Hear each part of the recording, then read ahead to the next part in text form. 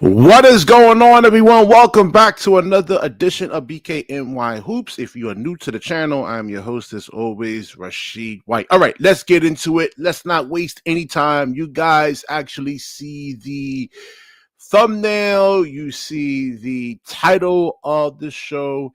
It wasn't personal, I don't think the league hates the Brooklyn Nets per se, but the league wanted the Cooper Flagg in a good situation. How many times have I said this on this show over here, man? Cooper Flagg cannot go to a team like the Brooklyn Nets or the Charlotte Hornets, or like the Washington Wizards. Yeah, I gotta hold on, man. Let me get through my opening over here, man. I'll drop the link in about 5 minutes over here, man. Let me get through this over here, man. Yeah, again, so we look at Cooper Flagg, right? His NBA comparison is Andre Kirilenko, or let's say like a Scottie Pippen, but I don't even know about that, man. But I think more or less like Andre Kirilenko, right? He is a high end role player. He into the league, averaging 20 to 25 points per game. Now, they put a lot of marketing into Cooper Flagg, man. I'm hearing generational talent. And when I watch a lot of these games and they say, oh, Cooper Flagg is a generational talent. And you see the New Balance commercials and all the media hype. I mean, they want Cooper Flagg to be something. But if he goes to like the Brooklyn Nets, or the Wizards, I mean, he's gonna look really, really bad, man. And we can actually do some comparisons over here. Right now, he's slated to be let's say top power forwards in the NBA, man. A power forward, I believe, right? And he's not better than Giannis. He's not better than, let's say, Kawhi Leonard, right? Paolo Banchero, Zion. If Zion's really Julius Randle, he's definitely not better than Julius Randle right now. Julius Randle, can average 20 to 25 points per game, man. Cooper can't really do that. You look at Jaren Jackson Jr., like Jaren Jackson Jr. is bigger, stronger, more physical, right? And look where he's at right now. I mean, he doesn't really even have any type of like major impact on winning right now. So yeah, they needed Cooper Flagg to go to a team like the Dallas Mavericks where he can actually do a lot of the little things. He can and there's not so much attention actually really focused on him. So let's look into the top small forwards because he can either be, they said a hybrid, right? But I don't know. Like I said, for a power forward, most of these guys over here, like the big power forwards, are like 240, 250 pounds. You look at Naz Reid, right? You look at him. I mean, he's like 250, 260. You think Cooper Flagg, if he can't really shoot that well, his jump shot really needs work. You think he's just going to go in and try to dunk on someone? No, that doesn't work, man. I mean, there's a lot of holes in his game that he needs to really work on. So I think, once he said himself that, hey, I may be like, wanting to go back to college for another year, like Adam Silver, man. I mean, he shitted his pants and he's like, we got to rig this draft somehow. And listen, the NBA is classified as entertainment. So they can rig it if they really want to, man. There's nothing saying that they can't. It's entertainment. They can do whatever they want. If they want to make it to where they want this team to play in the finals and that team to play in the finals because of ratings and not necessarily that the team is actually better, I mean, they can do that, man. It's like WWE, right? It's all entertainment, and it's let me get the link in here for you guys, man. So that's my opening remarks right there, man. Wait, let me get to the top small forwards. Let me get to that right there. Let me see if it's showing on the screen. Here, hold on. Let me see. And is it showing on here? Nope. Got to exit out here and this. And so, like, again, being a good small forward, right? You have to be able to shoot the ball really well. I'm talking about 38, 39% from the 3-point line. He's like an average 3-point shooter, like probably below average 33, 34% when he gets into the NBA. We got to see how he would actually adjust to the NBA in itself, man. And So you see a lot of the top small forwards, Jalen Williams, even Cam Thomas right now. Cam Johnson is better than Cooper Flagg right now, man, because he can actually come off of ball screens. I was talking to my boy about this earlier, and it's so like to really be able to actually come off ball screens and be able to catch and shoot, man. It's such a huge valuable skill, man. So like Cooper Flagg actually has a lot of work to do. You see a lot of the small forwards here, OG and like Jaylen Brown, right? You see all these guys. So yes, they needed Cooper Flagg to go to the Dallas Mavericks so they can hide him pretty much. And I've been saying this for the last I think 8 or 9 months. And I knew that I told you guys, man. All you guys was like, yo, the draft, and man. I said, listen, man. So why do we do all this? Just to get the 8th pick, man, and we historically we look at like the 8th picks, they're a bunch of like role players. You're not getting LeBron James, you're not getting Kobe Bryant. You're not. This is a waste, man. And even like in 2026, who says they actually get AJ DeMonster, man? All right, let me get the link in for you guys over here, man. I'll let you guys cook on this, man. I know a lot of people are pissed off. And I only 9 people in here, man. I mean, I want Jonathan in here. Who else? That dude Dylan from Nets Press. All you guys were saying, yo, the draft is going to save the Brooklyn Nets. I told you guys, man. All that tanking, right? And it's not Jody Fernandez's fault. It's not the organization's fault. Guys, on the Brooklyn Nets right now, guys are playing hard and they're playing for their playoff, like their NBA lives, man. They're playing for contracts. Yo, DJ, man. So you and I, we called this, man, from the beginning, bro. We called this from the beginning, man. I told you from the start, bro. We said this at the beginning of the season that I knew the draft was going to be rigged. I said at the beginning of the season, I was like, yo, the draft will be rigged I didn't have all the top teams in the top 5, but I named a couple teams. I was like, it's going to be rigged for Philly. It's going to be rigged for Dallas. I was like, yo, it's rigged, bro. Because even last year, we saw that they rigged it for Dallas, bro. How did Dallas even end up with that pick? Yeah, it seems like the NBA is actually rewarding winning. They're rewarding good teams, and they're good teams. They're actually winning. Yeah, man. They actually really rewarded winning. We was on playback and we spoke about this, bro. The league has really changed over the course of the years, bro. Like it's really changing, bro. It used to be back in the days where you tank, you get a top pick. Now it's if you're a good team, you contending. If you're getting the play-in, they're gonna reward you for that, bro. Who's gonna want to watch Cooper Flagg on a bad team, man? I mean, and the NBA I don't know if you've seen it. Dallas owner put out a statement about getting the number 1 pick, bro. He basically confirmed it. Like the NBA don't want to see good players on bad teams anymore. Bro. No, man, I don't. I sure don't. Hell no, I don't, man. I don't. They don't want them on bad teams. They don't want them on bad organizations. Like if your organization is not run well and you're not a good organization, bro, you're not getting a good player. Yeah, I saw this. I was looking at this when you saw Atlanta actually get the number 1 pick, and they were actually in the play. Yo, what's good, y'all? Yo, what's good, man? What's good? You said the who? Atlanta. What's good, DJ? What's up? Was that Jamal? What's up, Jamal? Yeah. Where them tankers at, though? Where them tankers at? I love them tankers. I love them tankers. 1.8. They're MIA right now, man. Yeah, 1.8 odds. I love them tankers. Yo, you know what? I should have set this live an hour in advance, man, to give these guys a chance to get in, man. Where's Jonathan? Where you at, man? He in the comments. He in the comments.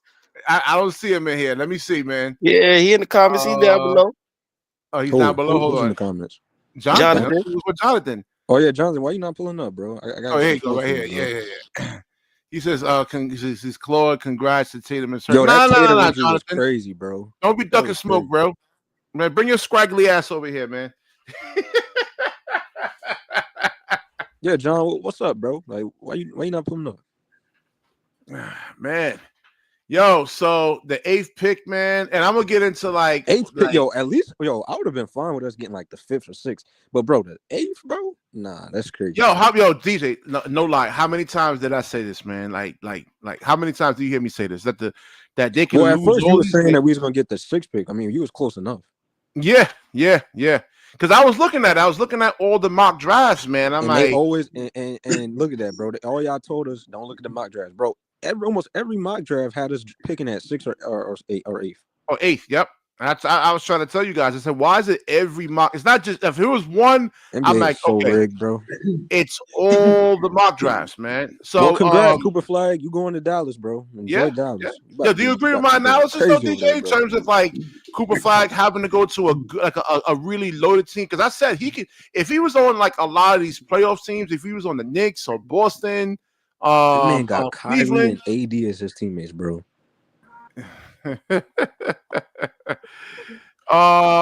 Yeah, man, and I'm gonna do another stream. It seems like the Knicks actually won the trade, man, between Mikal Bridges and those picks. I told you guys. Well, yeah, of course they did. I told you, man. I like to go out here and brag, man, but but like there has to be players, man. There has to be the players actually have to be there, and y'all see what Mikal Bridges is actually doing right now. I was right on Mikal Bridges once again. In the Locked On Nerds. Well, BK, do you believe that that's like an anomaly though? Because like the draft, it's like you can never really bank on or put all your faith into the draft like that. No, man, because we see look at D'Angelo Russell. He was a number 2 pick. Well, that's what I'm saying though. You think that's like an anomaly because what Mikal is doing, that's like an anomaly. That's not. No, we've seen players that's doing we seen him do it with Brooklyn. How many 40-point games he had in Brooklyn? How many 30-point games he had when he was over here? All right, so if we get this 8th pick, whoever we draft. Bro, it's gonna be a rare chance of if this player pans out, bro. Because I was looking at it and I was saying it on past streams a month ago. I was looking at all the scout reports and I'm like, I was saying it like to you, like specifically. I'm like, yo, man, I don't like this draft, man. These I'm looking at these scout reports. I didn't show it on screen, but the receipts are there. And I'm like, it's too many guys with holes in their games. And listen, that's why they have NBA comparisons, guys. All you got to do, wait, everybody's dropping out. Where's CJ at, man? Where you at, man? Harlem, you go ahead, man. So what do you think about this, man? He says it's not enough. I'm talking about how the players perform. I'm not saying. Oh, I'm not surprised with. Oh hell, here comes a draft. Here comes a drafter right here, man. He was a tanker right here, man. Is that Gary? What up, Harlem? All right, so Harlem, go ahead, man. You go ahead with just talk about the topic Gary, here, man. Gary. This thing is delayed. Oh, what up, DJ? I didn't see Gary. Hold on. No, I'm at the bottom of the screen, man. So, yo, BK, I'm about to get off, but let me just get this off. Shout out to Player One, keeping it real. BK, your bum ass got a lot of explaining to do. SL, AP, I'm calling all y'all niggas out. Don't ever disrespect my fucking Knicks again. And I'm out. Dude, I said stick to the damn topic, man. We'll talk about the Knicks like this week. We'll get to them. Harlem actually, yeah, he was dying to say that, man. He was in the comment section for like the last 4 or 5 days about the Knicks, man. The Knicks got lucky, man. So. Yo, Gary, good stream you did, bro. That y'all reaction to the draft lottery was hilarious, bro. Yo, so yeah, I want to hear about this, Gary. I mean, yo, do you want to say, hey, BKNY Hoops is right or what, man? About what? Oh, no, I'm gonna play dumb now. No, I'm not. I don't even know. I missed the beginning of the show. I'm not trying to bust your balls, but you're right about what? Me and BK said at the beginning of the season that the NBA's draft was going to be rigged. Oh, we all know it's rigged. I just thought they'd rig it for us. They rigged it for us. Nah, man. No, man. I never suggested for any ever that it wasn't rigged. It's obviously rigged. Because Jonathan says, yo, you don't know. This was over the top, though. Dallas won, who just traded Luka because and the Philly NBA made him trade to the Lakers. Third, I think. Yeah, then, 3. Let me put the draft. And then Charlotte, I think, was the 5th. No, Charlotte was 4th. 4. Yeah, Charlotte 4th. And wait, hold up. San Antonio got the 2nd pick. Yeah. It's the most. No, they want to help Wemby out, man. They want to help Wemby and Castle, bro. Well, Castle is going to get traded. Well, they're either going to trade Castle or the pick to get Giannis. No, I'm not trading Giannis is coming in. Giannis. I'm not getting. I don't want Giannis. I like because hold on, because Wemby doesn't have the physicality to play like a young, like he can't explode through contact and dribble. You think that's gonna work, Wemby and Giannis? Yeah, all Wemby gotta do is spit it doesn't not enough in the works. Everyone's gonna watch it, and the NBA needs ratings right now. Yeah, man, that's true. Yeah, he got a point. Yeah, bro. Yeah, man. So your whole take on this, man. Well, Gary kind of agrees with me. With that. He agrees. Like they don't want Cooper. Oh shit! They don't want Cooper Flagg on bad teams, man. No, that was obvious. They want Cooper. They don't want Dylan on bad teams. So Ace. Wait. So Ace, Philly. Yeah, Philly's a big market that loves basketball. That's bad at basketball. Like Philly's not a good franchise. Like they've been given Embiid, like Ben Simmons. I don't think they deserve it. Yeah, I was like I said, I was at building. Like they'll be okay, but they're not good at building. Yeah, listen. Once I see all the marketing, I saw Cooper Flagg is getting all these commercials. I'm like, listen, Cooper Flagg he's not that, man. Like, y'all guys gotta stop. I say if he and I said this a billion times on the shows, he has to go to a good team. You know, that's why they took care of him. They took care of him. They put him on a good team. I give it 1 year before Philly is in a rebuild. I bet you they see what Embiid looked like this year. And if not, if he looked garbage, it's going into rebuild mode. Let me address that because I want to give a shout out to DJ. DJ said before the season started, they should trade Embiid before the last season started. And I was like, nah, they got to give it 1 more year. And by 20 games into the season, I was like, damn, DJ, right? Once I seen the news broke that they signed Paul George, I was like, yeah, they done, bro. Yeah. You can't have 2 playoff chokers, 2 injury-prone players on the same team, bro. What's going to happen is they're going to see how Embiid and Paul George play with Jared McCain and Tyrese Maxey and Ace when they draft them. They're going to see how that look. It's still not going to work. Exactly. If that shit garbage, they blowing it up. They gonna get what they could get for Embiid. They gonna get what they could get for Paul George, and they gonna do the whole retool. That's it. They got their young core. And this 4th pick with Charlotte, I think they did that to help LaMelo. I think that's what it is. Or maybe to run LaMelo out of Charlotte, maybe. Nah, I mean LaMelo is like a big draw, man. He sells a lot of tickets. But is he gonna stay though? I mean, with them getting the 4th pick, is he a restricted free agent? Can they match? How many years he's been in the league now, man? It's like I think as many as Ant, maybe like what 4 years. Yeah, so he probably is a restricted free agent. If they can sign, they can match any offer. If I'm LaMelo, whoever they get, I might stay. I might stay in Charlotte depending on who they get. Yeah. So I'm gonna do a model. I'm gonna do a model watch. I'm gonna do a model watch video. Oh, no, I'm not. What's today? Monday? Today's Tuesday now, right? Yeah. You don't like VJ DJ? No, VJ is good, but he's not like worth staying over. Yeah, I hear you. Yeah, he's not worth staying over. Oh yeah, that's a good take. I mean, what do you think? Sean Marks actually gets fired over here as Moses, man. Make a great point, man. Well, no, I don't think this is Sean's fault. Actually, I don't think this is his fault. So. I blame Sean Marks entirely. You think this is his fault? The NBA is rigged. We was never. But like you didn't put like so it's like all right. You didn't study for the test. You didn't prepare for the test, and then you failed the test, and that's could have tanked. They could have traded Cam. I said before the season started, trade Cam, trade Dorian Finney-Smith, trade Schroeder, and send Ben Simmons home. Just play all the young kids. It didn't matter. No, that's what I'm saying, Gary. That I was saying this, you didn't think 25 times. I get you. You still were gonna. This is the same outcome. This was gonna always happen. This is always gonna happen. You know, maybe not. Who knows? Like I can't answer that question, right? But you got to put yourself in position, in the best possible position, and having Cam. But Gary, they regardless of how you look at it. I'm with you. Regardless how you look at it, it was rigged. Because look who had the worst records. Utah and Washington had the worst records, and they both got better picks than us. And they got better picks. Yeah, they got better picks, but they still was out of the top. And top Toronto, 3. And wasn't Toronto worse than us? No, yeah, they was. We finished just better than Toronto. We had a couple more games ahead of them. And Portland, in Chicago, bro? What? Portland won a bunch of games down the stretch. Portland made it interesting down the stretch. But like it is what it is. Like we're gonna get Con Kneppel. We're gonna get. Let me ask you a question. Let me ask you a question. Do it look like Utah was a major fail for them to tank this whole season? Yeah, that's why I'm saying tanking doesn't really work. It's not. It doesn't work, right? I've said this over and over and over again.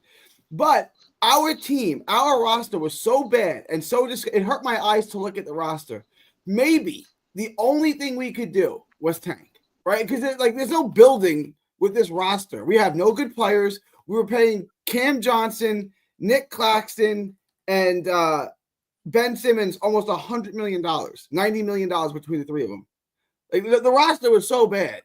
There's nothing you can do. I guess for us, tanking was the only solution. Not that it's a good solution, but it's the only move on the chessboard.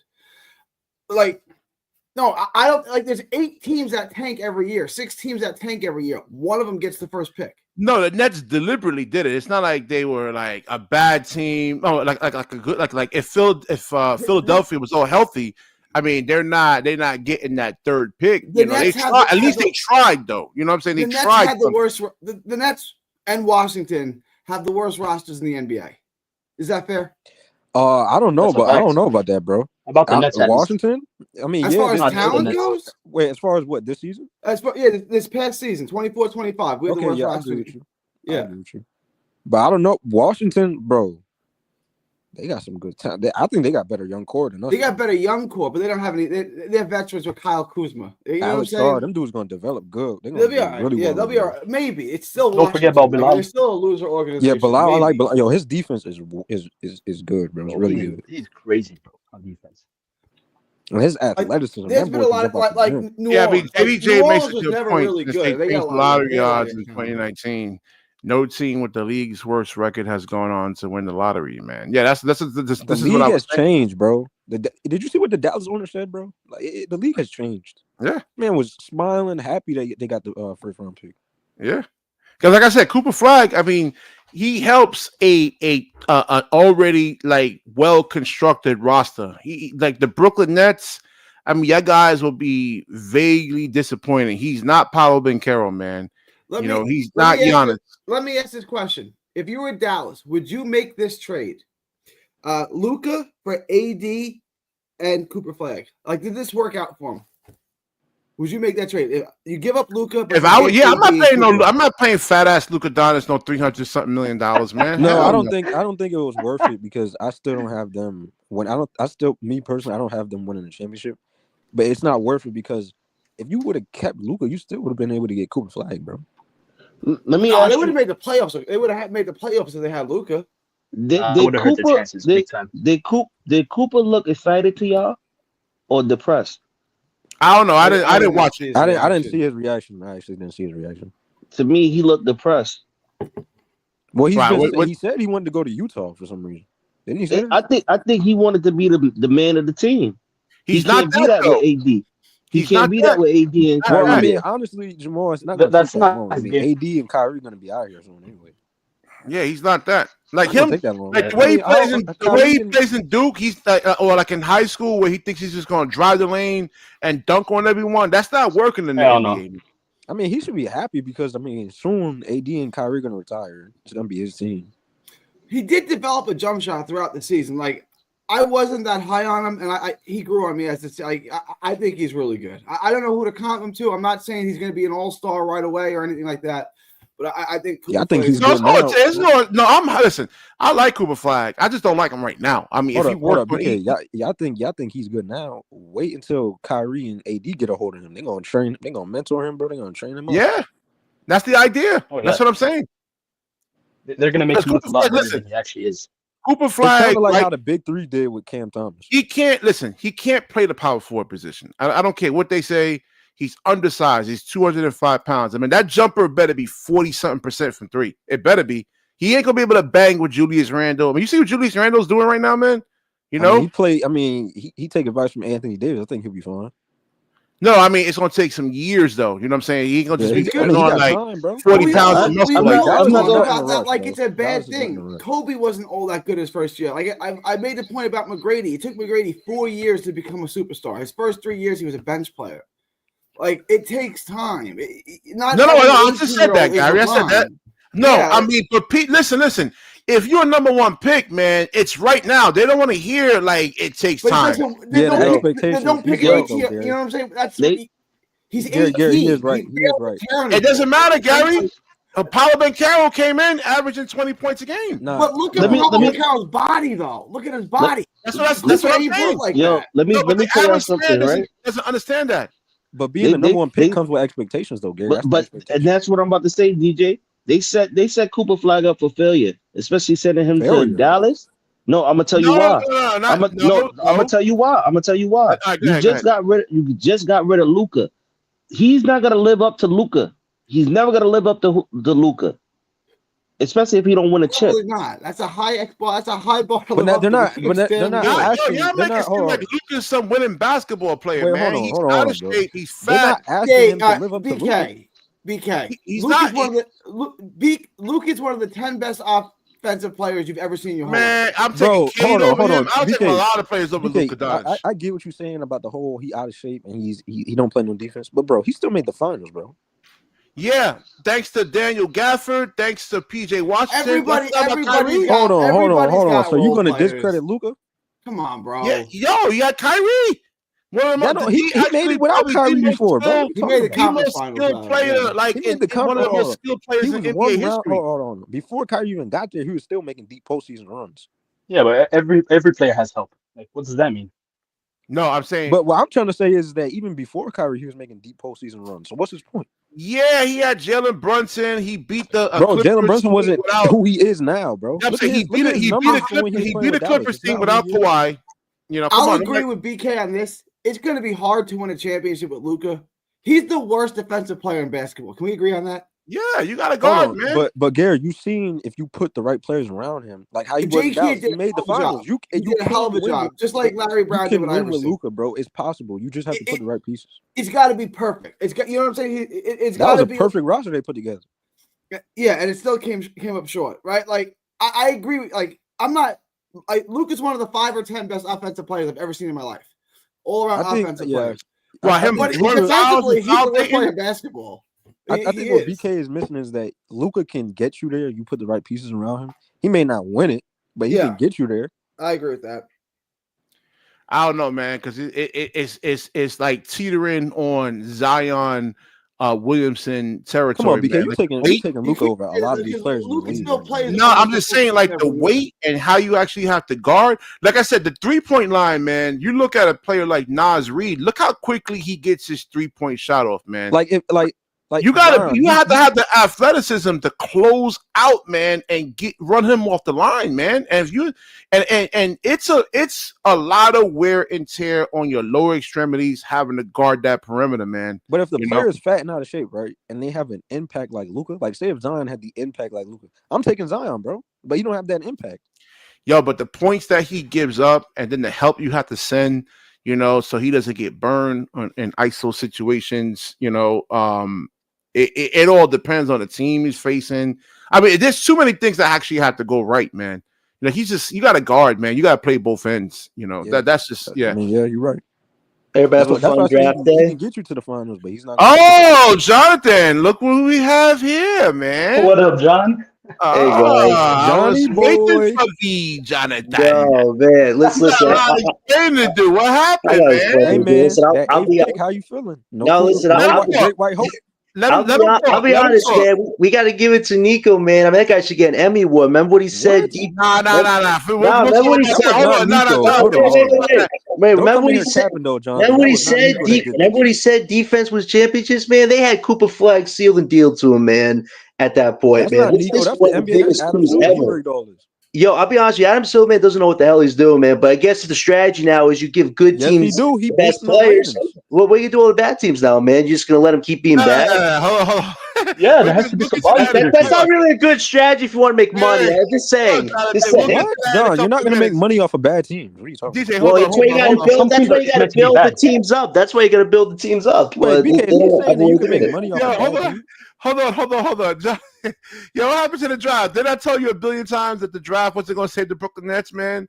First off, BK. First off, Sean Marks and Joe Desai screwed this up themselves because they can't do it. Bro, this is not their fault. This is because they didn't tank. I was right on everything. I literally told the anti-tankers the Nets shouldn't be winning these games, but they said, "Oh, we got to win for the culture." It doesn't matter. Yes, it does. We got the 8. Listen, it does. Wait. before we went on that winning month of February, we were tied with the Hornets for 4th odds. Went on the winning streak. Hey, 6th odds on a playing spot, and we got screwed because this organization did things ass backwards. Can I- That's can I their ask you a fault. Hold on, Can I man. ask you a question? Wait. Yo, it didn't matter. I told you this from the very beginning. DJ and I said this from the very beginning that it doesn't matter how many games you lose, right? You know, it doesn't guarantee you the number 1 pick. How many times? Forget the number 1 pick. How about the 4th or 3rd pick? How about Ace or Edgecombe? Nah, they were The Hornets were ahead of us because they were losing more. And they got 2 top picks. This franchise It's not needs about that, John. Right, Hold man. on. John, Charlotte has the Mavericks, Ball. the So Mavericks they're trying got to do No, everything in DJ, their this power. isn't about LaMelo Ball. This is about the Yes, it fact is, the bro. Nets It's about didn't do ratings, things bro. right. John. The Nets didn't do things right. Hold on, John. Plain John, simple. who got number 1? Go ahead, The bro. Mavs, right? It's not even about the Mavs. That was But sealed and deal based on what happened. Listen to what he's No. saying, though, John. Listen to what John. I'm about to say. Who got number 1? The Mavs, right? 1.8, right? 1.8. Did our organization tank right, Jamal? Yes or no? Who got the number 2 pick? Spurs, right? Do you see what's going on, right? Yes, I think we need better management and ownership, or else we're going to be stuck in purgatory. That's out of their control, man. I told you this. BK, hold up, BK. Jonathan, those 2 teams that Jamal just named, what do those teams have? They have star players.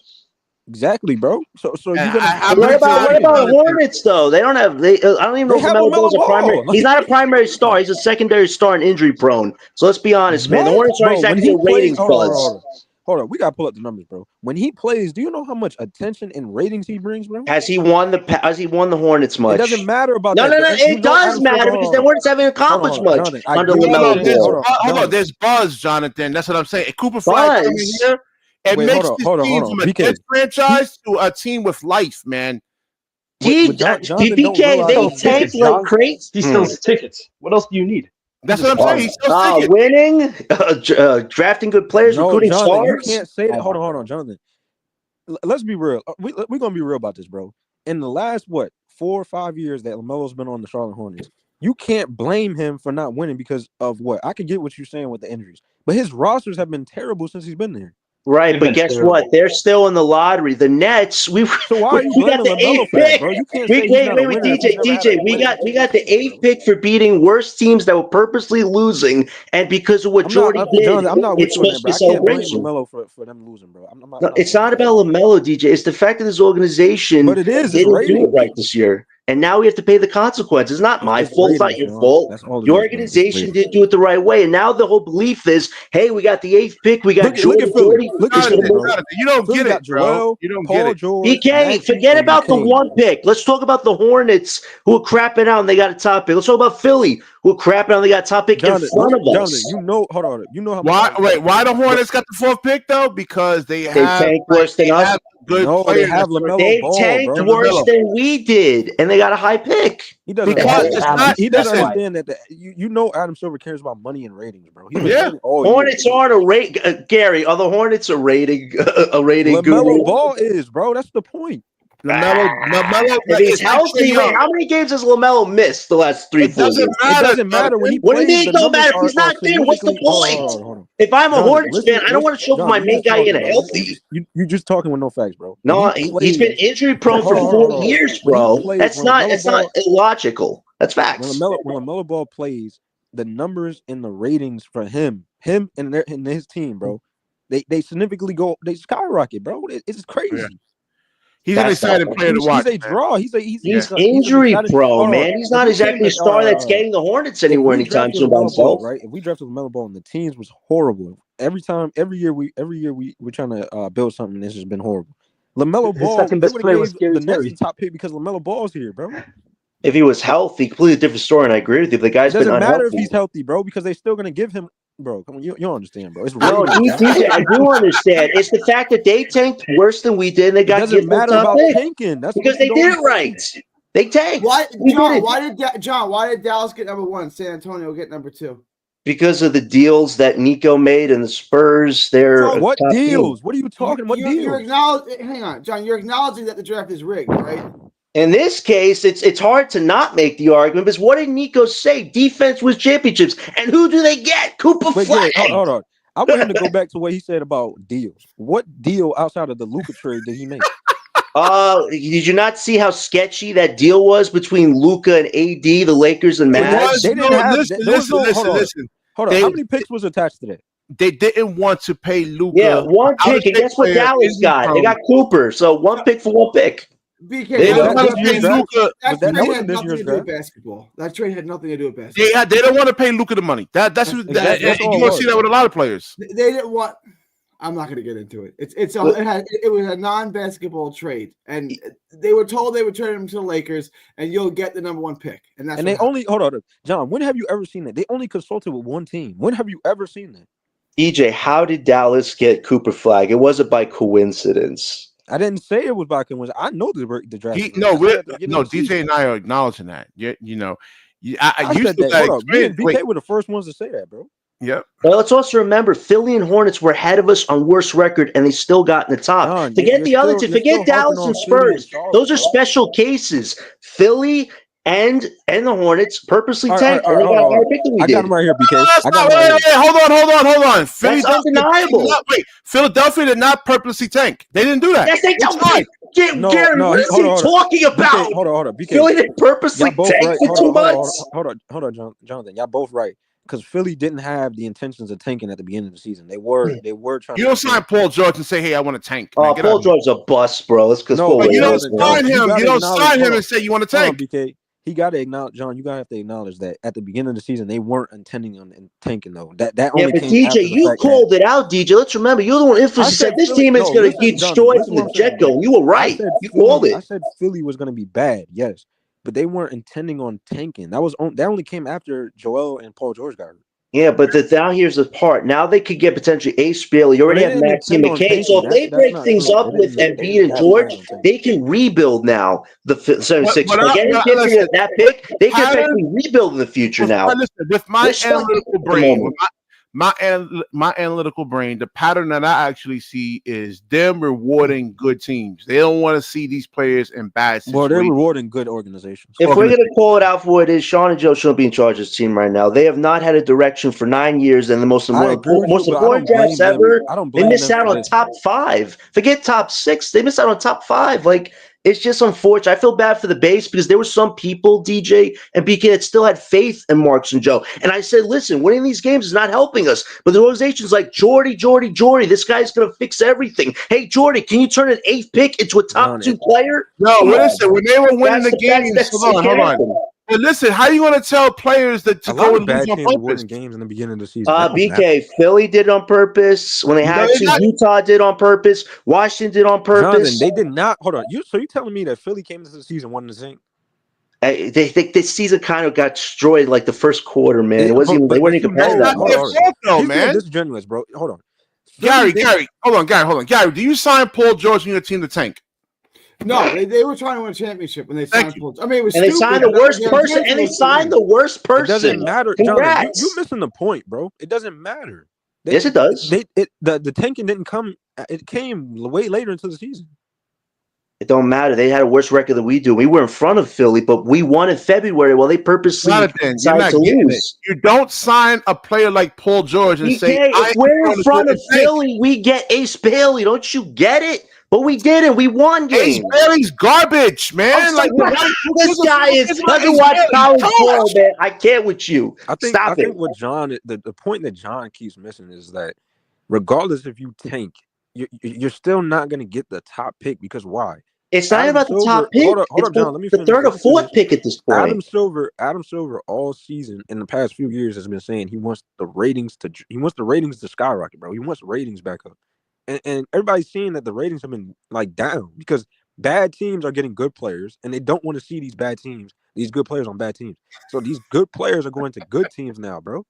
We have flexibility, though. We have assets. We have a 31 picks with cap space flexibility. We have the assets to get young prospects and eventually start. I want to see Cooper Flagg on a rotting trash team like the Nets, bro. We're not rotting. We're about getting rid of pieces. We're starting fresh. We would have started fresh with Cooper. We could even, Jonathan. So can you admit that we could even build a proper roster around Kevin Durant and Kyrie Irving and Harden? Because we have Sean Marks and Joe Desai we can. I'll acknowledge that. DJ. But what makes hold on, DJ. You got Kevin Durant. Hold on. You got Kevin Durant and Kyrie for free. Like you didn't have to even really like trade for them. And what my point is that what makes him think that we would have built a roster around Cooper Flagg, a proper one? We wouldn't, because Sean Marks and Joe Tsai don't know what they're doing. And that's a huge problem. I have been acknowledging it this whole season, guys. I have so not. Even if we got Cooper Flagg, the NBA don't care because, like, they would have been like, the Nets don't deserve Cooper Flagg. For the longest, they were saying we didn't deserve KD and Kyrie. No, my problem is people trying to justify what Sean and Joe did this year and say, "Oh, the 8th pick was meant for us." It wasn't meant for us. We didn't put in the effort to get a top pick. No, I mean, not wrong about that. Like they didn't do the look. It wouldn't have made a difference. They wouldn't have picked 1. They wouldn't have picked 2 anyway. But they could have picked better than 8. 3 or 4. We got 3 or 4. But Gary, stay right there. What you just said, bro. It wouldn't have, even with all that the 2 things that y'all just said. Even if it happened, it wouldn't have mattered. So that's what we're trying to get through to Jonathan. He's not understanding that. We won games that we didn't have to win, DJ. We won games we didn't have to win. But Jonathan, did you hear what John? But did you hear what Gary? Gary was agreeing with me. But I'm saying Utah was number 5, and they tanked on purpose. And they picked 5, John. But here's the thing. Remember, the worst team now gets no less than 5. So guess what? They still got top 5 pick out to Jonathan, explain that. But that wasn't the goal, Jonathan. That wasn't the goal. It don't matter. They still got a top 5 pick. And my problem is people say, "Oh, this team got a top 5 pick, but we got the 8th pick, so it's still fair." But, no, it's not. But John, their goal was Cooper Flagg. That was their goal. Their goal was Cooper Flagg, Ace, or Dylan. It was not 5, bro. Forget about Utah. It's about Brooklyn, man. At the end of the day, our organization, like DJ said, doesn't know what they're doing. It's pretty evident. They can't win properly, and they can't tank properly. So at that point, what more can I ask from this organization? I have no trust for them. So you saying the players actually lose on purpose, Jonathan? I mean, yes. How? No, they don't. That's the front office. How? Please explain to me. By not playing, by letting them run things. What about Lauri Markkanen? How many games did Lauri Markkanen not play this year purposely? Bro, with knee management. Jonathan, do you realize that the front office, everybody has they listen, they have to take orders from other players and like other front people in the front. And why can't our front office do that? Why can't they told Will Hardy, sit these players out? What are you and why couldn't Sean do that? Oh, because they hired a coach that didn't want to tank. That's interesting. See, like they can't even hire the I told you, man, Jonathan, you could trade and everybody. Lauri Markkanen did get injured this season too. What's that? I mean, isn't that crazy, guys? Yeah. Wait, isn't that crazy though, guys? You hired a guy that wasn't going to tank, but you traded for your own picks back. We essentially gave the Rockets, Gary, we gave the Rockets free Suns picks for a lottery pick that didn't even crack top 3. That's a loss. That's a failure. It's what it is. What it is. The organization makes horrible deals. The other moves, like besides this move, I understand what you're saying. He's right about those moves. And listen, can I be honest with you? You just don't acknowledge that the fact that it wouldn't have mattered necessarily because it's not about the top pick, DJ. It's about Philly and Hornets. We were there with them at a certain point, but we decided to win games. That's I don't know how many times you want us to explain it to you, bro. DJ, I'm trying to explain to you. We won in February when we were tied with the Hornets for 4th odds. If we would have stayed dead like these other teams, we'd have a shot. I got him right here. So can I ask you something, John? So let's say Ace goes number 3, right? Let's say Ace goes number 3. Do you really honestly believe that if we would have had the 3rd pick, that the NBA would have allowed the Nets to draft Ace Bailey?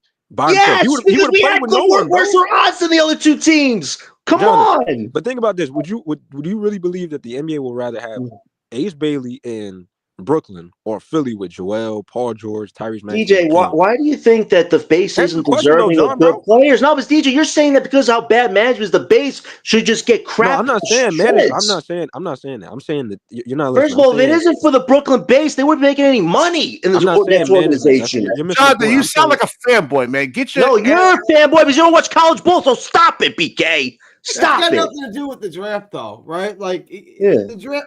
It's just we're going to be bad for a really, really long time. Like, we're going to be bad for a real long time. That's what I was saying. This player one said what I've been saying for the whole year, man. You can go 0 for 82, and I said this it's not a guarantee on the show. It's still not guaranteed, Jonathan. I we said got a top 5 pick. With our worst record, I still would have got top 5 pick as opposed to top 8. Garrett, been down 3 slots. I moved up 3 slots. Can't answer questions, right? He want to answer. Oh my God! I've been answering questions. You don't like the answers, DJ. He can't answer the question. No, you don't like the answers, DJ. Do you think that if the NBA would rather have Ace Bailey with teamed up with Joel, Paul George, McCain, and Maxey rather than Brooklyn with nobody? I answered the question, Jonathan. No, he's still there. I thought we were talking to Gary. No, he's talking to you. Listen, at the end of the day, Philly tanked worse than we did, and they got gifted a top 3 pick. Again, their plan was not to tank. Their plan was not to tank. You don't get Paul George and say we're going to go and tank. You know, they changed course, BK, and they had a worse record than we did. Let me ask y'all a question, right? Hold on. Let Jamal was quiet. Hold on. In the beginning of the season, all we kept hearing was this draft is going to be generational. It's going to be generational. So this is my thing now, right? So now all of a sudden, since we got the 8th pick, should it matter? Because it's going to be generational, right? If you get Derek Queen, everybody answer that question because that's a great question, man. Wait, hold on. I can't necessarily say that because I don't remember anybody saying up here that every person in this draft was generational. No, it was a deep draft. What Jamal was saying is a deep draft. This is the deepest draft. Let me answer Jamal's question. Draft could mean like a really good role playing draft. It can mean a lot of things. If you look at who's available with the 8th pick right now, out of the list I saw Lucas Kaplan with a list. Derek Queen, man, I think Derek Queen's offense rebounding is exciting. I know his defense and his speed is a little concerning, but man, if you have a big like him next to Cam Thomas, you have a little 1-2 punch there, and that's better than nothing. Hold on. Deep draft. Our 2 best players are Derek Queen and Cam Thomas. We're gonna win 25 games for the next 5 years. Like we're gonna win 20 games. We just be real. Gary, what do you want to do, Gary? Get the guy that eats pizza like Zion? That crap shoot? Like what's better? At least that's something. This is nothing. This is horrible. A deep draft is like the '96 draft where you have Kobe Bryant taking that number 13. That's the best draft ever. That's what I'm saying. That's a deep draft though. When you got one of the greatest players in NBA history, a deep draft is BK. A deep draft is more than 5 players projected to be good NBA players. It can't be the best 5, and that's it. Yeah, I mean, this draft is unpredictable, man. These guys are like, I'm gonna try to get Lamont from FYF Sports. He's gonna come on. We'll talk about the draft this week, but I mean, I'm not high on it, and there's a lot of NBA analysts out there finally like echoing what I'm trying to say, man. Like, it's not that deep. Y'all guys said it was deep. Y'all said it was a really deep draft. Like even like Malawatch, man. I don't think he even like a number 5th or 6th pick. Oh, stop it! Did you see his measurements? Did you see the players' measurements? Colin Malawach, man, that guy's got a body built to be a center of the future, man. So you don't even check the measurement. No. BK, stop it! You don't watch college. We even check the measurements today. You know what was surprising to me? Ace Bailey at 6'7". Everybody was telling me 6'10", 6'7". I'm like, okay, he's at 6'7" now. Like, see, some people were off on their measurements there. I'm talking about skill. All right, offense. Right. Colin Malawach is a really solid defensive big. His offensive game is something to be desired, but that could be worked on. And that's something you would pick in the lower, like in the 20s. 18, no, stop. BK, who's the best big in this draft, BK? I'm not going to have you been watching Who is the best? Stop. Who's the best big in this draft? Answer the question. I guess Malawach. Thank you. Oh my God. Thank you, BK. You just proved how bad you are at this. Thank you. My gosh. Listen. That's the draft, though, man. That's the draft. Was one thing to be really, really good in your draft class. Jonathan, it's another thing to actually go out there and play NBA basketball. DJ, at this point, DJ, with the 8th you can make that argument. So who do you think is the best big? But you can make the argument that it's Malawach. I think it's Malawach. No, listen. For the draft, it is, yes. But let's compare him to a player like Naz Reid, who's a center, 6'11". Come on. It's not even close. Common is 7 foot. Common is 7 foot. This guy is ridiculous. Thank you, DJ, for seeing the upside with Malawach, DJ. BK doesn't watch college. Why can't he talk to people that actually watch college? Jonathan, why did you just bring up height? If Naz Reid is 6'11", that's only an inch taller, bro. Oh my gosh, because Maliwak has a skill set, and it's better what we got right now with Claxton and Dayron, man. At least Maliwak can defend against all those. Wait. We got to see him do that against NBA competition. And we will if we draft him. Hoops, you guys see these guys play. Look how Zach Edey. Hold on. Look how Zach Edey was in college, and then look at him in the pros. How well does he shoot from the 3-ball? He was taking practice threes recently in a practice threes and making them in games is two different things. I know, but DJ asked the question. That's the only time I've seen him do it. We haven't seen like this guy, DJ. I can't with this guy. He doesn't even look at the film of what they're doing. Jonathan, I'm gonna call you out on your. I do my research and you don't. Stop it. No, John. I understand where John's coming from. He's just really emotional today, bro. No, I'm excited, man, because if this all goes to hell, I can talk about it. No, I mean he's I'm pissed emotional off right today. now, bro. I'm gonna own that. Like let's just own it, right? Like I'm emotional today. I'm pissy. I'm not happy. I think. But Gary, you see our points though. You see our point. Yeah, but player one, Scott. If you look at Scotty Barnes' like build, man, I mean he's way more physical, stronger. We gotta see. Wait, no, that's get up there. Scotty Barnes ain't no third option, bro. Yeah, exactly, man. He said Scotty Barnes is a great third. Well, I don't know, but I gotta watch more Scotty Barnes though, man. I don't think he's a third option. Scotty Barnes can ball. I think you guys are disrespectful on Scotty Barnes. No, I said a second option. Do you think he's a third option? Oh, second. No, I didn't say that. Player one did. But a third option though, Gary? I don't know. I think so. I mean, I can see the point. I mean, maybe. It depends on who's there, man. You know who they want to run the offense. Once he develop more, though, I don't think the tricky thing is. I think it's set. Once you the tricky thing is. The tricky thing is, I don't even think we have a shot at Malio. Because think about the Pelicans have the 7th pick, and what have we heard all year? They want to get a big man, so we might be forced to get Queen, which I wouldn't be upset with. But you probably miss out on Malio just because the Pelicans need a big man. Let me answer. Hold on. Let me answer player one's question. Yes, the Knicks actually won. They won the whole trade with Mikal Bridges and the draft picks and everything. Yep, they got fleeced, and the Leon Rose saw this that these picks weren't going to be that valuable. There wasn't no generational talent in this draft. We only peaked for what, 2 years? And that is such. Yeah, we got their picks for 6 years. What are you talking about? Man. No, they don't have a pick in 27. I don't think they don't have one. Not in 26. In 26 we don't. No, 27. We get their pick. No, we don't in have a pick. We don't have their pick in 29. We get their pick in 30. No, not we get their pick in 26. 31. BK, we don't have. You gotta show our draft picks. We don't have a pick in 26. No, exactly. I said that. No. Jonathan said we don't have a pick in 26. We have one in 26. We have one. We don't have one. We have our pick. Yeah, we don't have a Knicks pick though in 2026. Is it a first round or a second? No, it's a first round. Yeah. See, that's the they have a shot at Cameron Boozer, but then again, like you want to send like AJ DeBonds to. I think they're gonna rig the draft again, bro. The draft is always gonna be rigged. They've been rigging the draft for 40 years. They're not gonna stop next year. Let's be honest. If Giannis goes to Spurs with Wemby and Fox, ain't nobody in the East gonna win a title, man. If Wemby and Fox make a finals against anybody in the East, nobody's beating them. Wemby and Giannis, man. If that's what happens, man. They still not. The West is too deep, bro. They still not gonna. You're banking on a 4th-year player in Giannis. And Wemby, that's a cheat code, though, DJ. When have you ever seen a Giannis and Wemby combo? Hold on, John. They could possibly make the play. They'll possibly make the play-in, but the West is too deep. Playing Wemby, they're gonna make the playoffs, man. With Fox, can't get it done, bro. They got Fox, man, and they're gonna have a deep bench probably. They're gonna be overrated, bro. Bro, he's not. He's a third piece now. Yeah, like his role's pretty much secure now. I still don't believe in the Spurs, bro. I don't believe in them. I don't think Fox was even their best. I feel like they should have went out after a different point guard.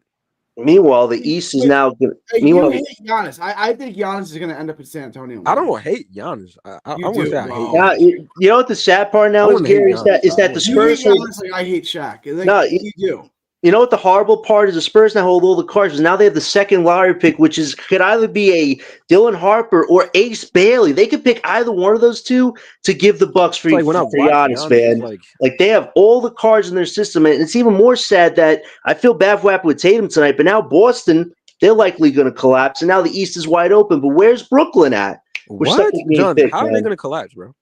Tatum, man, he suffered Achilles tendon injury. It looks like, man. So but that doesn't mean they're going to collapse. Yeah, playoff wise, but they still got to. Was it ruptured Achilles? Is that what it was? I mean, that's what it looked like. Is that what it did? It was a non-contact injury. There was no contact with OG swiping. But he's saying the East is wide open. I don't see that. I don't think so. No, it's a bad East because if the Cavs and let's look at the Cavs too. If they lose this year, they're a second apron team next year and don't own a pick till 2031. I think somebody in the West traded to the East. BK, I wanted to ask you a question real quick. You said the Knicks won the Bridges trade, so you're saying that if the Nets could undo that trade, they would undo that trade? I would definitely in a heartbeat, man. Holy smokes. Oh my God. You wouldn't take a picks for him. Stop it. Hold on. You got to understand, Mikal Bridges had fans in Phoenix, right? And they followed, those fans actually followed Mikal Bridges. He was really loved. He was shooting 35% and gets beat up on defense by every physical guard. Keon Johnson. Listen. I'm saying, hold on. From to make the team interesting, right? They had fans that followed Mikal Bridges from Phoenix. BK, stop it, BK. The Phoenix Suns fans weren't filling up Barclays when they was crap in the bed. Stop it. BK, listen, I was a Mikal fan, but I'm gonna keep it real. He's a dummy on offense. He don't know what to do on offense, bro. How many times he got cooked this year by all the best players? And yes, you're going to get by Boston because their best players hurt. Congrats. Now let's see if you get by the Pacers. Bridges he's just an inconsistent offensive player. That's all it is. Well, remember, it's the fact that he has a good mid-range game, but he cops out to go to the three. That's what messes him up. You don't know what the coaches actually want. Hold on. So, but the Nets, 45, 44, 42, 42, 41, 38, right? Look at these. This is all with Brooklyn over here, man. You know? Yeah, he's not. 42, 41. He wasn't garbage, man. That's why I said, Jonathan, stop listening to the Locked On guys. Oh, stop it, BK. I look at different articles and do my research elsewhere. Stop it.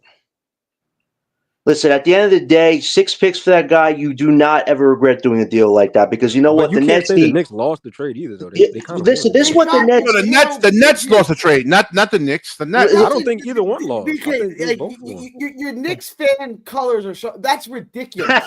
No, my basketball logical mind is showing. Hold on.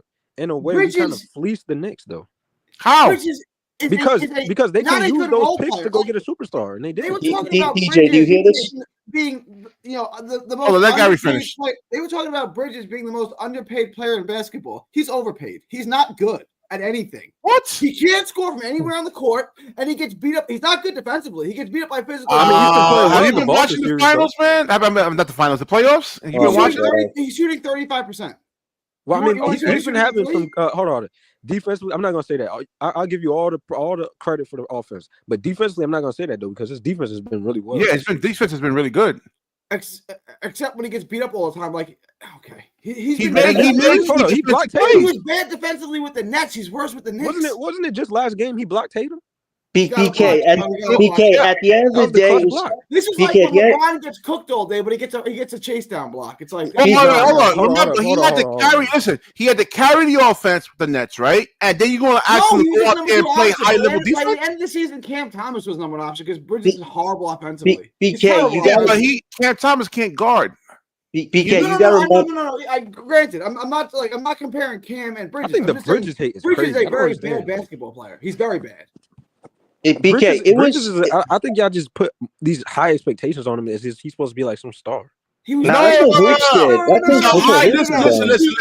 to be a star. He was traded for 6. No, he wasn't though. Wait, hold on, man. Hold on. Just because you trade 5 picks for a player, that's an anomaly. Nobody's doing that. The Knicks did it only because they did it for Rudy Gobert. Never again. Can I be honest with you? That was a horrible trade. And Rudy Gobert. Let's be fair to all. BK, it's never going to happen again that a role player is going to be dealt for 6 picks, man. If this is the last time that they said that about Rudy Gobert, that you never going to get. Hold on. Rudy role players are playing really well that season, though. Rudy is good during regular seasons. The playoffs when that's he does why they really did it. bad. I mean, it was a dumb trade. I agree with you, Gary. I mean, it hasn't been really a dumb trade. I mean, it's been working well for them. They haven't won a championship, but. Yeah, they're about to go to the Western Conference Finals. And BK, you gotta remember with the picks we have from the Knicks. Remember, we have the picks 2030. There's no telling if this Knicks team doesn't get a deeper bench and these guys have to play 40 minutes every season. It eventually catches up to them. So at the end of the day, it was a calculated gamble on our part, and so far, I'm not upset about it. We would do the deal over and over again. Hold on. The only way the Nets win that trade is that if they win the number 1 pick and you happen to get like a Michael Jordan or like LeBron James. That's trading the Suns picks away, BK. Wait, that has nothing to do with the McMillan trade. You're talking about the Suns picks. BK, you're talking about the Suns picks and the Mavs pick. If that didn't turn into a number 1 pick, giving those picks up, there's your argument. And guess what? You're right on that argument because we screwed up tonight. We really did. I mean, it wasn't in their control, though, man. And you can't tell players if we had a worse record than Philly or the Hornets, we would get at least the 4th or 3rd pick. That's what it showed tonight. Forget the 1 and 2. Wait. We're saying it's rigged. So how did you know we're saying it's rigged, right? Why are they rigged for the Hornets then, BK? Because they have LaMelo. Oh my gosh, that's your worst argument ever. The Hornets had the 2nd worst record in the NBA. Or the 3rd worst record in the NBA, and they got the 4th pick. It wasn't favorable for the Hornets.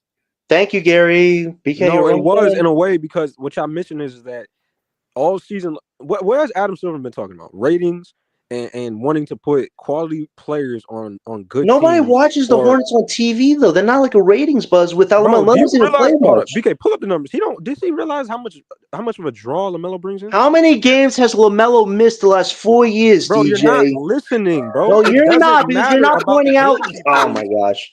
Jonathan, so he wasn't injured these last 4 years. That didn't hurt the ratings. When he plays, and not even to mention they like to watch Brandon Miller.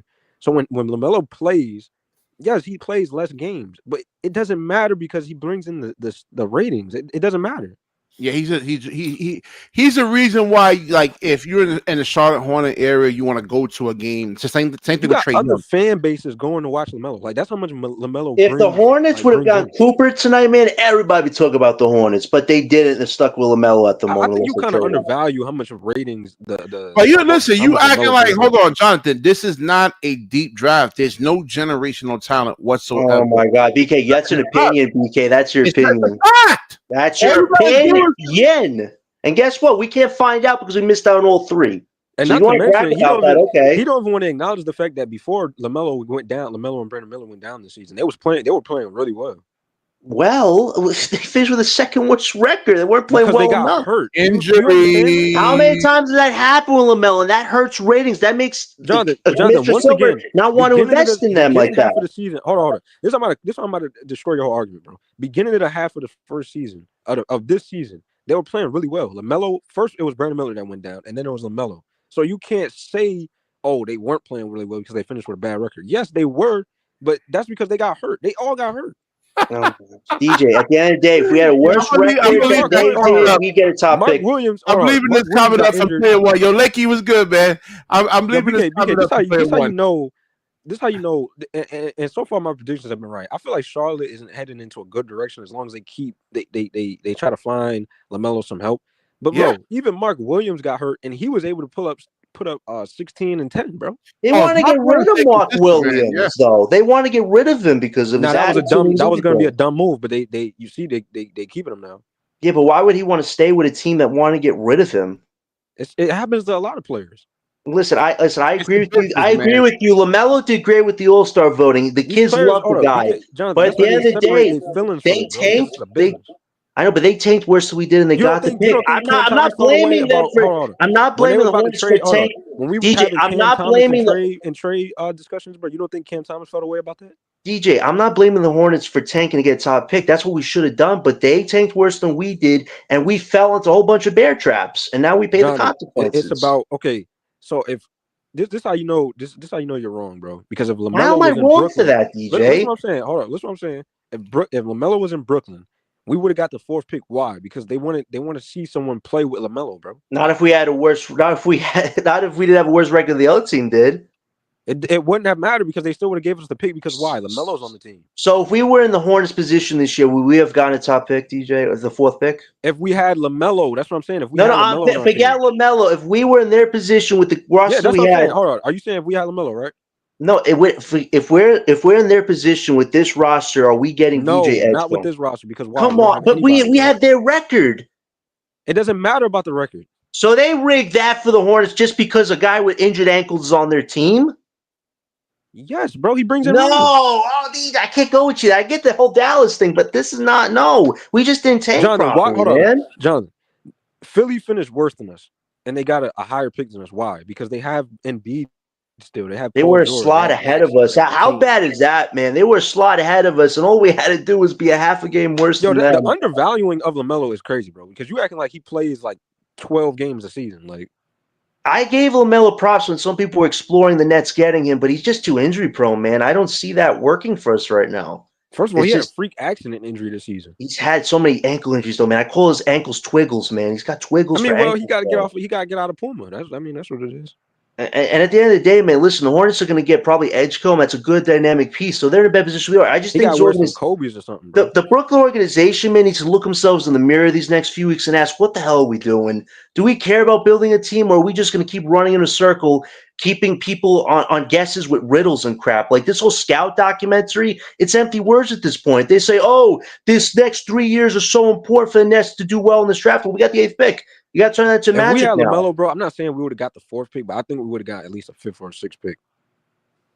At the end of the day, man, now the Nets have to play with the cards they've been dealt. Think about it, John. I get what you're saying, bro, but they don't want to send these top picks to Brooklyn when there's nobody on Brooklyn to help them, bro. It's not going to do anything for these players. My problem is now we're probably stuck with Johnson and Claxton. We probably had a chance to get off of them with drafting a high lottery pick. Like, it doesn't matter. We're going to be bad. We're going to be so bad. This is like going back to the 90s. Like, it's going to be so bad. You know what's How many years do you think we're going to be bad for, Gary? Give an estimate, bro. At least 5. 5? You know what's 5 more.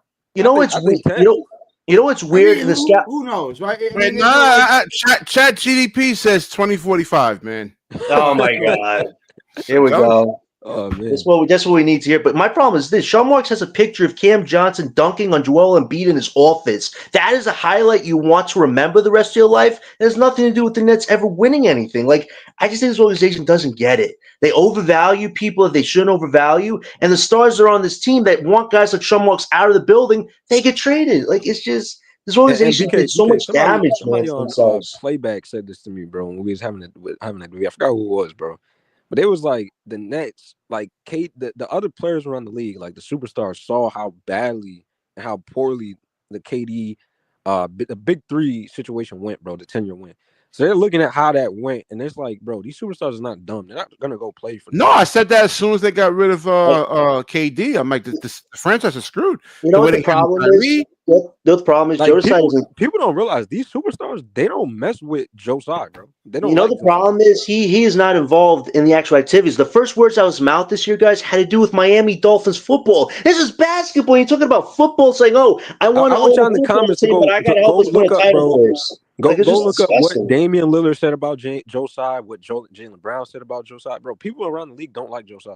Like, and the crazy thing is, his wife Claire was Tsai. She's the one who led the Liberty thing. He had nothing to do with that, and now he has nothing to do with this organization. He's too busy with AI technology. Like, it's just horrible, man. Like, I don't think what Joe Tsai's job is. And Sean Marks, you may have the title of GM, but you need like 50 million people around you to do your job for you. BJ Johnson talks. Terrible. The organization is terrible. We're getting treated like a terrible organization.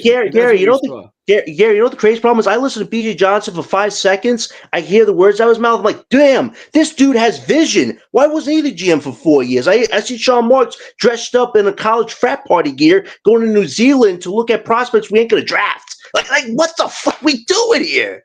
This is crazy. Right, this guy doesn't know what he's doing. Warren says no damage has been done yet.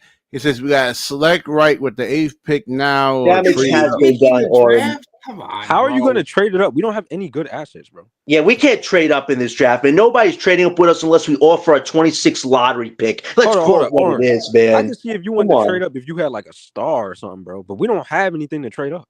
Yeah, man. And you know what? Somebody explain this to me. How are we going to trade up? You know what the crazy thing is? The anti-tankers got their wish. We gonna trade somebody going to give up their top pick for Cam Thomas? No, you know what it is, DJ? The anti-tankers got their wish. You want to keep Cam Thomas, you kept him. You want Jordy to still be the coach, you kept him. You want Sean and Joe to still lead this team through the Chronicles of Narnia? Okay, but what I did guess we gotta get win? ready to watch some more Cam Thomas mid-range game, bro. That's gonna be so boring. At the end of the day, the Nets are stuck at home on their asses while everybody else is picking the litter here. I'm so serious, BK. It's gonna be so boring to watch. We about to watch. I know. I'm trying to tell. That's why I started covering the Knicks, man. Bro. We're gonna just lose. This is a real fan base, and listen, they won that trade. I don't care what you guys. Stop it, Hoops. You just makes me horrible. BJ, that's where you jump the shark, bro. Like that's. This guy is an undercover Knicks fan, man. You used to be all Nets fan. He's not undercover. He's a Knicks fan. And if I'm Cam Johnson, no, Gary, he was a Nets fan when Ben Simmons was here. As soon as that guy cut rope, he's like, he was a Ben Simmons. He was a I'm a Kobe. Well, because like I said, Ben Simmons like garners in whether he. Oh my God, he gave us nothing. He gave us nothing. Ben Simmons took $100 million, man, for doing nothing. BK. I mean, maybe hold on. So maybe they can get Naz Reid. He's a free agent, but I don't know. I mean, he could still make really Naz good Reid money. Is not coming to the Nets, bro. Yeah, that's the only lifeline I really see. If they overpay him, he'll come here. I mean, but he has to take on more responsibility offensively and defensively. I don't know if he wants that. I mean, how much does Naz Reid go for in the free market? $25 million? A lot more than that. You think so? Yeah. They actually can pay. Hold on. They actually can pay Naz Reid with the move that they made with Cat. They traded Cat away. So now that they're on Julius Randle, because I believe Randle's going to take a pay cut. No, here's the thing: they're under the second apron slightly, but the thing is, two dudes is going to take a pay cut though. Either Naz Reid or Julius Randle. Well, the problem is they're the second most expensive team, so I think Randle has an option. Edwards might want to get KD, so maybe Naz Reid and whatever they have left, plus a prospect might get him. I would keep Julius Randle because he can give you 25 points and I'm not trading my depth. KD is getting older. I'm not trading. Let's be honest. KD is really KD is really good. He's really good still. But I'm not trading my depth for Kevin Randle. Yeah, but here's the thing about Randle, though. This is the first time. BK, if this was 25-year-old Kevin Randle, I'm doing. Oh, yeah, but wait. Let's remember, guys. This is Randle's first time, I think, in his playoff career where he actually has mismatches. Austin Reeves, he cooked them. The Warriors don't have Curry. They have a lot of smaller guys. He's cooking them. Mismatches in the playoffs, bro. When he was in the East, he didn't have that advantage. Yeah, but usually those teams prepare. But the thing is, these other teams don't have the depth, and I think that's playing to the Timberwolves' advantage. He's playing high IQ basketball, man. He's making the right reads. He's not holding on to the ball. He's making but here's the thing, though. If they face Randle's first time in the playoffs where he's actually performing well each game. Yeah. Right, but if they face OKC, I think OKC is going to take that advantage away from Randle, and same thing with Rudy Gobert, man. Chet Holmgren is going to guard Julius. Julius Randle's a bull, man. Like Chet Holmgren is having trouble with guarding Jokic. Hey, if OKC beats the Nuggets, man, I think they're going to do well against the Timberwolves. I think the Timberwolves have a chance, but if Denver beats hold on. SY. If Denver beats OKC, they're worse. If Denver beats OKC, I think Nikola Joker is going to cook. No, Rudy, I can't. Man. We're worse than the Clippers because the reason why is the Clippers actually made it farther into the playoffs than we did.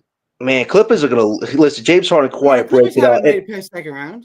They made it to the conference, the Western Conference Finals with Paul George. DJ, if the West gets even crazier, I think James Kawhi going to jump to the East. Man. I'm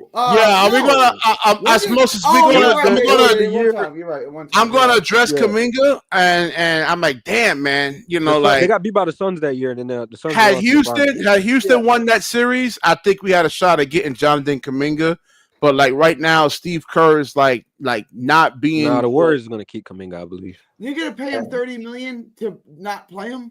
They can't pay him.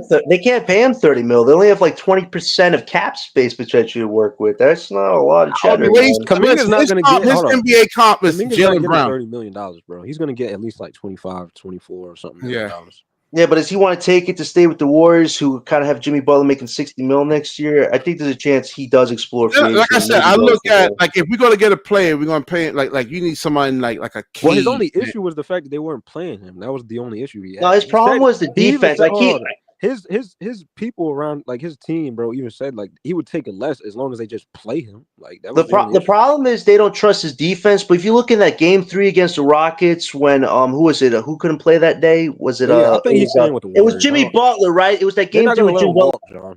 I know, but that game 3, he showed you the defense. But I just think Steve Kerr doesn't like young players, man. He never gives him that real trust Yeah, unless he he always has banks on the to. vets. That's why, yeah. Yeah, and that's why I think if I'm Kuminga, man, I'm Well, only nah, 20. hold on. He likes Pods. I don't know why he likes Pods. Pods, plays man, way it's just too been much. a bust for them. I haven't seen Pods really do much to help the Warriors, man, in these last couple of series, man. He's just chopping up. Well, he's not. It's not a good matchup for him. He's undersized. Pods He's is just not a regular athletic, season man. player. They have way too small guys, man, unfortunately. I think the Warriors, man, just too undersized. They're going to get decimated against, if they make Well, this once round. Curry comes back, I think the series is going to change because when he was playing, the series was close, bro. Timberwolves won tonight, right? So if they win one more, that's it. And when can Curry come back? Game 6? He can't come back for the next game. So no, he's coming back. He has to now. No, I think I don't know, man. Them hamstrings are tricky, man. Because I had a hamstring injury for like 4 or 5 months, man, and I've been rushing it. So listen, let's give it to the Warriors. They tried. They went all in on somebody. They went all on Jimmy Butler. And the unfortunate thing is the gamble didn't pay off because Curry got hurt, and now you have to pay Jimmy $60 million the following year. I'm gonna be honest, John. Even though it was a failure in terms of they didn't get to the finals, I still think it was a good success. It was still a success. It was exciting. It was exciting. It was no, because Curry got hurt, man. I mean, he's really DJ. It was definitely exciting, but man, Draymond, I think he's got. It wasn't a failure, and the trade wasn't a failure because they made it to the second round. No, this was their shot to do it. But if the West gets crazy, do you know that they became the #1 defense in the league after they made that trade? No, listen, I'll give it to them. They were very exciting this year. But if the West becomes even crazy with people making more additions, I think it'd be one of the oldest teams. And Jimmy's making $60 million, which really hard caps that team. I just think right now their window was this year. And they're really going to feel it the following year. I just don't think Jimmy Butler, man, is going to be worth that $60 million for the guys. Remember, he gets injured, or drama comes up. So I think the Warriors are going to go through a lot of adversity, man. Jimmy's about to fall off or be washed. And Draymond Green, man, his attitude, I think, is wearing thin on the Warriors, man. The Warriors should have traded Draymond years ago. No, listen, the things, whenever Curry goes out, don't you realize Draymond just doesn't give a shit? Like, he just causes fouls for no reason, man. That's why I said Draymond is a fraud, bro. He can't play without Steph. Yeah, and if you want to make a move for, let's say, a Giannis, you have to give a Butler or Draymond to make it happen. If Curry's getting hurt, he doesn't know. Well, he was kind of key in that Houston series because if not, Şengün would have had a field day. I agree, but this series, man, without Curry, Draymond is just not caring whatsoever, man. And guess what, bro? Again, it's not a good matchup for Draymond. I mean, it's just he doesn't match up. Think about this, bro. We can really revisit the fact that Jordan Poole back then called Draymond a backpack for 30, bro, and it's a fact. Oh man, listen, I give it to Draymond. I thought his defense was great this year, but man, his attitude when it matters most, you just a backpack for 30. I mean, that shows bro, you may be just a backpack for Steph, bro. You can't operate without Steph. You can't play without him. Yeah, it's true. And Jimmy Butler and Draymond, man, the 3-point shooting is dead with those two as a duo, man. Like you just saw a 3-point shooting the last few games. It's been atrocious. They have no 3-point shooting. I think the Nets really need to take a look back at the moves they made, bro, and it really shows that you just need to keep your stars, bro, regardless of how much turmoil and I was saying that, DJ. Yeah, I just don't understand how you keep a general manager over as hard stars, and this is why you fire coaches, you fire GMs, because you can easily replace coaches and general managers. Yeah, you can't replace a Kyrie Irving. You can't really find a Kevin Durant that easy. And you will never find a James Harden. My thing is this now. I don't think any Brooklyn-based member should have any trust left in this organization until they either quit or they actually try to address the problems. Even if you get another general manager in here, man, Sean Marks really destroyed this team worse than Bill King. There's no way out. The only way out of this was Zion Williamson. That's it. And now getting a top 3 pick would have made things a little more easier to maybe maneuver getting a Zion Williamson. That's that they want to trade him, though. That's the thing. They said they wanted to. I mean, they said twice they wanted to. We still wouldn't have won anything, though. And man, you feel bad for the Brooklyn base members that put work these last few months into the Coopers, the Aces, the Harpers to find out you get the 8th pick because the organization couldn't do things properly. Now, some people want to say, how is it that? Hold on, Jonathan. How is it that DJ and I were able to say that they weren't getting the #1 pick, and we gave the reasons why they're not going to, so I didn't bank on it. They didn't pay properly. Don't expect Cooper Flagg Don't expect the number one pick. Exactly. And we just 20 shows on this already. Because we got the 6 odds. We BK, got the worst odds possible, BK made a great point because look at they in the front office. They're running an actual team, bro. If any of us up here was actually running the Nets, bro, we'll be in a better position than what they are. I totally agree. Because here's the thing: we all talk about hypotheticals with this team. We talk about building blocks with this team. Sean and Joe, what are their ideas? John, if you was running the Nets, bro, we'll be still in purgatory, bro. No, man, I actually would make good winning moves. I don't mind holding down the 4 for a year, saving up assets to make a big splash. I don't mind. Wait. Gary made a point. Wait, how? Please explain that to me. How? Because they have the roster's a disaster. I mean, it's you said it not. You said it's not a bad situation, or it's a bad. I said they're not in purgatory. I said they're in hell. Oh, we were. So we okay. I was like, what? Did you say we're good, bro? We're in worse shape. Out of 30 teams, we're in 30th shape. Like every other team's in better shape than we are. Like, I'm not exaggerating. It's that bad. There's nothing good on this roster. And now we have the 8th pick. So we're gonna have the same lineup we had last year, and then put Murray Boyles in the lineup and Carter Bryant or Noah Sanjay on the bench. Looking at this roster, Gary, looking at this roster, Gary, who do you think we should keep and just trade? Or do you think everybody? I don't think there's one person because they listen. They were 27th and 28th in offensive and defensive ratings, man. So you just got to get a whole new roster, pretty much, man. I mean, Cam Johnson helped. You don't have any good players. It's not like you have a good player who's just aging out, right? Who you can trade for value. It's not like you have some good players that you can package together to get a star. You have nothing. But Gary, a lot of these dudes around the league are like unavailable though. You're making my point. There's nothing that we're going to be able to do for years. Like that's why the only option we had was to try to get Zion on the cheap and hope it worked out. Other than this, our best player is Cam Thomas. Like you know what the crazy thing is? Around him, it's like this is a disaster. You know what the crazy thing is? If we would have got Cooper, Ace, or Harper, guys, we got Cooper, Ace, or Harper. Thomas would have been trade bait, and now they have to kind of say, "Oh, Cam, we see you as a part of our future. You're a cornerstone." No, that wasn't what was happening the last few years, bro. Nobody's giving up a top pick for no Cam Thomas, bro. So y'all can just throw that out there. First of all, he missed a lot of games. What they should do is do a 3-year contract with an option for the 3rd year to see what he does. Nobody's giving up any top picks for Claxton, Cam Johnson. I don't know what the Nets players, which y'all Nets fans even saw in these dudes anyway. Well, all I gotta say is Sean Marks might be one of the worst GMs of all time, man. It's really hold on, DJ. It's really Sarah Kustok, man. She be overhyping them. What does Sarah Kustok have to do with the draft? You are just rambling now. Because people listen to her, bro. You know how many dumb fans listen to her, bro? You listen to her, Jonathan. To talk about the game, not for draft notes. What the is going on? Nicky makes a good point, man. It's bad with and I told y'all guys, man, Cam Thomas is a bench player, man. I remember when she said Claxton is a top big man in this league. I'm like, what?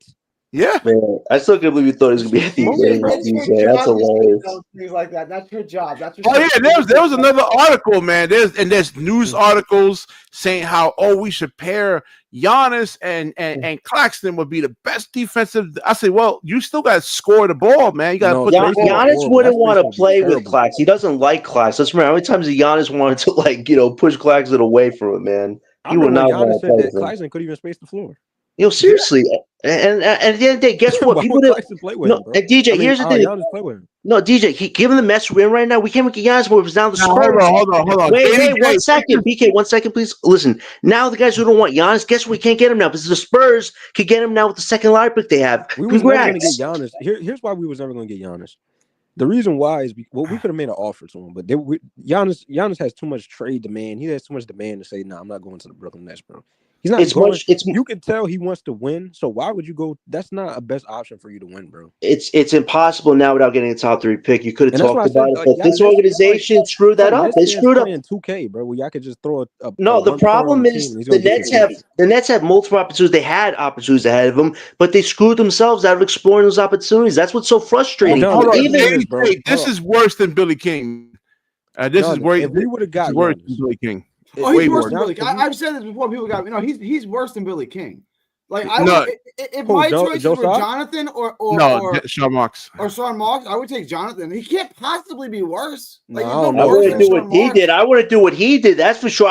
Here's what I wouldn't do, Gary. Possibly be worse than Sean Marks. Gary, here's what I wouldn't do. I wouldn't let Bruce Brown go for Patty Mills. I wouldn't do that. Wait. Hold on. No, everybody, be quiet for a second. Nobody's worse than Billy King. Wait, Sean Marks is a better general manager than Billy King? No, he's not. Oh, okay. All right, that's what JD. Sean Marks is a better general manager. No, I would hire a retarded circus monkey over Sean Marks, like a clown. I would take Billy King back at this point, man. Oh, I would take Billy King for sure. And Billy King was terrible, but he's better than Sean Marks. Yeah. At least, listen. Nobody knew that Brook Lopez was going to get hurt, and we never knew that Darren Williams was actually going to just pack it in, get his money, and say, "All right, I'm done playing basketball, man." Nobody could foresee that, bro. The trade was good. It's just the picks you gave up to get. But he still did good things. He got Joe Johnson. I don't care what no one says. Joe Johnson's one of the best Brooklyn Nets ever. Like he is. Yep. He's one of my favorite players. Credit to Jonathan because he said this a long time ago. But the only way we could get Bob Myers, bro, is if he comes back to general managing. I know he's retired. He doesn't want to do it really anymore. If I was Bob, I said that before this draft lottery, but now, DJ, if I was Bob Myers, I wouldn't come here. Why would I come here with a guy like Sean Marks who doesn't even listen? Gary, you know what's so pathetic? This guy, Sean Marks, has over 50 to 60 to 100 scouts in the same room with him, and they all do a better job than he does. These guys actually... No, Gary, these guys actually go watch Cooper Flagg. He's watching Harper and Ace in the backyard, and he can't get him. Like, what the man, listen, bro. What? All those nights are going there, man, to see these guys. You have a shot at them. I'd rather have any general manager over Sean Marks, bro.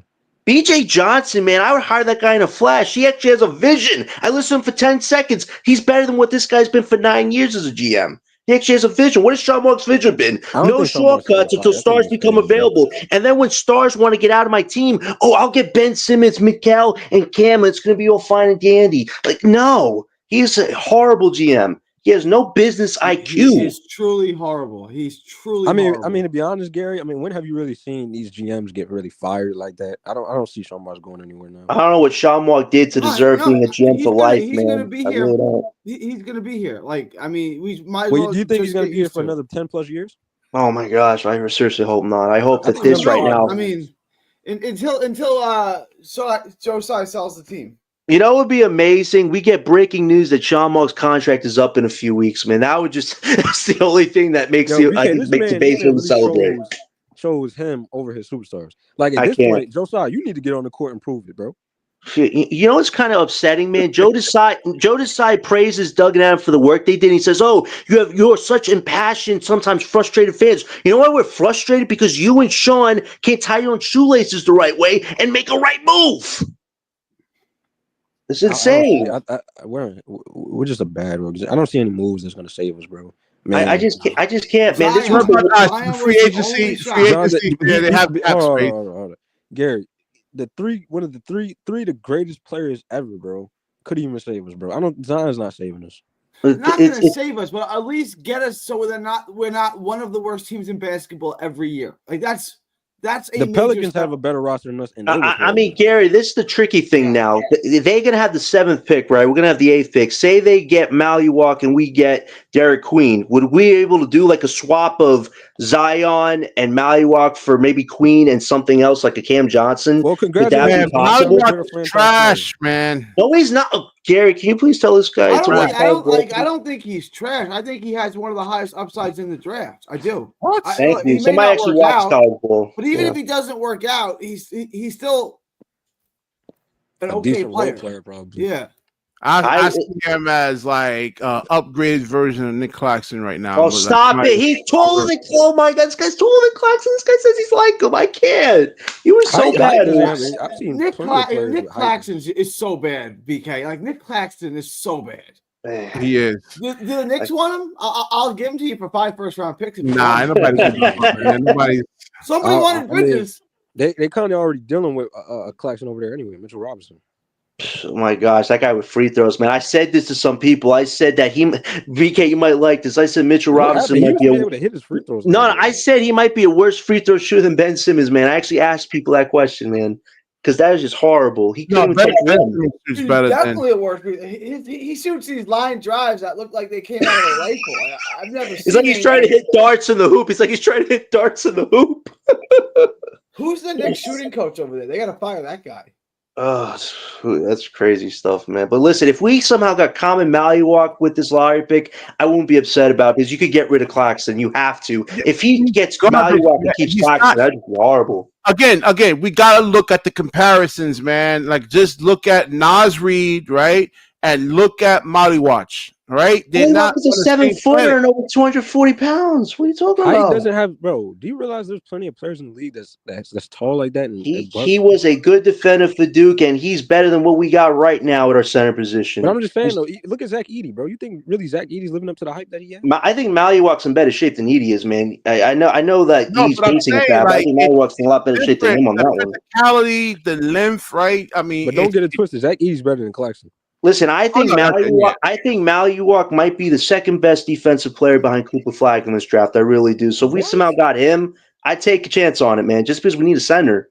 If we have to do this draft backwards, get me a big with the lottery pick. Get me a point guard and a forward with our Gary, man, I think I'm getting Yinka Dare vibes, man, with Model-Watch, man. I don't think what?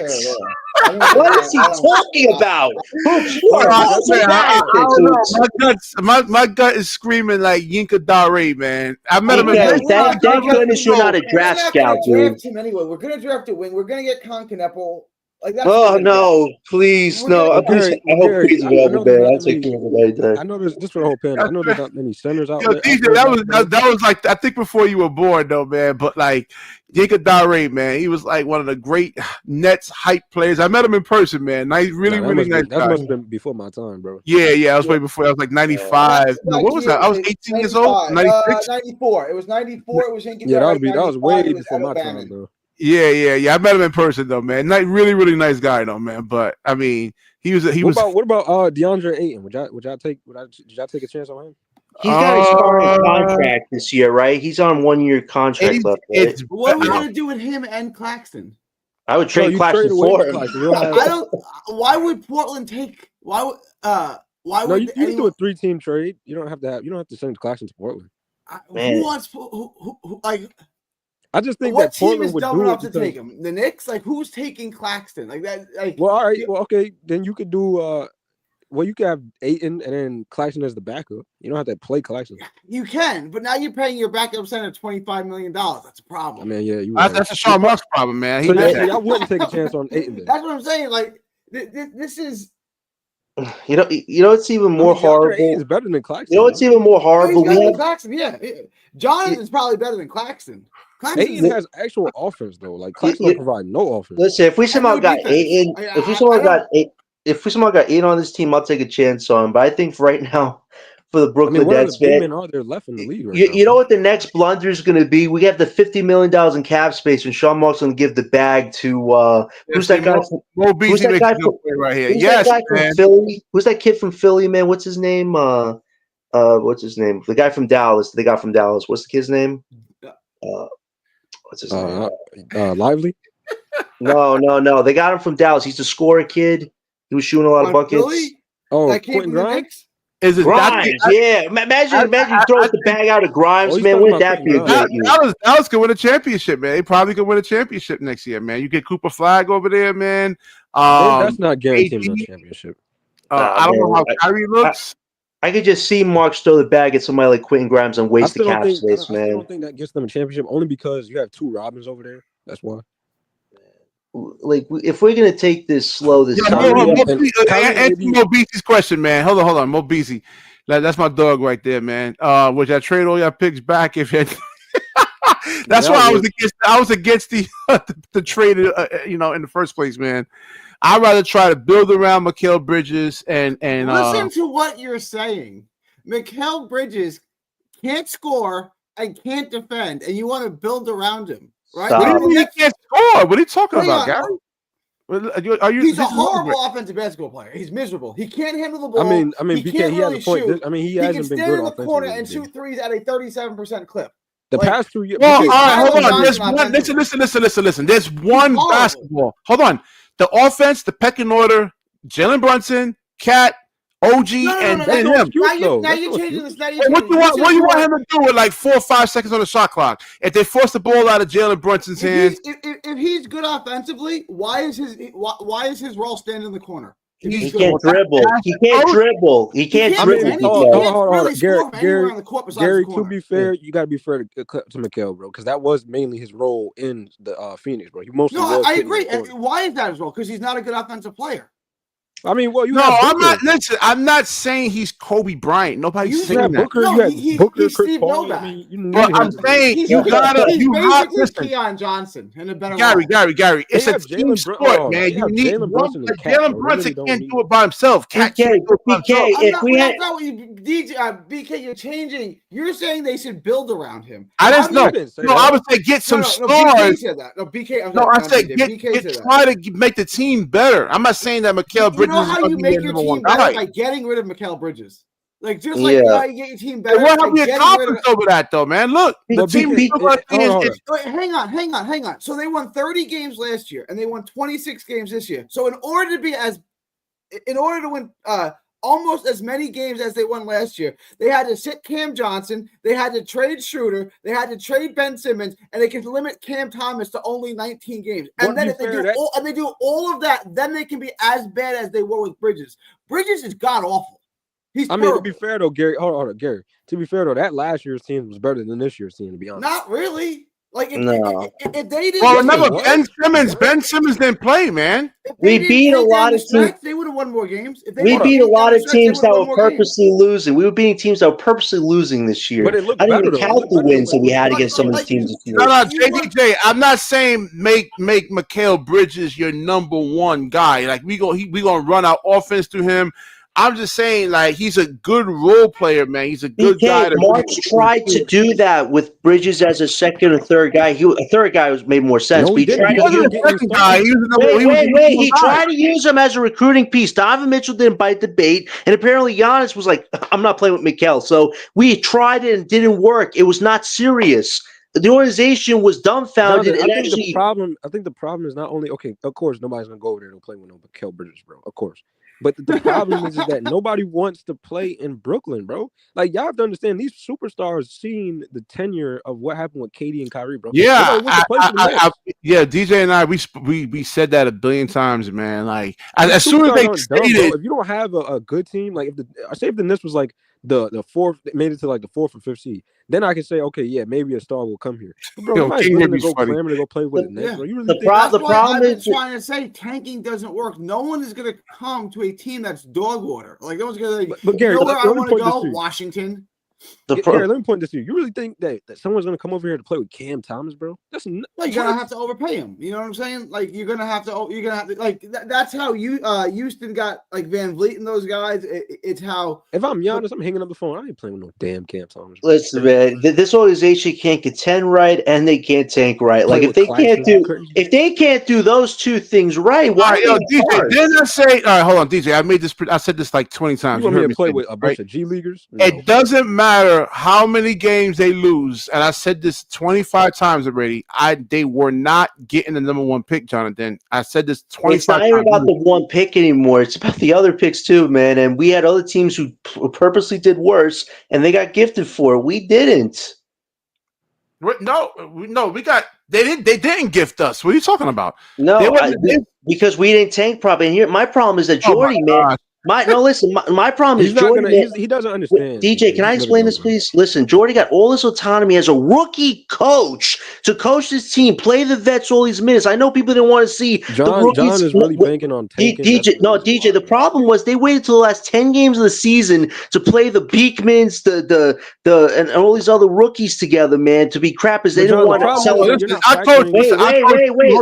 Wait. They waited to actually go lose games. No. wait, BK. They waited till the last 10 games to play the Beekmans, the Timmies, all these guys from G League together. They could have done it for the last. Wait, they could have done it for the last 30 games after the deadline. But Jonathan, no, hold on, Jonathan. we need to have a product out there. We didn't have those dudes yet until the last minute. But DJ, the problem is we won in the month of February. I call this. But we didn't have any of those dudes yet. DJ, bro. wait. We won in February with a micro 3 of D'Lo, Johnson, and Claxton. Absolute. Oh my gosh, man! What a waste of time with that. You don't think that other teams really thought this was going to make the play-in based off of what the first half looked like? Nobody plays hard like that in the first half. We were half a game out of a playing spot. Right then and there, that's when we lost this whole draft thing. Being a half a game behind the Bulls. We never would have made the play-in because, like, bro, nobody was really playing all that hard against us in the first half of the season, bro. Some of them were tanking purposely. I've been watching the NBA for over 30 years, man. And what DJ is saying is 1,000% right. No, he's right. But what like, if we would have kept a team, if we would have kept the team in place, that was Schroeder, Ben Simmons, no stars still wouldn't have Claxton, Cam Johnson. No stars going there. I agree. But we would have made the play-in. If we would have played that, if we would have traded all those guys and we wouldn't have sat everybody, we would have made the play-in. And what did the Bulls draw tonight in the draft? 11th? That's what we would have got. The 11th pick. The Mavericks made the play-in. Where did they pick tonight?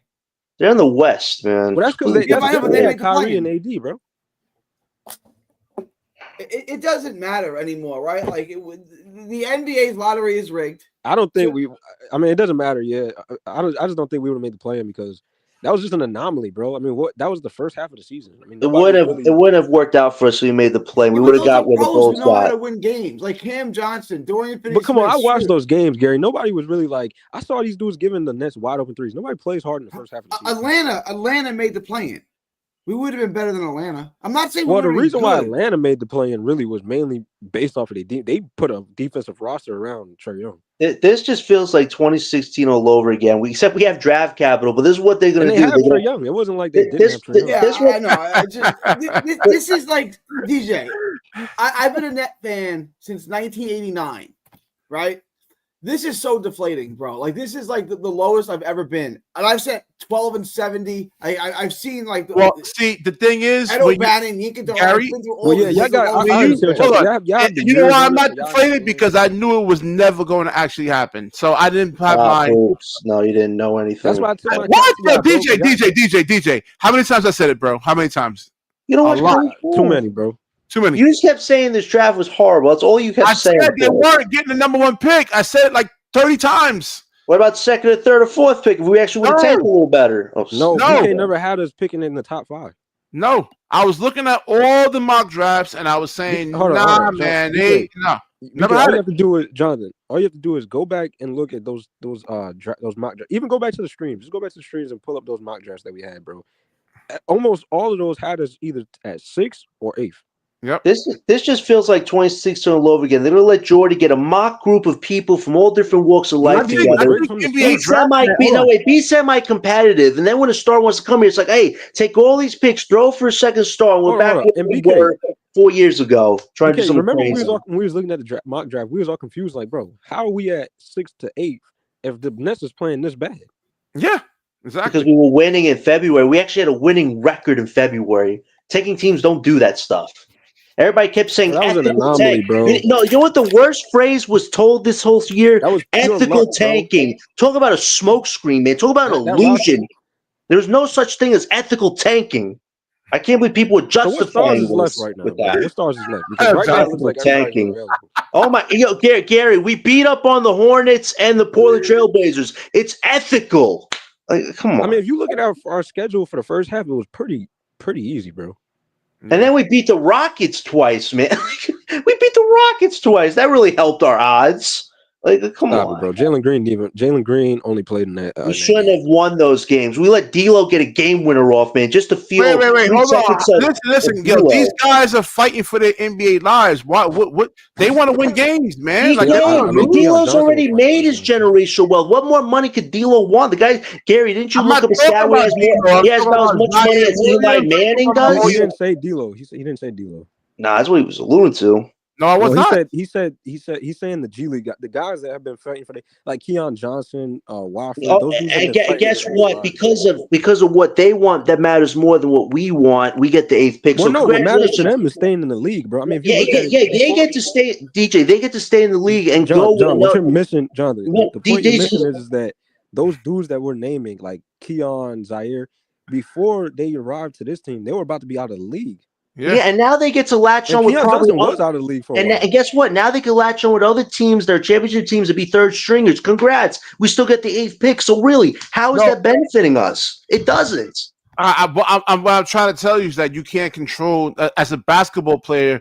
You know, you're not going out there and saying, "I want to lose," man. No matter what level of basketball you actually play, you want to go out. No leadership this year. That's what you're programmed. Your mind is programmed to actually think that way. And prior to the Nets, Killian Hayes was out of the league for like a year. Yeah, he should have been called up. They should have given him a standard contract. Instead, we have D'Lo, man, winning us 9 out of 12 games. Disgusting. Like just a simple decisions. Like, how do you put together a G League roster? Like, that's what we put together, bro. A G League roster. We didn't play the G League roster till the last 10 games of the season. We could have done that after the trade deadline. I mean, but no, we need Cam Johnson. Hold on. I can argue that we still had G League type players in the first half. I'm telling you, that micro 3 of D'Angelo Russell, Cam Johnson, Nick Claxton is what destroyed the draft odds for us, man. The draft picks that we chose, I think last year, bro, or the year before. What's his name? Last year, Noah Clowney and Jalen Wilson. It's like one of the worst draft picks I've ever seen. Man, I just, if we would have had a top 3 pick, man, the vibes would have been great right now. The team would actually have something to build with, a direction. Guess what? We still don't have a direction. If the organization is going to tell us that this 8th pick is going to lead us to they had a direction. They had the direction was to rebuild through the draft. But again, I mean, BK, and that's fine. Listen, that's fine. But again, I say this a billion times already, man. The players have to be there, man. And in this draft, the best pick that we ever chose. The problem is nobody was bought in this year. Sean Marks said when the opening podium was this year, he said everybody from front office to players to coaches needs to be on the same page and united. Clearly, they didn't give a crap what you said, Marks, because everybody was in it for themselves. Maybe they realized that this draft is garbage, man. No, oh my gosh, I can't. You're really do you see that one, man? Do you see any Shays? Do you see any Nas Reeds in here? Do you see any like? Nas Reed was an undrafted player, right? Like I know, but he's better than every big in this draft, though. That's what I'm saying. He's a good player, man. I don't know. I mean, if he was in this draft, you don't think there's going to be any All-Stars in this draft? Nope. I don't think so, man. All right. Well, I'm gonna be honest, Gary. Off of popularity alone, it's gonna be cool with Flagg. Yeah, that's off of popularity, not off of skill. Let's resurface and touch the Anthony Edwards draft was supposed to be a horrible draft. It's pretty freaking good. Like it's pretty good. That draft was good. I don't know what they're talking about.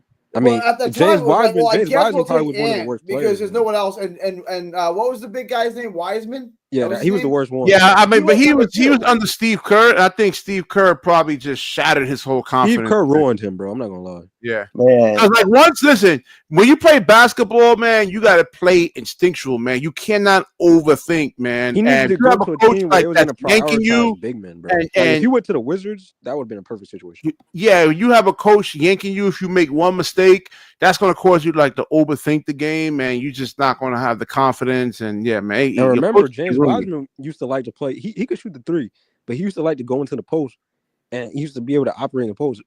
Steve Kerr used to always force him to shoot 3s. Like, why are you sending him to the perimeter all the time, bro? Like, he's cat. Well, Steve Kerr likes spacing, man. You need spacing in basketball, man. But again, you got to. He allows Looney to operate like man, that. I understand. You see what they do with Nas Reed. Like Nas Reed shoots 3s. He Steve Kerr just on the floor, bro. Because you got to be you can't just be a one-trick pony, man. You got to have multiple layers. The only young player he's ever liked that I've seen, bro, was Jordan Poole. That's it. That's the only young player I've ever seen him like. All I know is, man, I feel bad for the Brooklyn base, man. They all wanted good things to happen today, man, and just the worst things happen. I get you want to have the court spaced out, but if you want to have the court spaced out, why is it just a high pick and roll league? Right? If you're gonna play a high pick and roll, because it's hard to guard, man. You know what I mean? When I go out there and play basketball, that's all I do. I set picks and I win most of the games. It's hard to guard. But now you're bringing 2 defenders to the ball. Now you got 2 defenders on the ball. Yeah, and then that's when you pass the ball, you bail out. Okay, or you turn the ball over. Like if you're good, you'll make the right pass. If you're not good, you're gonna turn the ball over. But that's why you need skill. That's why he's saying you need skill big man. Someone that can pass like Jokic. Yeah. Someone that can pass. Someone that can Like pick and roll. I get it. Or even like Cat. But like, BK becomes unrealistic with it because those players are anomalies because there's not that many. Yeah, Brooklyn definitely needed one of them, and we'll see what happens on draft night, man. I don't know what this team. I don't see it. Like, come on, they're anomalies, bro. Anthony Davis, Jokic. What was the Nets Daily article? Hold on, it was a Nets Daily article. Like the problem is the Nets base wanted clarity finally, and on the most important day that everybody was waiting for, there's no clarity. Like this organization just wants to keep putting us through a grinder. Do you guys think the big men are coming back or is it dead? They are. You see it. They are. They are, man. Look at Minnesota, man. If they didn't have any big bodies, I don't think they would have a chance against the Warriors. But they're such a big team, and they're overwhelming them. Look at this bald head dude, Jordy Fernandez, bro. You listen. I have nothing personal against Jordy Fernandez, but he wanted to run it. Hey, BK, he wanted to run in that photo. It looked like he contemplating like, "Yo, should I even came to?" He wanted to run the ship so badly. He got full autonomy. Well, Jordy, this is the consequences of you putting yourself before the team. You got the eighth pick. Congrats, Jonathan. Real quick, I want to point something to all y'all, bro. Do you realize that Jordy could have became the Kings head coach rather than the Brooklyn Nets, bro? If he would have just stayed a little bit longer. Kings are a dumpster fire, man. I would have rather stayed with the Kings, bro. At least they have talent. Zach LaVine, man, DeMar ain't getting anybody anywhere. I understand the talent thing, but man, those two guys didn't do anything. Because they fired right when he left. They fired Mike Brown, bro. I would have stayed with the Kings, bro. But my problem is, why did Jordy have to get all this autonomy to justify his legacy? It's his first year. I'm telling you, Jordy's gonna regret coming to the Nets. Oh man, I just feel bad as an organization, man. They just let him do what he wanted. Bro. He would have because Fox was still on that team around that time. If Jordy would have stayed, bro. He would have had Fox, Sabonis. Like, nah, bro. And he comes to the Nets with nobody. That was the dumbest move in his career. Nah, man. This organization is not as united as they so preach. They talk about unity and culture and all this. What organization do you think, the Nets or the Wizards?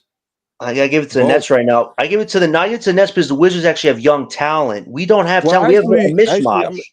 I think the Nets, in terms of because we actually have had talent, we've done absolutely nothing with it. Yeah, and the sobering thing the Wizards is haven't had. You can say they're a bad organization for not acquiring talent, but no, they haven't acquired talent because of the situation that the market that they're in. So the sobering reality is even after that winning month, the sobering reality is even after that winning month of February, we faced the Wizards twice. They kicked our ass. It didn't matter winning that month of February. You lost to a team who has way younger talent than you. Forget the record; they beat you. Like they beat you a lot. So it's like, but you can, but John, it's not like a foregone. You can argue with both because like. Yeah, man. Listen, Jonathan, they say you're crying. It's not crying. It's the fact the organization doesn't know what they're doing, man. John, I'm crying. I'm pissy. I'm being a little bitch today. I'm in my feelings. I'm being emotional. Like I've not been this. I'm more pissed off now than when Kevin Durant's toe was on the line. Like, listen, this has nothing to do with that. Listen, Oren, there's nothing to do with being emotional. It's the fact that some people want to say, "Oh, everything's still going to be okay," because the organization screwed up again. They screwed up big time. This was the one chance to rewrite history with our first ever lottery pick, guys. Can you imagine? We potentially got a top 3 first ever Brooklyn Nets lottery pick, and now you got the 8th lottery pick. Oren, are we supposed to celebrate that? How many times have I told you, man? You got to get out of your feelings, man. No, you do. You don't even know what's going on in this draft. Nothing saying that you're the KD toe on the line, bro. Nothing will ever top that. Well, Joe Harris lost in that series, man. He's just here we go, BK. Hey, listen, you pay $40 to $75 million to shoot the basketball. You don't do it, and Oren, I tell them like it is. Role players are really critical to winning. Let's be real, bro. That roster was pretty flawed, bro. Yeah, but if Joe Harris was hitting this, listen, that dude. If you hit 2 threes a game, they win that series easily, man. People love to give credit to the roster. We only got there because of KD and Kyrie and Harden, bro.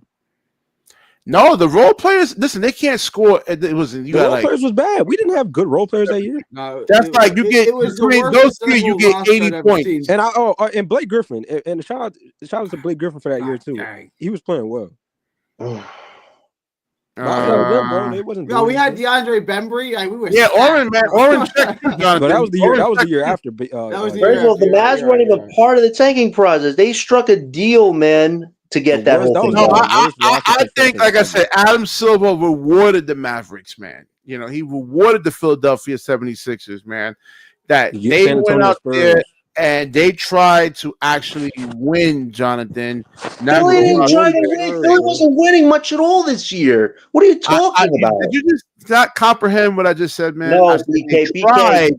No, you know what the problem is, BK? You think that things don't happen off the court. There are games being played outside of the court of basketball, and it was shown at this draft, man. The deal that was struck between the Lakers and the Mavs, it involved Adam Silver in the NBA front office. That led to Cooper Flagg coming to the Mavs. What did Nico say? Defense wins championships. He was basically giving everybody the salute, saying, I'm getting Cooper Flagg for this, man. So guess what? Hold on. Look how hard it is for the Boston Celtics right now playing against the Knicks, right? They lost Tatum to a potential Achilles injury. Okay, yes, it's hard for him. Tatum wasn't hurt before all the other games, bro. He only got hurt. They were down 3-1 with Tatum. Nah, man, listen, that whole thing changed the whole series. And listen, I'll never support Boston. This game is anomaly, bro. He just got hurt. They were down 3-1. Listen, Boston. I'll never support Boston. You know what? Answer Gary's. Hold on. So why were they down 3-1, bro? Because they underestimated your Knicks team, bro. That's what happened. They underestimated them. It's not because the Knicks are good. No, listen. Let's call out for what it is, man. The Knicks have. Hold on. Listen, I'll give the Knicks this. They took advantage of the Boston Celtics obnoxiousness. Let's call it what it is. The Celtics are an obnoxious team that have dropped the ball in multiple playoff years. You can give credit to both, bro. You can say, oh yeah, Boston just Yo, John, can I ask you a question, John? Why are you so emotional, John? It's not emotional, bro. I'm actually not emotional, man. No, you know why? You know why? Because suck for the next 10 years. That's why. Yes, I agree with you. I was very angry, but what I also noticed that the draft is rigged. First of all, the bottom feeded team didn't even get in the top 4. So if you would have lost out like you wanted us to, we wouldn't even got the top 4 pick. That's what we would have got a top 3. We would have got Ace Bailey or BJ Edgecombe. No, we wouldn't. Look at if we had a worse record than Hornets and Philly, we get a top 3 or 4 pick. What are you talking about, AP? No, that's not even the worst record. John, the worst records were Washington and Utah. Where are they? If we were ahead of the Hornets and Philly, we get either Edgecombe or Ace because of the record. No, the Hornets pick at 6 though. No, they pick at 4, bro. They pick at 4. All right, they got 4. All right, they got. But the worst records in the NBA were Washington and Utah. Where are they picking? 5 and 6, right? So the worst teams was Utah, Wizards, and wasn't it Portland too? No, Portland was much better. Portland won. Portland was won 30 games, right? Yeah, Portland won how many games they won? I gotta look this up. Hold up, bro. But the point is, John, we would have, even if we lost out, we would have even been more mad that we lost Portland out. Was better, yeah. Because we wasn't gonna get that first round. You see, that shit is rigged as hell. Wait, BK, scroll down, bro. Who else was bad? That's the only 2 teams. Charlotte and New Orleans. Listen, man, I'll give it to some of these NBA owners. They play a ruthless game of outside basketball. But at the end of the day, we have an organization that doesn't even know what's going on. I don't think Sean Marks and Joe Desai know what's going on. Listen, it's not they. Listen, if anything, we had a better chance of almost making the play-in. Hold on, wait. We had a better chance of almost making the play-in and getting a higher pick than losing out and getting a higher pick based off what the draft did today. AP, they just rewarded. Next year, when you guys are saying we should tank to get Boozer or Peterson, whoever you want, I'm just gonna say, okay, Dallas won the lottery, and Atlanta won it the year before, and they both made the play-in. And it was a play-in. Yep. Gary, I mean, the point really was, bro, is that the NBA, Adam Silver basically confirmed this, bro. He doesn't want to see these good players on bad organizations or bad teams, bro. It's over. They don't want to see it no more, bro. It's not even that. It's just the point. It's just you ain't getting no high pick at a low. Listen, tanking don't work no more, man. Tanking does not work no more. We gave the Rockets free picks for nothing. Think about this, bro. All right, and what the Rockets got? The Rockets ain't jump us either. The Rockets have a whole bunch of assets to get a superstar, bro. What are you talking about? All right, so what? They're not gonna make it. Listen, they're in a better position than we are. All right, what you want, John? What you want? You want to just roll over and die? I want an organization. I want an organization that commits to a direction, and we actually get to build I something. think Sean Marks did that already like a couple of years ago. I'm gonna be honest. John, I want to ask you a real question. You looked at the lottery tonight and the lottery last year. You looked at that, and what you took away from that was tanking works. At the end of the day, if we actually work, would have done things better, we would have shot at getting either John, I don't think you get it, John. Since they changed the odds like 3 years ago. Answer the question, bro. No, hold on, wait. No. I'm gonna tell this to John. Since they changed the rules 3 years ago for the lottery odds, shit been going just like this. Like the playing team to get in the high picks. AP point out last year. Look at the Hawks. They got the #1 pick, bro. How? Yeah, and they was. That was a role. And mind you, we in the Houston Rockets had our pick. Hold on, the Houston Rockets had our pick. The Hawks wait. The Houston Rockets had our pick, and we almost made the play-in. And they had top 3. So the point is, tanking doesn't work. But I was way into the. And why are we doing this then? Why did the organization do this? Because they don't have a clue what's going on. Because the lottery odds changed and they thought they was gonna get blessed. No, Sean and Joe don't know what they're doing. That's all it is. This is the last. This is probably what's gonna prove it to you, bro. Go look at what the Mavericks owner said, bro, and what Adam Silver said, bro. It's over, bro. They don't want to see. Do you see what David just said, David? I'm a wrestling fan. I agree with what David said. Look what David just said. The NBA is WWE. It's not sport. It's entertainment. All you have to do is go look at what the Mavericks. Oh yeah, don't get it twisted, John. I'm very upset, like you and Gary right now. I feel like I don't even want to watch the NBA no more. It's not even that. AP, I'm more disappointed for the Brooklyn base. A lot of people had expectations that maybe getting a top 6 pick is better than getting a top 2 pick. I can't wait another 10 years.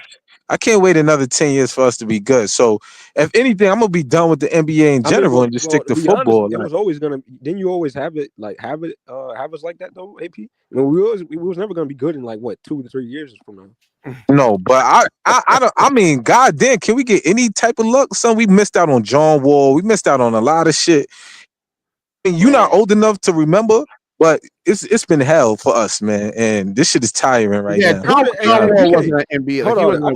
I'm looking at the recent draft though. Who was it again that we picked over Gigi Jackson? Wasn't it Derek Whitehead? Gigi Jackson is really not that good. Why you keep mentioning him like he's some all-star or something? Is he an all-star? He's a really good. Is he an all-star? No, I know. I'm talking about like good. No, you know who we missed out on? You know who we missed out? We had Gigi. What does that do for us? Like, what does that do? Nothing. That does nothing for us. Hold on. I'm not saying it's gonna do. I'm saying like role players and stars and all that, bro. No, you know who we missed out? We missed it on Damian Lillard because we traded for Gerald Wallace. We did a lot of dumb shit throughout the years. We got #1 picks. I'm just naming Gary. All I'm doing is I'm naming like what. No, I mean that's really not important. All right, now all right. Gigi Jackson is nobody to even sneeze over. Like, come on. But bro, you hold on. I'm not saying he is, bro. I'm saying what the thing. So why bring him up then? You don't even need to bring him up. You could bring up other examples. You could bring up other examples that we missed out on. I was naming stars and role players too, bro. He's not a star though. I said role players, stars and role players. He's not even. Is he even in the Memphis rotation? Yes, he just got hurt. The best analogy for the Brooklyn Nets is I got to see consistency. Like 13 points a game. The best analogy for the Brooklyn Nets right now is we're stuck on an island without a raft. That's pretty much it right now. I ain't gonna lie. I'm tired of being a Nets fan, and I can't be a fan. I can't be a fan of any other team, so I would just quit watching basketball. Straight like that. I'm there with you, man. You gotta go out there. You gotta watch other teams. Or once. I've been through too much, man. I'll be watching the Pistons. My Kate Cunningham is really. I'm not watching no other teams, bro. My heart lies with the Nets, and it dies with the Nets. Minnesota's really fun to watch, man. Like Minnesota's really fun to watch. I'm not watching. Yo, I can't watch no team unless my team is good. Yo, straight man, like that. Our team right now is a joke, bro. And it's not going to get any better, man. So, well, shit, fuck the NBA. Then I'll stick to football. And even if you get my team is the Jets, that's even worse, man. I can't. Oh man, listen, my team is the Giants, man. But you know we ain't doing good. Who's the OKC GM? Sam Presti. Sam Presti. Yeah, you can get him in here. Sean Marks screwed this team up. Yo, listen, it don't matter. Listen, the lottery's fucking rigged, bro. I don't even want to watch the NBA because of that shit. Everything about this shit is rigged. It don't even make sense anymore. Really, like I've been saying this all year. The only point in having a lottery is to rig it. There's nothing there's no other reason to have a lottery like this. First of all, they used to show when they used to pick the balls bouncing and shit. They don't even show that shit no more. You know what's so bad? You know what's so bad? Utah Washington had the worst first and second records. They just took the two of them, slid them down 4 slots, and said, "Hey, you two could be next to each other over here." Yo, BK, the fact so bad. I remember the stream when LM was up here and we was talking about it, bro. The fact that for 2 straight years the Spurs have gotten Wemby and Castle, bro, and now they about to get the second pick, bro. This is nasty. And they could get Dylan Harper. No, man. First of all, they trading that second. No, they traded that second pick for Giannis.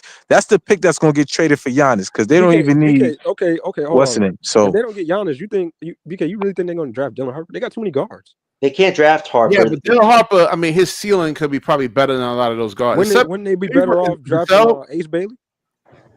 I told you, Ace Bailey has like one of the worst basketball Dylan Harper IQ. not gonna get on the floor. You gonna have what? Derrick? Well, the only hope for us is if Ace Bailey falls to 8 and we get him. That ain't happening.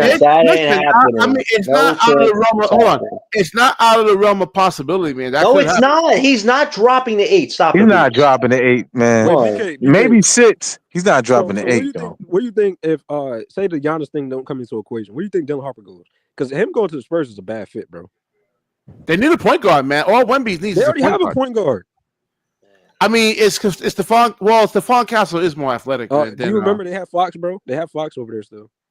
So like I said, man. Yeah. I forgot. Everything is rigged, bro. They got that pick so they could trade it. That's what it's about. All right. So if it was me, I would probably take Ace Bailey, but he's a project, man. He's. What he about could Philly? be. Listen, there's a 50% probability he could be an NBA bust. Philly got too many guards, bro. They got too many guards. Hey, yo, and listen, I want to get this straight to you, too, BK. Don't even think about tanking next year because we definitely gonna get pushed out the top 5 again. And they're not rewarding if you want that, so what's the point, Mobies?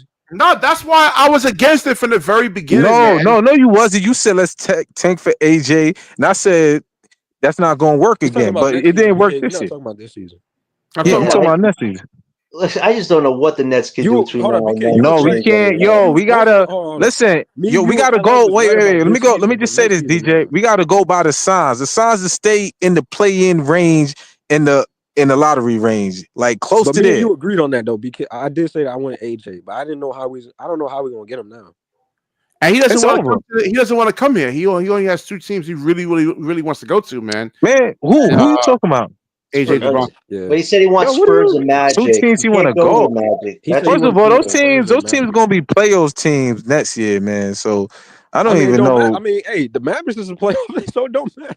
No, the Mavericks was a playing team. The Mavericks was a playing. But what we saying is that. Him saying, "Oh, I want to play for this team, that team," it don't matter because they could possibly still get it because you know the NBA is rigged, bro. Yeah, but they gotta miss the playoffs. But like I said, this is the second year in a row. They made the playoffs. No, who made the playoffs? No, I'm saying even if they make the play-in, like say if they make the play-in, right? Like say if the Mavericks make the play-in or playoffs, like they get to like sort of the first round. The NBA is so rigged, bro. No. They gotta see. You can't. Your pick is locked in once you make the actual playoffs. Real quick, AP. What's next? Next season, the Lakers gonna get the number 1 pick. No, they don't even have their pick. Those discussing. They're telling me we don't know. This is what they're telling these small markets or these middle big markets. If you don't have stars in your team, we're not giving you anything. Like, it's just so pathetic, man. How do you expect these teams to ever build anything if you're screwing them because they don't have stars? You're forcing them to speed up their timelines for superstars who either divas or don't give a crap. Like, it's just so pathetic. I just don't like how they changed the odds. They changed the odds to the point where fucking AP Dallas had a 4% chance to get the number 1 pick today. How's a 4% chance to get it because they rigged it? Like, it's just disgusting. Jonathan, remember this? Hold on, Jonathan. Remember this day. Mark it down, bro. I'm calling it right now. Lakers gonna get a top 5 pick next season. Watch, bro. DJ, I wouldn't put it past your theory, man. You said Philly was going to be horrible. They were. So I wouldn't put it past them. John, that's what I'm saying. Even if we lost out the Nets, we wouldn't even got the top 4 pick. I'm telling you, bro. This shit is rigged. The problem now is if you take things slow, and what's the point in taking? So many people could take the following year. What's we have one pick, so other than Nets get picks. To be honest with you, I was extremely angry earlier, but hopefully Sean Marks,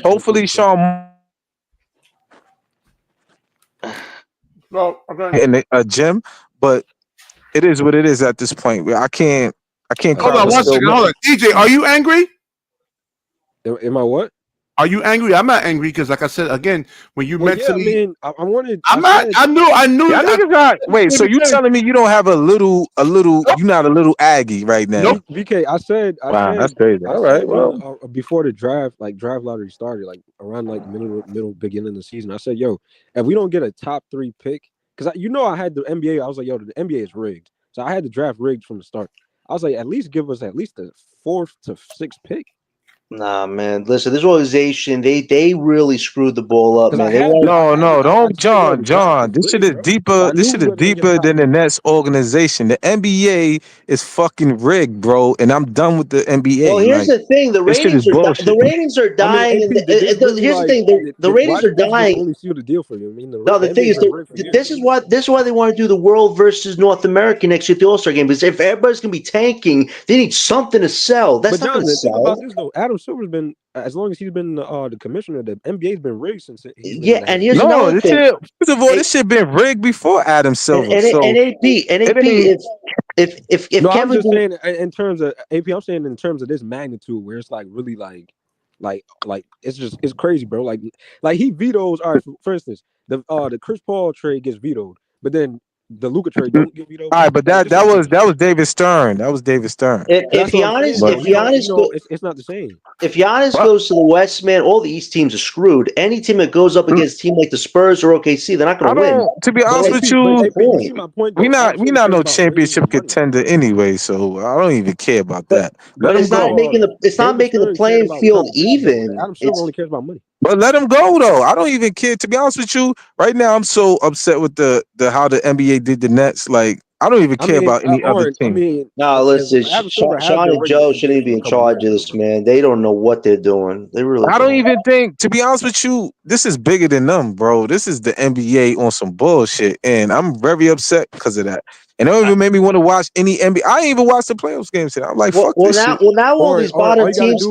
All you gotta do is look up that video of them breaking down how Adam Silver has been rigging the NBA for a couple years now, bro. It's more disgusting when 3 teams forcibly had to stop contending to tank, and you just reward all 3 of them consecutively. All the other bottom teams who went through this for multiple months, you have to ass them out. That's what rigging is. Well, John, the NBA has always been deemed as entertainment. So if they want to do, it's like WWE. No, I mean, but BK, it's mad obvious this time. Like it's to the point where BK, it's been the Wizards fans complaining, the Jazz fans complaining, the Hornets fans complaining. I went on all of their shit on Facebook. I went on their shit, they website.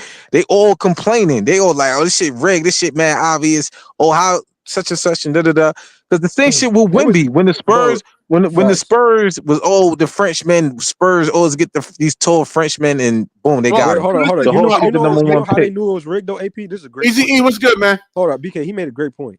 Because do you know that Wemby grew up a Spurs fan? They actually showed a photo of him wearing Spurs gear as a kid, bro. You knew and then they was like, let's send him to the Spurs since he was a fan, bro. Like what? Even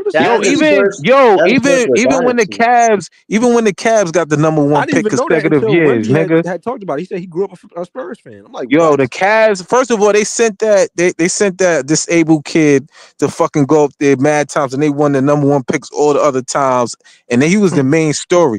I'm telling you, this shit is rigged, bro. OKC is going to get the number one pick. All I know is if going to be in the top 5 pick. If this rig theory, OKC, even despite them probably going to the finals or the Western Conference Finals, they still might have been with AJ DeBosta. Trust me, bro. I'm calling it right now. They're going to get the number one pick if the Clippers lose, if they don't make the playoffs. But they did giving Dallas that one pick was rotten, man. They only have their pick. So AP, do they really think the Mavs fans are just going to look away what Nico did with Luka, man, just because they rigged the system to get listen, man, Luka's not worth $300 million. He's not worth how much? It's not even about that. It's the fact that the fans wanted him there, and they decided to do this whole you thing. throwing politics and all that other stuff in it. It's about what the fans wanted. The fans Yeah, wanted there, and at But the you end know, of they the don't care about what the fans want. They don't care. yeah. Well, Okay. obviously, They hold on, pay hold you. on, Wait, that's not hoops. The wait, fans are the ones that pay for the revenue. Without the fans, they got nothing. What are you talking about? Jonathan, I got him right here. First of all, BK, the only time that they didn't care about what the fans didn't want, bro, is when old boy left, Mark Cuban, bro. That's the only time they didn't care about what the fans wanted. Yeah, Once seriously. he left, the new people that came in, they was like, all right, forget what they doing over here. We want Luka gone. Yeah, seriously. I would do the same thing too, man. I would. What? What happened tonight is unprecedented, man. Jonathan. So he telling me that he would rather have Kyrie Irving and Anthony Davis, two older players, right? Two Robins that haven't gotten you nowhere before as number one options. Over Luka plays D. I mean, Anthony Davis plays defense. And where has that gotten him? They average almost around the same, almost the same. Hold on. What has that gotten? AD got a championship. Anthony Davis was just putting up a bunch of numbers on the Pelicans. That dude is made of glass, man. The Pelicans, man. Players do better. But he hasn't done anything since 2020. How we were defending Jalen Green, you and I, like he's gonna grow, he's gonna watch film, he's gonna get better. So you banking on, bro? They're not number one options. They're not gonna get no championship. Who? Anthony Davis and Kyrie Irving. They're not number one options, bro. You think they're gonna really get you to a championship? So what happened in Boston? Kyrie was the number one option. Well, Kyrie. Well, the thing with Kyrie, he had to carry like that team. So I don't think he's built for carrying. Like in terms of he has to go out there, score. He was getting a lot of touches. Every offensive possession he was getting, and then he had to go out there and play defense. Man, his body couldn't hold up, man. So and you're asking him exactly my point. You're asking him to do that again next year. But yeah, that's the thing though. But at least you got support. You got somebody that can average 25 points a game. What support, bro? Luka took off all of that stuff off of Kyrie. Remember, Luka and AD averaged almost the same amount of points though, man. It's not like it's a big drop off for AD. Luka averaged 31 points. Luka got them to the finals as the main option. Anthony Davis got to the finals with LeBron James, BK. So like, what are you trying to say? That's what I'm saying. There's a difference. Yeah, and my whole thing is this. I understand why Nico and the organization do what they did. It's dirty, but they made it work. But still, look at everybody else who actually had to tank for multiple months. And they all just get asked out. To be honest with you, the Mavericks ain't even try to tank. AD came back. They beat the other team to go up, but then they got kicked. No, they was a 10 seed. They got the number one pick. We can't give that all the credit to them because all right.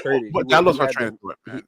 No, they was the 10th seed though, and they played out, guys. And they won. They beat the they beat the Kings, and they won. They moved on, and then they ended up losing. So I was on FYF Sports, right, and Lamont, right, he couldn't believe, even though I was on the locker room show and I made the prediction, there's no way the Lakers were going to win, and because Luka Doncic was a major reason for that, man, he cannot play. So LeBron James not scoring in 2 games in the fourth quarter. He can't score all the points, man. I mean, he's 40. Wait, hold up, BK. You can't ask him to score all the points. What are y'all talking about? Hold on, AP. I got him right here. Hold on. So 2 straight games, LeBron James didn't score in the fourth quarter, bro. So you're not in the last 10 minutes. So you're not gonna blame that on him, or you gonna blame that on Luka? Listen, when you're gas, and that's exactly what happens, man. Gas. Yeah. Hold up, BK. When you 2 see straight games, I'm not talking about the last game they played. That was when they was gassed. I'm talking about listen again. They had a lot of defensive. Bro, he won 3 straight games without scoring. They had too many guys like offensive liabilities. You can protect LeBron too much, bro. And what LeBron? What do you want him to do? If Luka can't move his feet, I mean that team. First of all, that team is not even well constructed, right? You blaming Luka for everything. Like no, I didn't say Luka. I mean Jackson Hayes. I'm blaming the whole roster. It wasn't a good roster. First of all, they can't. They gotta trade. They gotta trade Austin Reeves. They gotta get a center. And LeBron need to retire. So I mean, that's just what it is. Yes, the player 1 was on there when I was on Lamont's show. He was watching the show, and I just don't like. I broke down why I had the Wolves in 5 everything games. on their team, on the other teammates, bro. That's just crazy. Austin Reeves can't play defense. Luka can't play defense. LeBron was playing guys on their bench like DFS is a one-dimensional guy. Look at this, bro. So John, who you want? John, who you want with the 8th pick, John?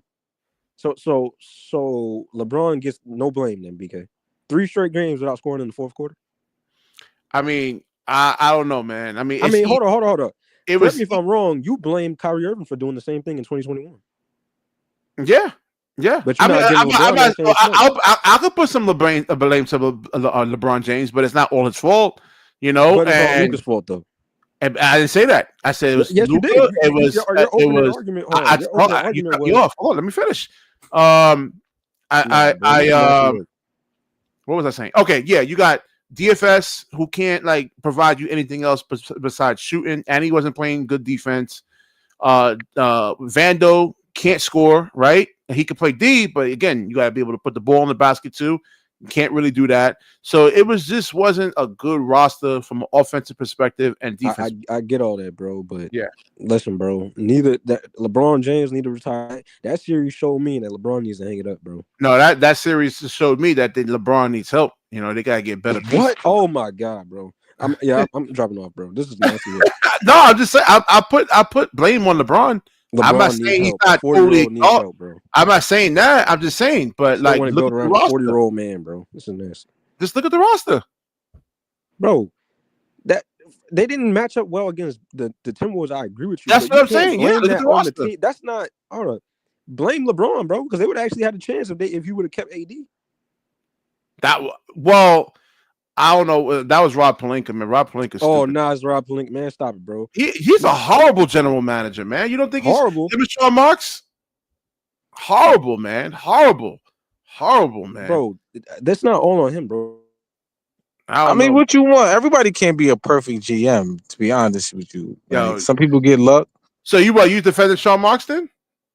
I'm just saying the NBA is so fucked up. I don't even know who to fucking blame anymore, man. Like. It's to the point where it's just like the NBA can't cut us a break. We lost KD and Kyrie on some bullshit, and they can't even give us a number one pick. If we were talking about storylines, at least help us out. Nah, I mean, they ain't help us out with nothing. So I don't even know. It's like hold on. Oh, I think DJ's. It's like Sean Marks, right? Like signing Claxton, like to that $97 million contract. All right, it's not 97 no more though. It's a bad contract signing. It's not. Right? First of all, you're supposed to get rewarded. First of all, listen. The Lakers might end up trading for him, and then what? The Lakers don't want him.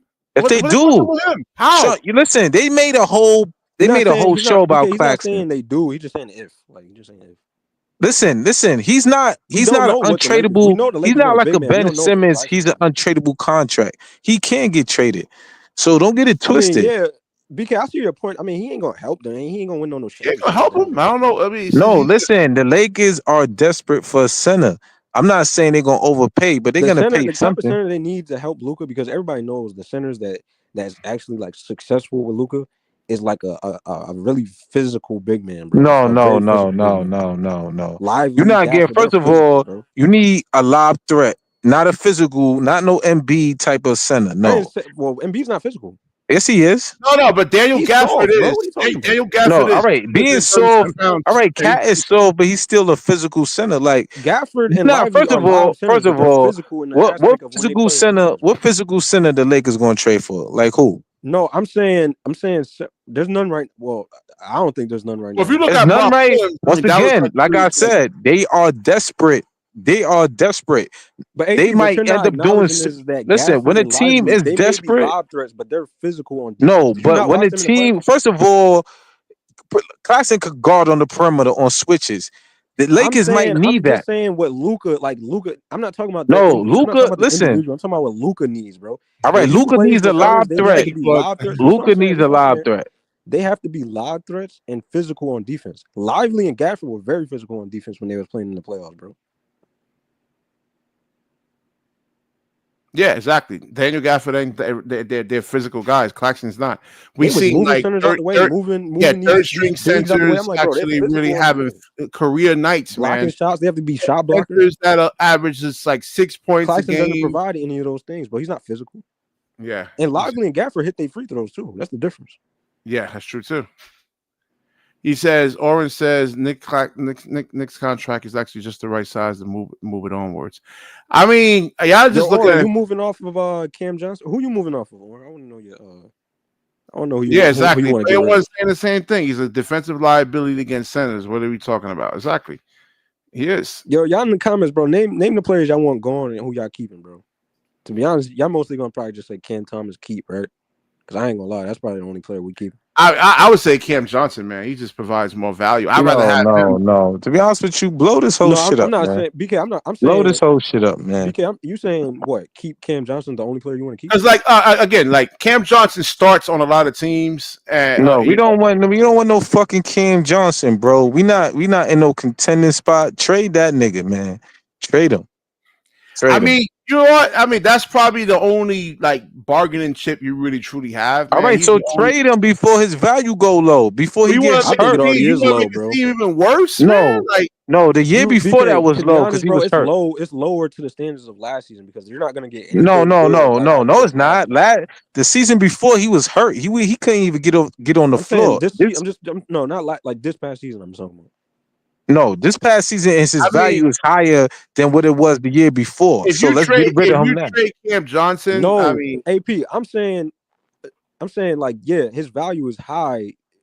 This past season, but you're not gonna get the same offers like how you was this past season next season. No, we don't have. It's not about.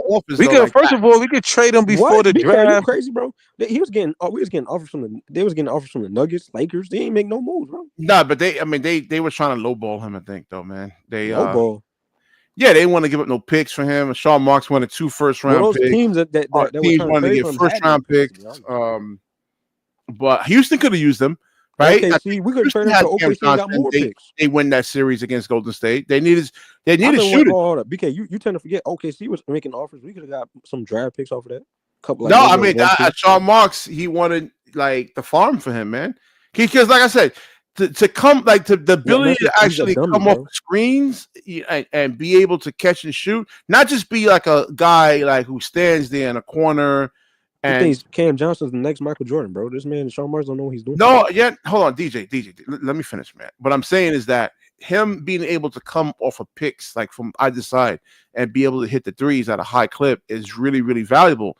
And he can actually be just like a catch and shoot, like DFS, just be able to stand in the corner and hit threes. Yeah, DFS don't do that anymore, but I see what you're saying. Yeah, so he can come off screens though. You can have a big come up, set screens, and he can come off those screens, and be able to actually catch and shoot, which will actually bring other bigs out, So he has a lot of value, and I think Houston had him, and they had the opportunity to really trade for him. They get past that rock. Shot. He says, "My Rockets, OKC." Who he said overpaid? Who he's talking about? Claxton. Oh, Claxton. My Rockets, OKC. Yeah, they were interested in Cam Johnson. I would have traded him to the OKC. Yeah, either OKC or even Houston could have used him, man. They could have got back Cam Whitmore. You probably would have got 1-2 picks out of that. No, Cam Johnson. If you understand the game of basketball, Cam Johnson has a lot of value, man. Has a lot of value. I don't know, bro. He ain't no superstar, so. No. I mean, role players win you chips, man. Michael Jordan didn't win them 6 rings by himself. Yeah, Dennis Rodman. He had Kukoc at one point. You know how valuable Kukoc was. The big men back in the 90s, they couldn't move their feet. Charles Oakley was. Kukoc was probably one of the first centers in the league that was actually sort of. Yeah, he was ahead of his time. Yeah, he was kind of a floor spacer. He could put the ball. He also could put the ball on the floor. He could make. He was an excellent passer. You double him, he made the right read almost every single time. And the big men back then, you couldn't they couldn't match up to him because they didn't have the foot speed to get out there on the 3-point line and run him off the 3-point line. And then he could, if you go small, he could post up smaller players, man. So and he was really valuable. So you need good role players, man. And it sounded like all these little Nets fans that were so happy about the players that we have, or we're so happy about Cam Thomas and Claxton. Sounded like y'all want to blow it all up now. Something I was saying to do a long time ago. They switched up, bro. Now I'm all on Twitter and the Nets. Cam Thomas again, Cam Thomas comes off the bench from most teams, man. That's just a fact, So why would you want to build around a bench player? Literally a bench player. He's only putting up the numbers he's putting up because he's on a bad team. Idiots, bro, really thought that Cam Thomas could be the number one option, bro. He could be a franchise player. They thought he could be a superstar. Man. He could be the next Kobe Bryant. Like, come on. Listen, my dumbass went on Frank Isola's show and Brian Scalabrini's show a couple of years ago defending Cam Johnson, and Brian Scalabrine was like, "Yo, Rasheed, how many 6'3", 6'2", 6'3"? Oh, Jalen Brunson, bro. Jalen Brunson is carrying the Knicks right now, and he's 6'1", so that's an anomaly. So how many of those players like that? First of all, Cam Thomas doesn't have the attributes as all those other guards, bro. You don't have the playmaking, you don't have the defense, bro. Yeah, or even like the ability to like explode through contact. Like he can't and his IQ on playmaking and defense is horrible. Yep. Wait, play one. You actually agree with this, man? You saying that he is a franchise player? He's better than Donovan Mitchell. He's better than Tatum. He's better than Jaylen Brown. Outside of scoring player one, what does he do to deserve the name franchise player? Do you realize? Name me the franchise. I want you to name every single franchise player with the top teams, or even the lower the bad teams, and what do those players have? Yeah, man. Yeah, they guard. He has what? Playmaking, offense. Can actually command. It's just a whole bunch of things that Trae Young has in his arsenal, bro. And he's clutch. Yep. You know, so yeah, man. Just man. Like, exactly. I mean, who's it? Patriot says you guys seriously need to blow the whole thing up. Outside looking in, Cam Thomas is not the one to give the bag to. Yeah, man, he's just not. He gets, like I said, most teams he's a bench player, man. I don't care what anybody say. Just a role player. Just have him as a role player, bro. Yeah, he's a six man. That's it. Because he's all you got to do, just measure him up to other all-star players. You know what's crazy, bro? These fans, like player one, bro, they really want us to believe that Cam is something more than what he is. When you have the greats, I've literally heard the greats. No, he said he's trolling. He said he's certified troll. Oh, I was about to say, bro. Because even the greats were saying, like, even the greats, the retired players were saying, like, yo, Cam is just a high volume six man. No. Listen, I went on. I wish I could find the show, man, but I went on to like. On NBA radio, you got Brian Scalabrine was trashing Cam Thomas, man. I'm like, yo, nah. You know what KG said? Even Paul Pierce, they was like, yo, he's a very good high volume six man, bro. Yeah, like, come on, dog. Come on, bro. Yep, I agree, man. This is nasty work. Oh no! And just Breezy wanted to debate me on that. I said, man, I said nothing to debate, Breezy, bro. Breezy they don't know basketball, bro. Them niggas don't know basketball at all, bro. That's why our fan base is so dumb and delusional now, bro.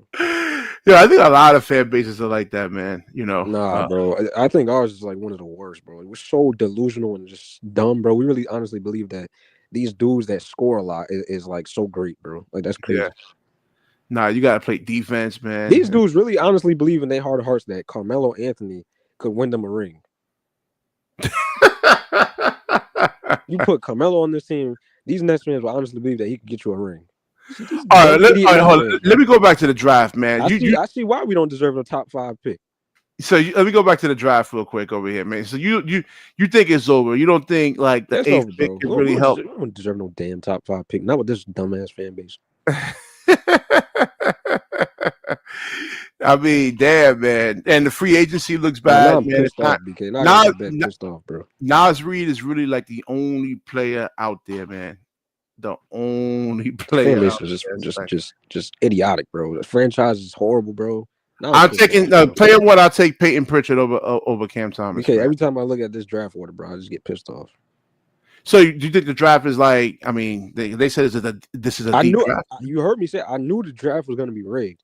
All I said at the beginning of the season, as long as we get at least the 5th to 7th pick, or to the 6th pick, at least 4 to 6. That's it. As long as we get to the 4 to 6 pick.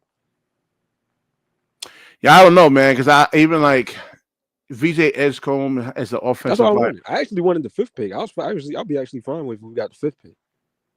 Yeah, I don't know. I'm not high on it. But 8th, bro, that low?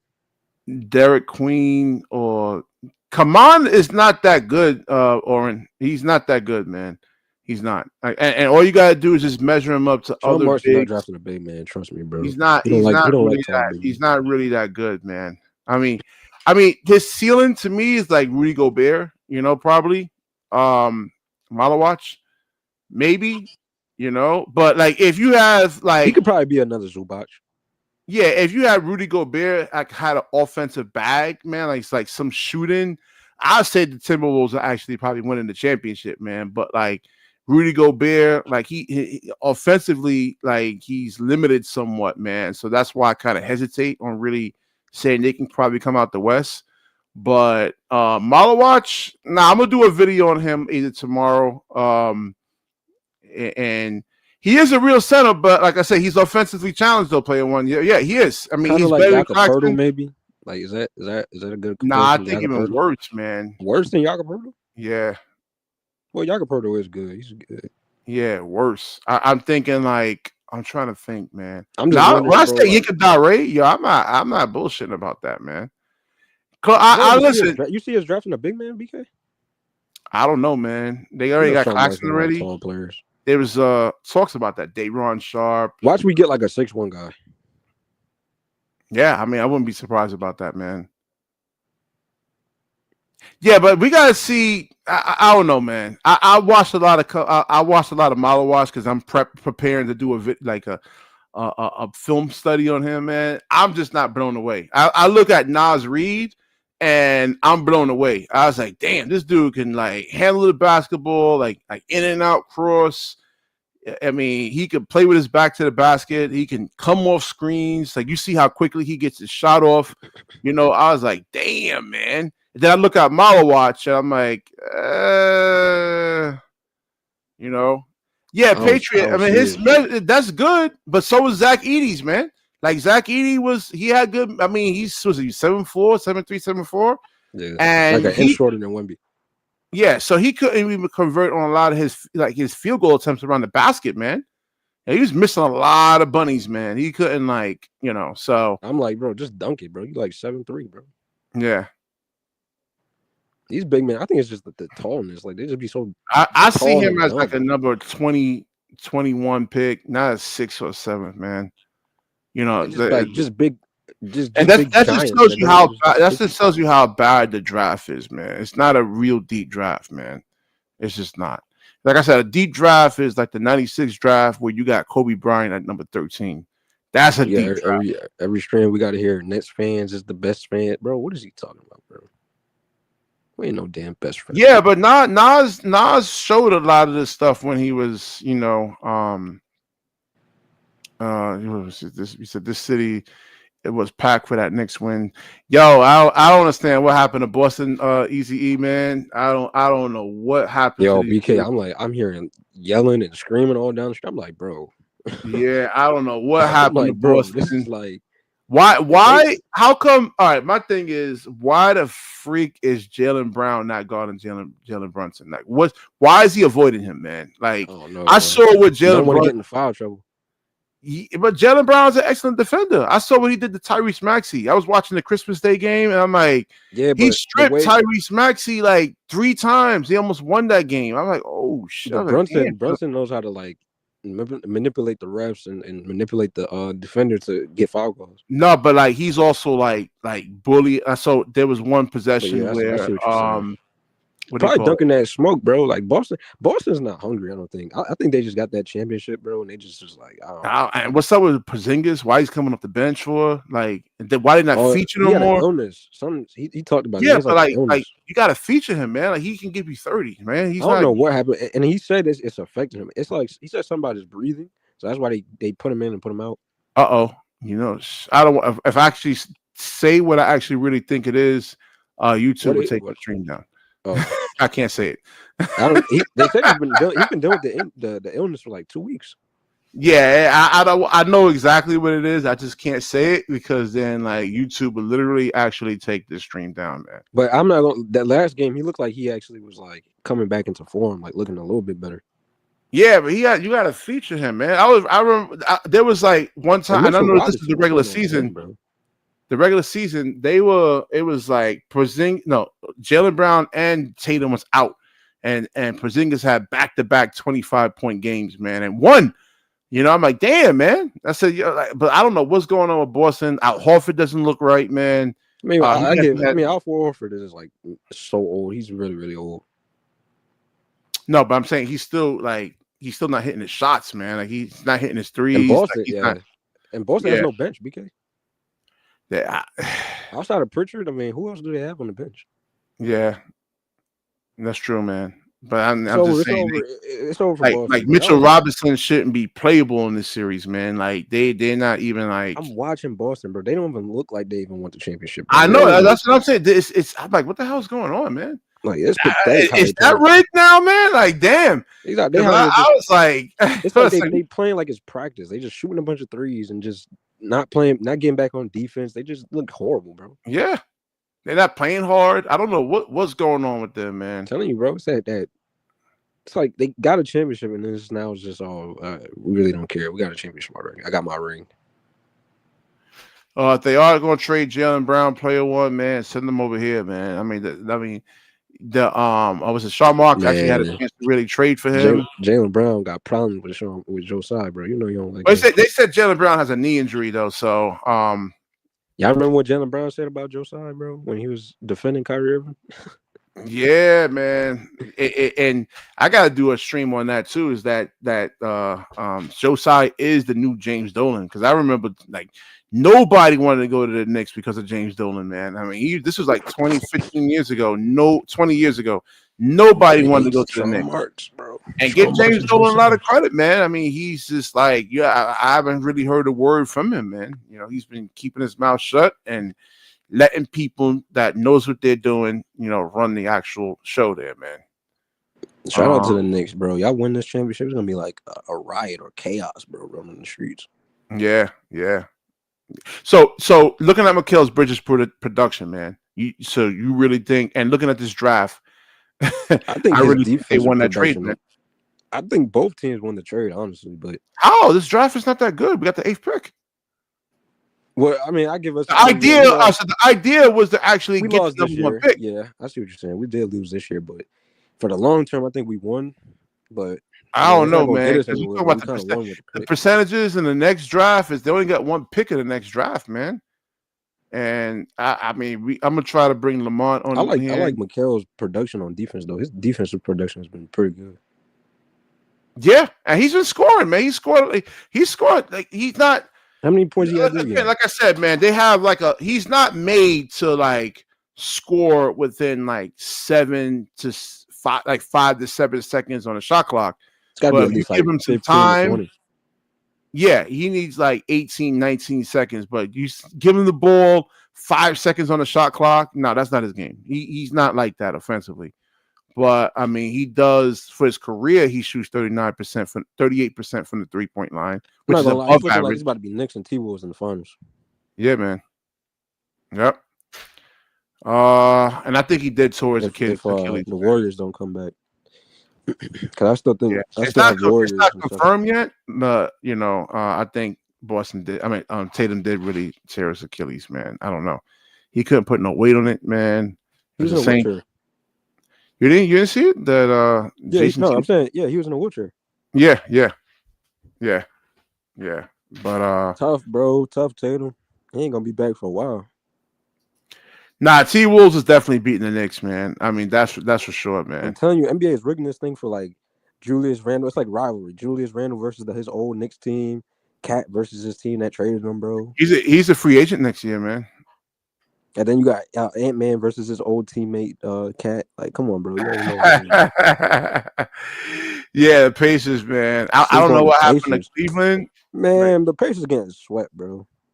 I don't know what the hell happened to Cleveland, man. And Cleveland is like the Atlanta Hawks, man. That was good that year. That was first place, bro. I'll say this. I said this for the last 4 or 5. Like Jared Allen and Evan Mobley can't play together, man. First of all, Jared Allen is a liability. He is soft. Yo, BK, you talking about cracking himself? We want to talk about soft players. Garland has to be one of the softest players I've ever seen, bro. Who's that? Garland, bro. How you can't play? Oh, he has a toe injury. Like come on. Yeah, don't give him no excuses. He's still soft, man. Like, no, that shit hurts. I'm hearing because you got to put. Hold on, AP. Listen, hear me out, bro. This man goes to the game. How was you able to go to the game if your toe hurt so bad? He missed the final 2 or 3 games of the regular season. They were trying to rest him. He was walking on it though, bro. So but I mean, walking on it and then having to move laterally on it and play defense and explode off it, man. He did the same thing last season, bro. My toe hurt. Like, come on, bro.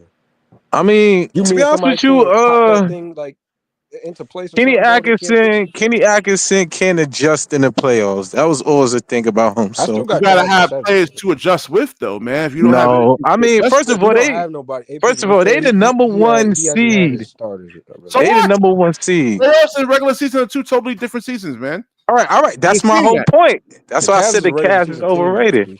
Detroit was the they were the 6th seed, and I had the Knicks winning that series, but that easily could have. Detroit could have easily won that series. They did give the Knicks some work, though. They did. Yeah.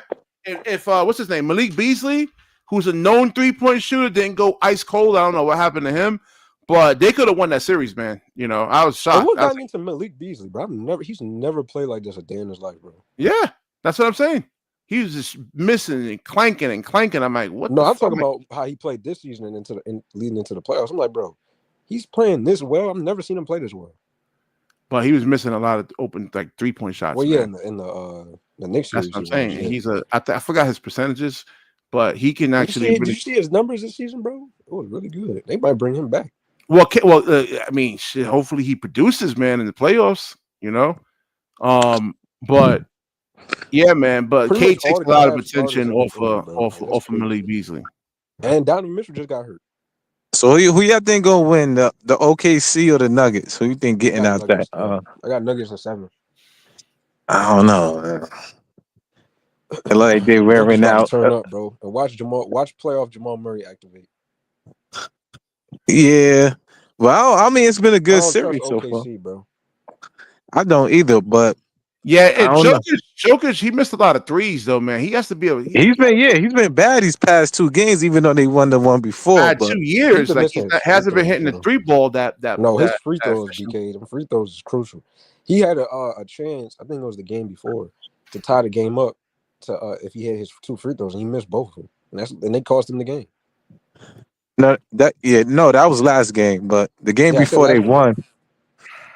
They won though, but like I said, this playoff's been kind of corny on the low.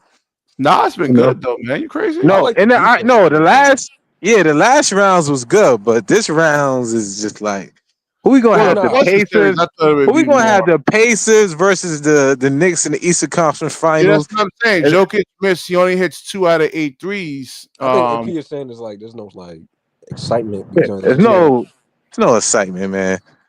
First of all, and second of all, gone. Like you got Steph is out now with that. Steph is injured, strain, and then you got old boy Donovan Mitchell's not. I don't think he's gonna play next year.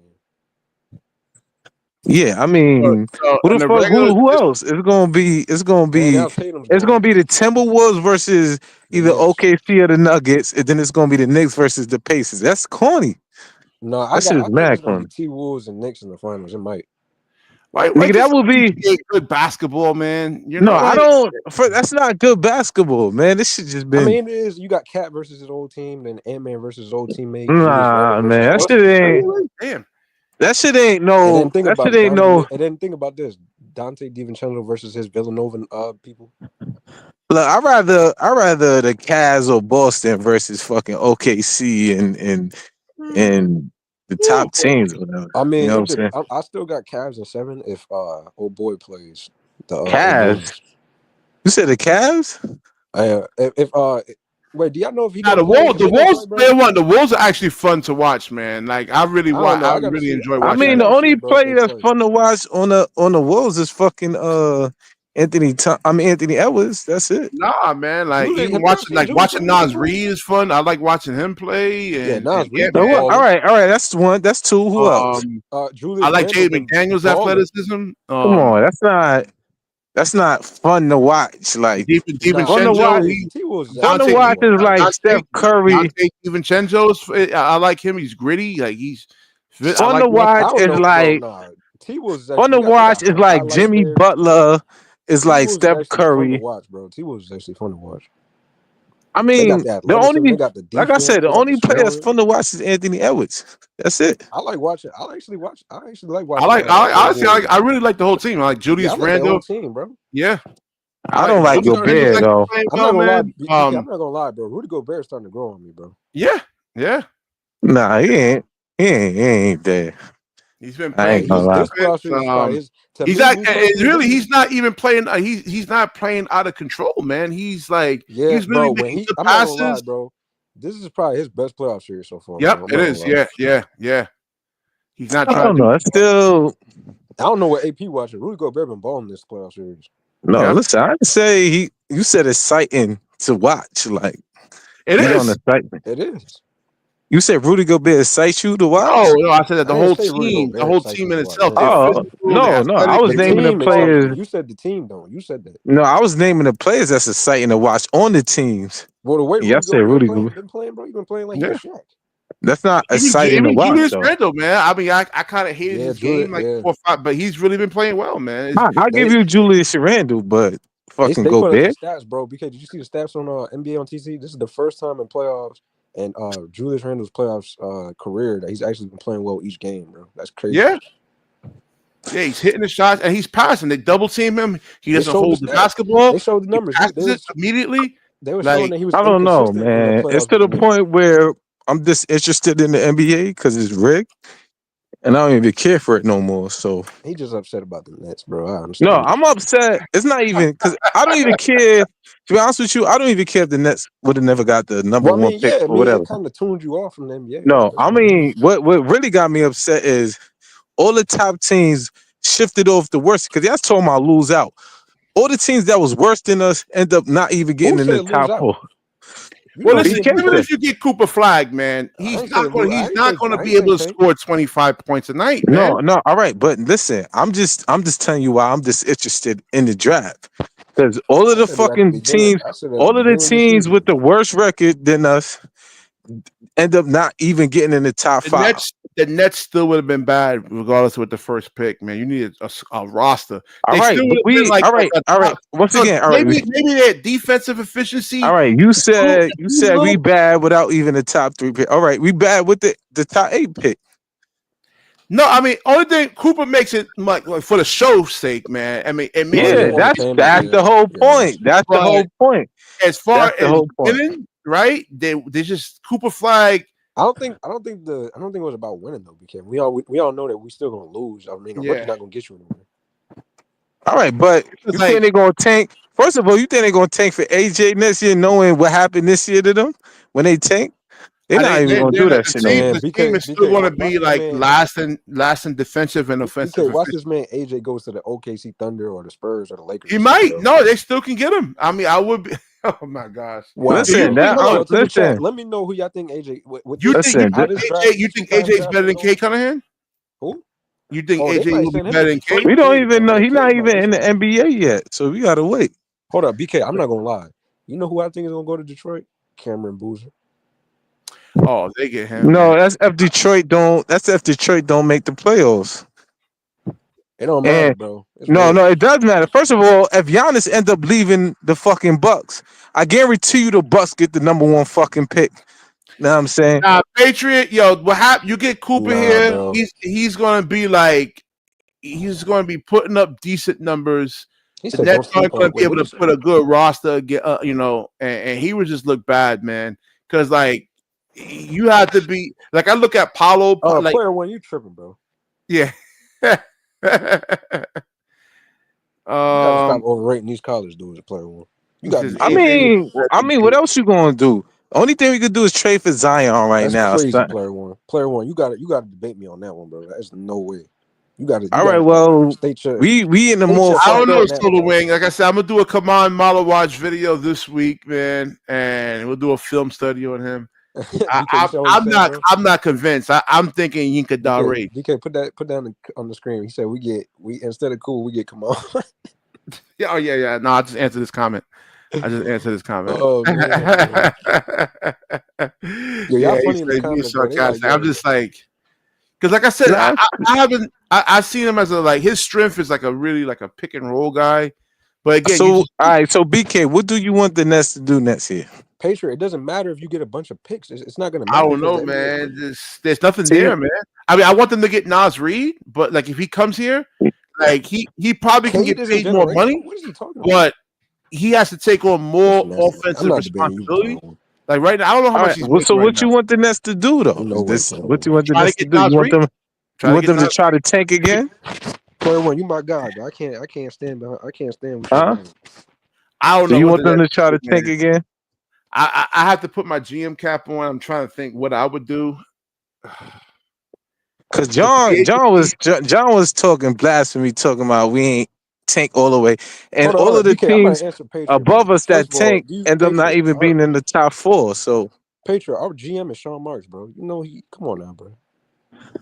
So your argument is flawed. No, this week, probably tomorrow night. I'm gonna do the show. Is it tomorrow or what's today?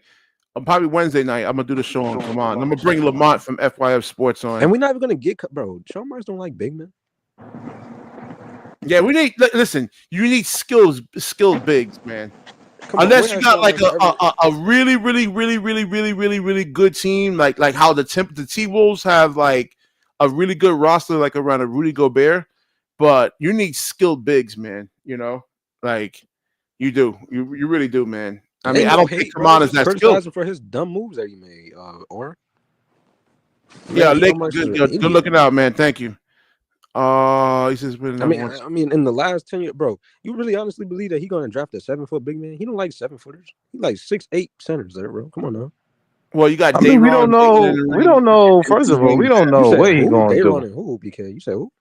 Dayron is there. He's a free agent. They got to re-sign him. I don't know, man. Just you gonna resign? You gonna resign? Would you resign him? Maybe. What was that white boy, man? What was his name? The white something. You talking about the dude we got in the middle of the season? No, I'm talking about the dude that's in the draft. Oh, you talking about the draft? What was his name? I forgot his name. There's a white center in there. From where? What school? I forgot, man. I did a show on him too. I did a film study on him. I forgot, bro. You know what I'm talking about, right, DJ? Yeah, I forgot. Yeah, I just forgot who it was, man. I mean, yo, to be honest with you, none of these dudes is proven, so it is what it is. He's better. I think I forgot his name, bro. I think he's Danny Wolf. Danny Wolf. Yeah, Danny Wolf. Is he better? Man, yo, these guys ain't gonna be shit in the NBA, man. Like you said, this whole draft is trash. Now let me know in the comments. Is he better than Kamon, bro? I could have sworn somebody said that. I'll take Danny Wolf over Kamon though, man, because he just gives you more offense. Not the defense. I haven't watched defense. Enough of, he's a 4-year college player. That's the thing. I'm not taking Danny Wolf with that 8th pick, but you know, I'm gonna watch some Danny Wolf today, bro. Let me see. Yeah, he's a solid. I don't know. How tall is the Nets need a 7 feet. I think 6'11", 7 feet. Bro, I'm gonna tell you what's gonna happen though. The Lakers gonna end up wanting to trade for Claxton. We're gonna get off of Claxton. Man, he's still on this Claxton shit, man. That dude is garbage, man. All right, once again, just because you say he garbage doesn't mean no team's gonna trade for him. That's not my opinion. That's a fact. He's trash. I was nice about it. Nah, he's garbage, man. Garbage. Yeah, that nigga's. I always used to be nice. That nigga's ass, bro. These niggas, bro. I ain't sugarcoating. Yeah, he is player one. Danny Wolf is a defensive liability. Like we used to, BK, we used to sugarcoat shit. I'm not sugarcoating nothing, bro. These niggas is ass on this roster. Yeah. I'm not out here trying to get interviews with Cam Thomas or Claxton. I'm out here trying to tell you guys the truth, man. Yo, BK, I'm not lying. I gotta be able to sleep at night, bro. Man. No more no lying. No, I'm not Sarah Kustak. Hey, to the comments, bro. Fuck all that, yo. For now on, fuck all that fanboy shit, bro. We ain't doing that no more, bro. Ain't no way, bro. We gotta stop bringing locked on guys. Shit, they try to they're like, nah, man. Listen, I'm telling you guys the truth. These man. Niggas, bro. You gotta look at this roster top to bottom. These niggas is ass. He said Reed Shepard. I don't even think Reed Shepard is. I don't know why. I kind of knew why. You don't like the sewer water, bro? That's what these niggas is, bro. Yeah, locked on is out, man. Yeah, they definitely. Good riddance, bro. Niggas ain't no ball, bro. Let me get man. Yo, this is a good stream. A bunch of fanboys now with podcasters, bro. There was no basketball, bro. Yeah, man. Let me let AP get back on here. Let me do like 3 or 4 more minutes, man. Yeah, man. This state, listen, but I listened to them, man. I listened to what they were saying. Yo, BK, put that on the screen. Locked What? on nerds. Yo, player one, you my guy, bro. You been making me laugh, bro. You funny nigga.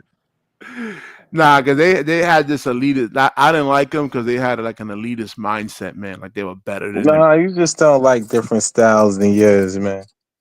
No, I gave you the reasons why I don't like being honest. I just, they have an elite like Stephen A. Stephen A. Smith has an elitist mindset. He's like, you YouTubers don't know shit. I'm like, man, I'll actually play. I mean, Breezy podcast have an elitist mindset. Do you like them? Breezy. No, but Breezy.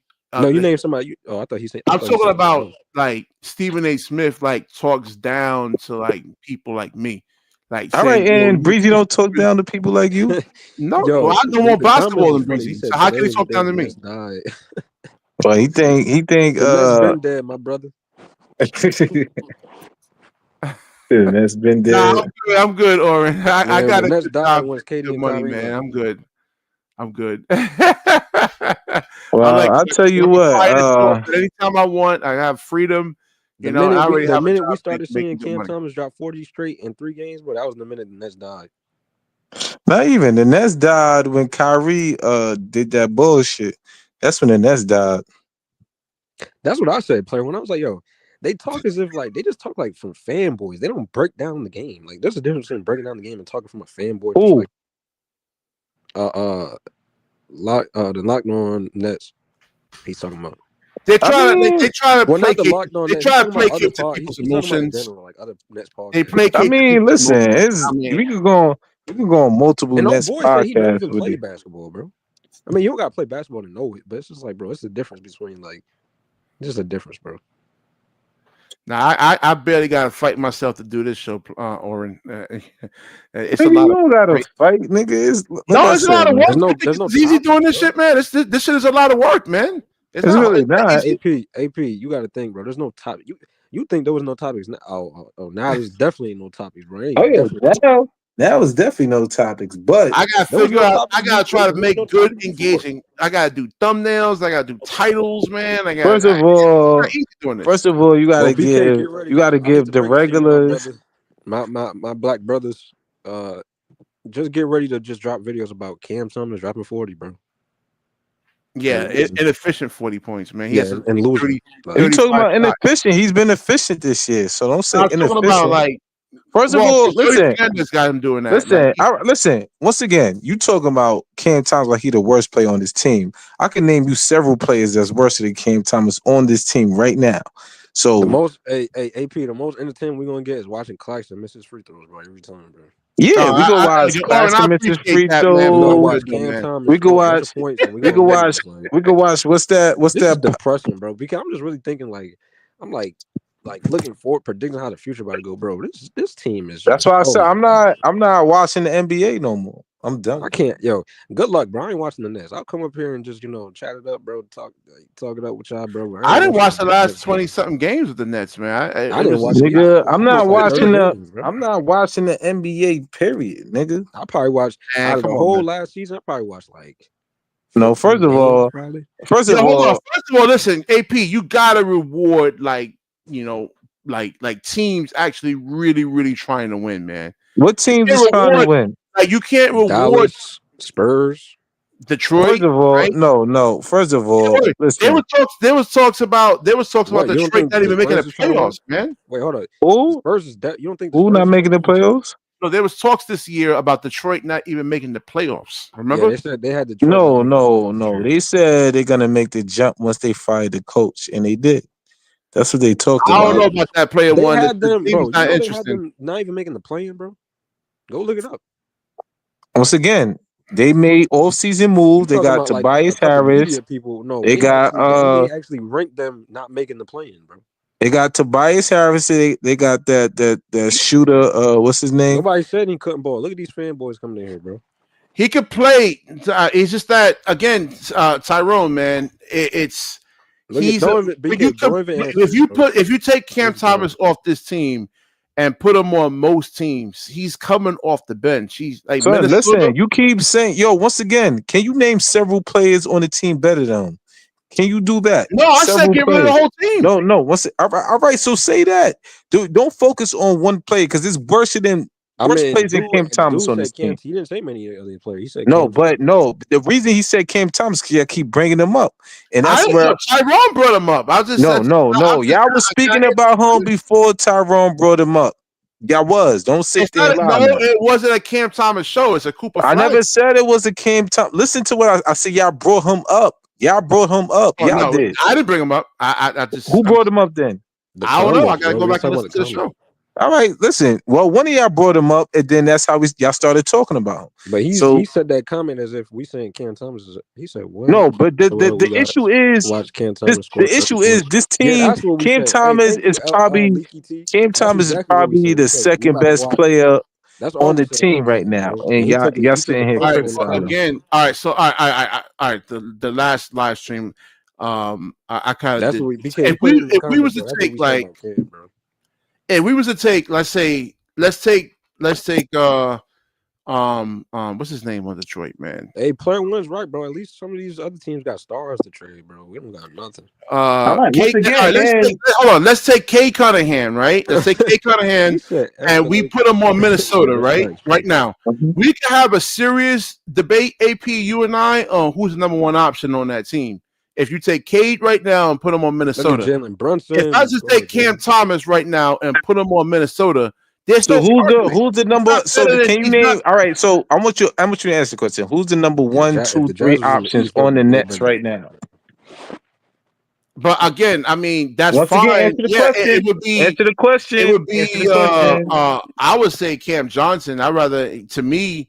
Once again, all right. I said who? Name the 1, 2, 3 options. Not in any particular order. I guess you got. Yeah, not in particular order. Cam Johnson, Cam Thomas.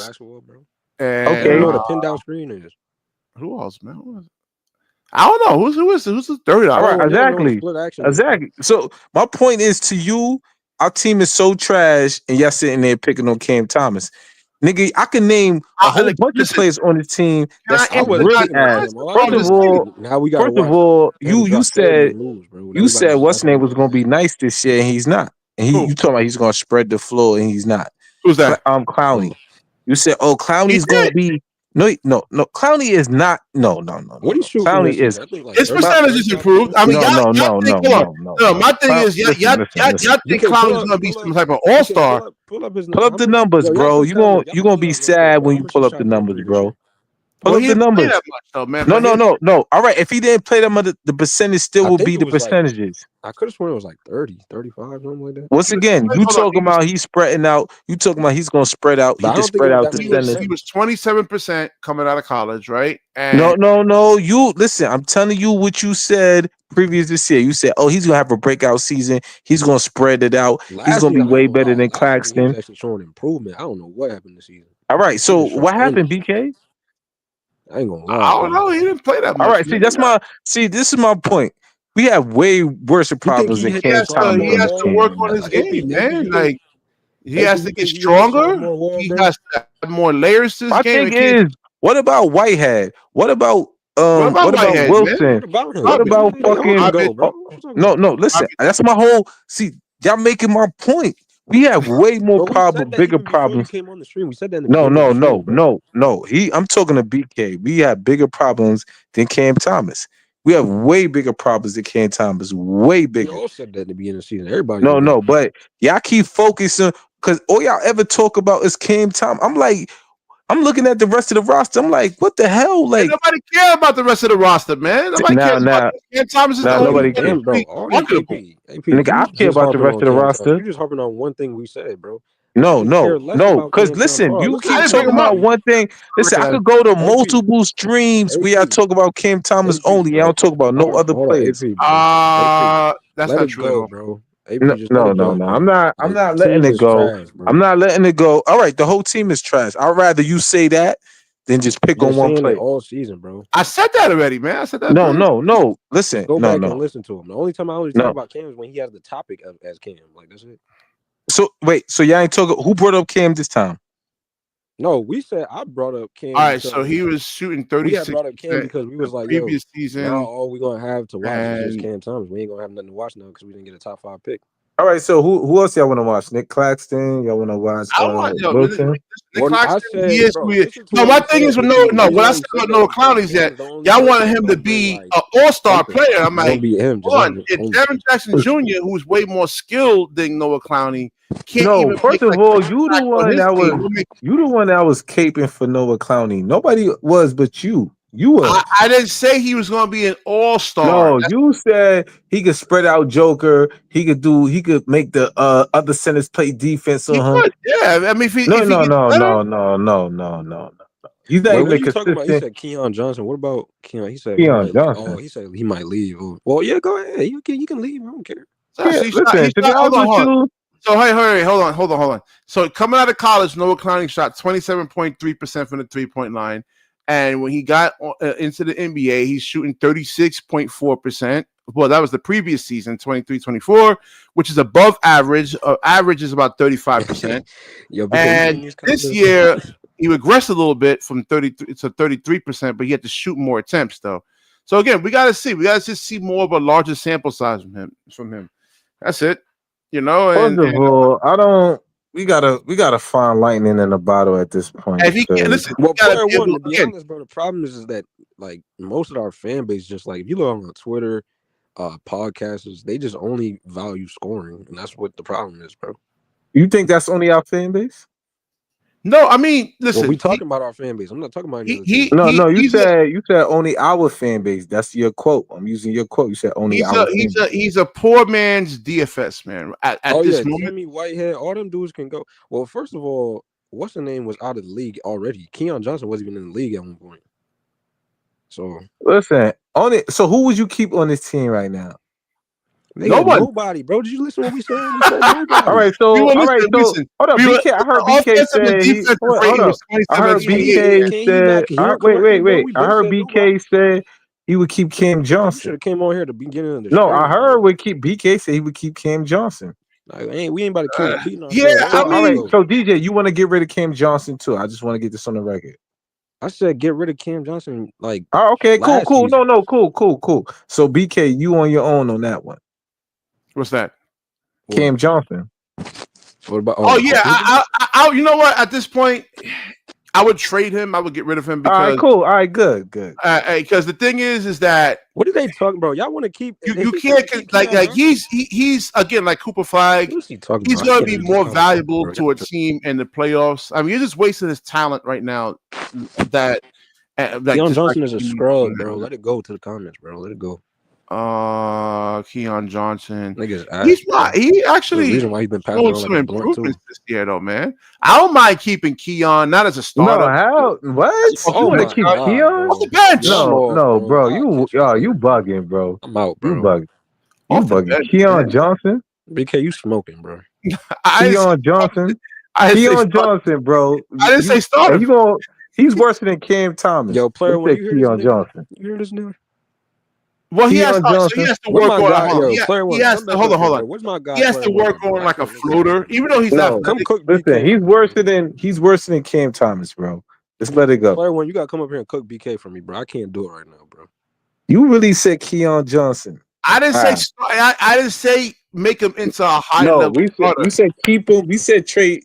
So you would keep him over Cam Johnson too. That was fighting for his NBA I mean, because like, who else you really gonna get, man? That's gonna like, there's nothing out there. Yo, you are embarrassing, BK. You really said that. You really said that. Keep for the future. Oh my, yo. No. I mean, he has so wait.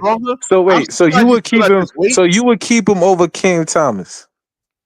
Yeah, BK's just we gonna nah. I'd rather keep. That's why you gotta slow down when you saying shit, bro. Hold on, let me see your stats.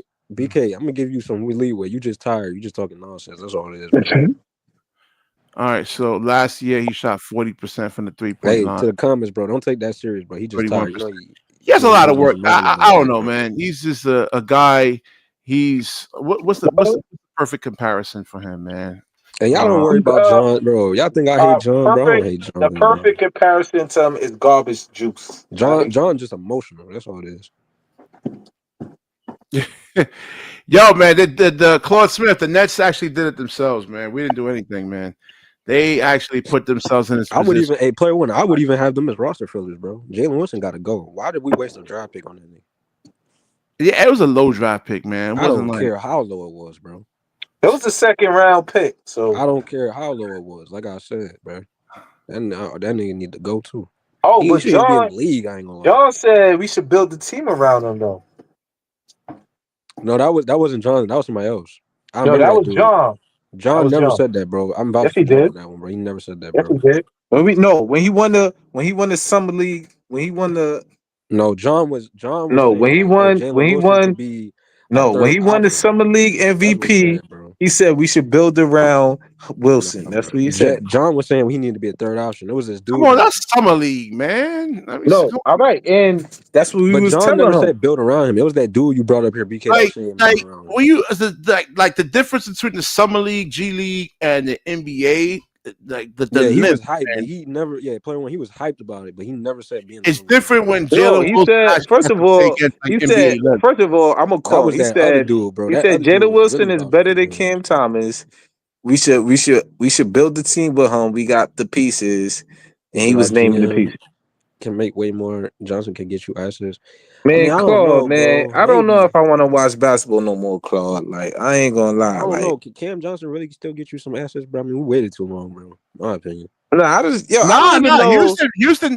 Like, if Houston had more shooting, superstar. They don't want no damn. I think Houston wins that series if they have more shooting. You know they that was one of the problems, though, man. They had no like Şengün is like they had no superstar. That was the problem. No, they had no shooting. Like Şengün got to be able to shoot threes. Yeah, no, it's not Şengün. It's Jalen. It's Jalen Green. It's Jalen Green is a shooting guard. He's supposed to be a knockdown shooter. All right, so Şengün couldn't body up. All right, no, you said all right, and Şengün and they was clogging the paint on Şengün because Jalen Green couldn't shoot. No, it was threes. no clogging the paint. He was trying. That was single coverage, man. He was like Jalen Green. First of all. What happens to Jalen Green's 3-point defense on Şengün, bro? I ain't gonna lie. And who was guarding Jalen Green on defense?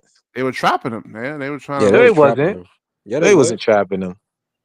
Yeah, they was not trapping him. They did trap him on multiple possessions. And they trapped him on multiple possessions. And what happened after he has that? to learn how to make like he was holding the ball too much. Like you know what Embiid does? Like Embiid. First of all, did y'all know what did he average during that series? What did he average during that series? They were trapping him. They were blitzing him. They were getting the ball out of his hands. That's not no excuse. If you a fucking good player, you make it happen. He's 23 years old, man. They're still learning the game. He's 20. First of all, he's not 23. He's 24. Whatever. Let's get it correct. It's not whatever. He's about to be 25. For what? Whatever. He's a third year. Not whatever. Not whatever.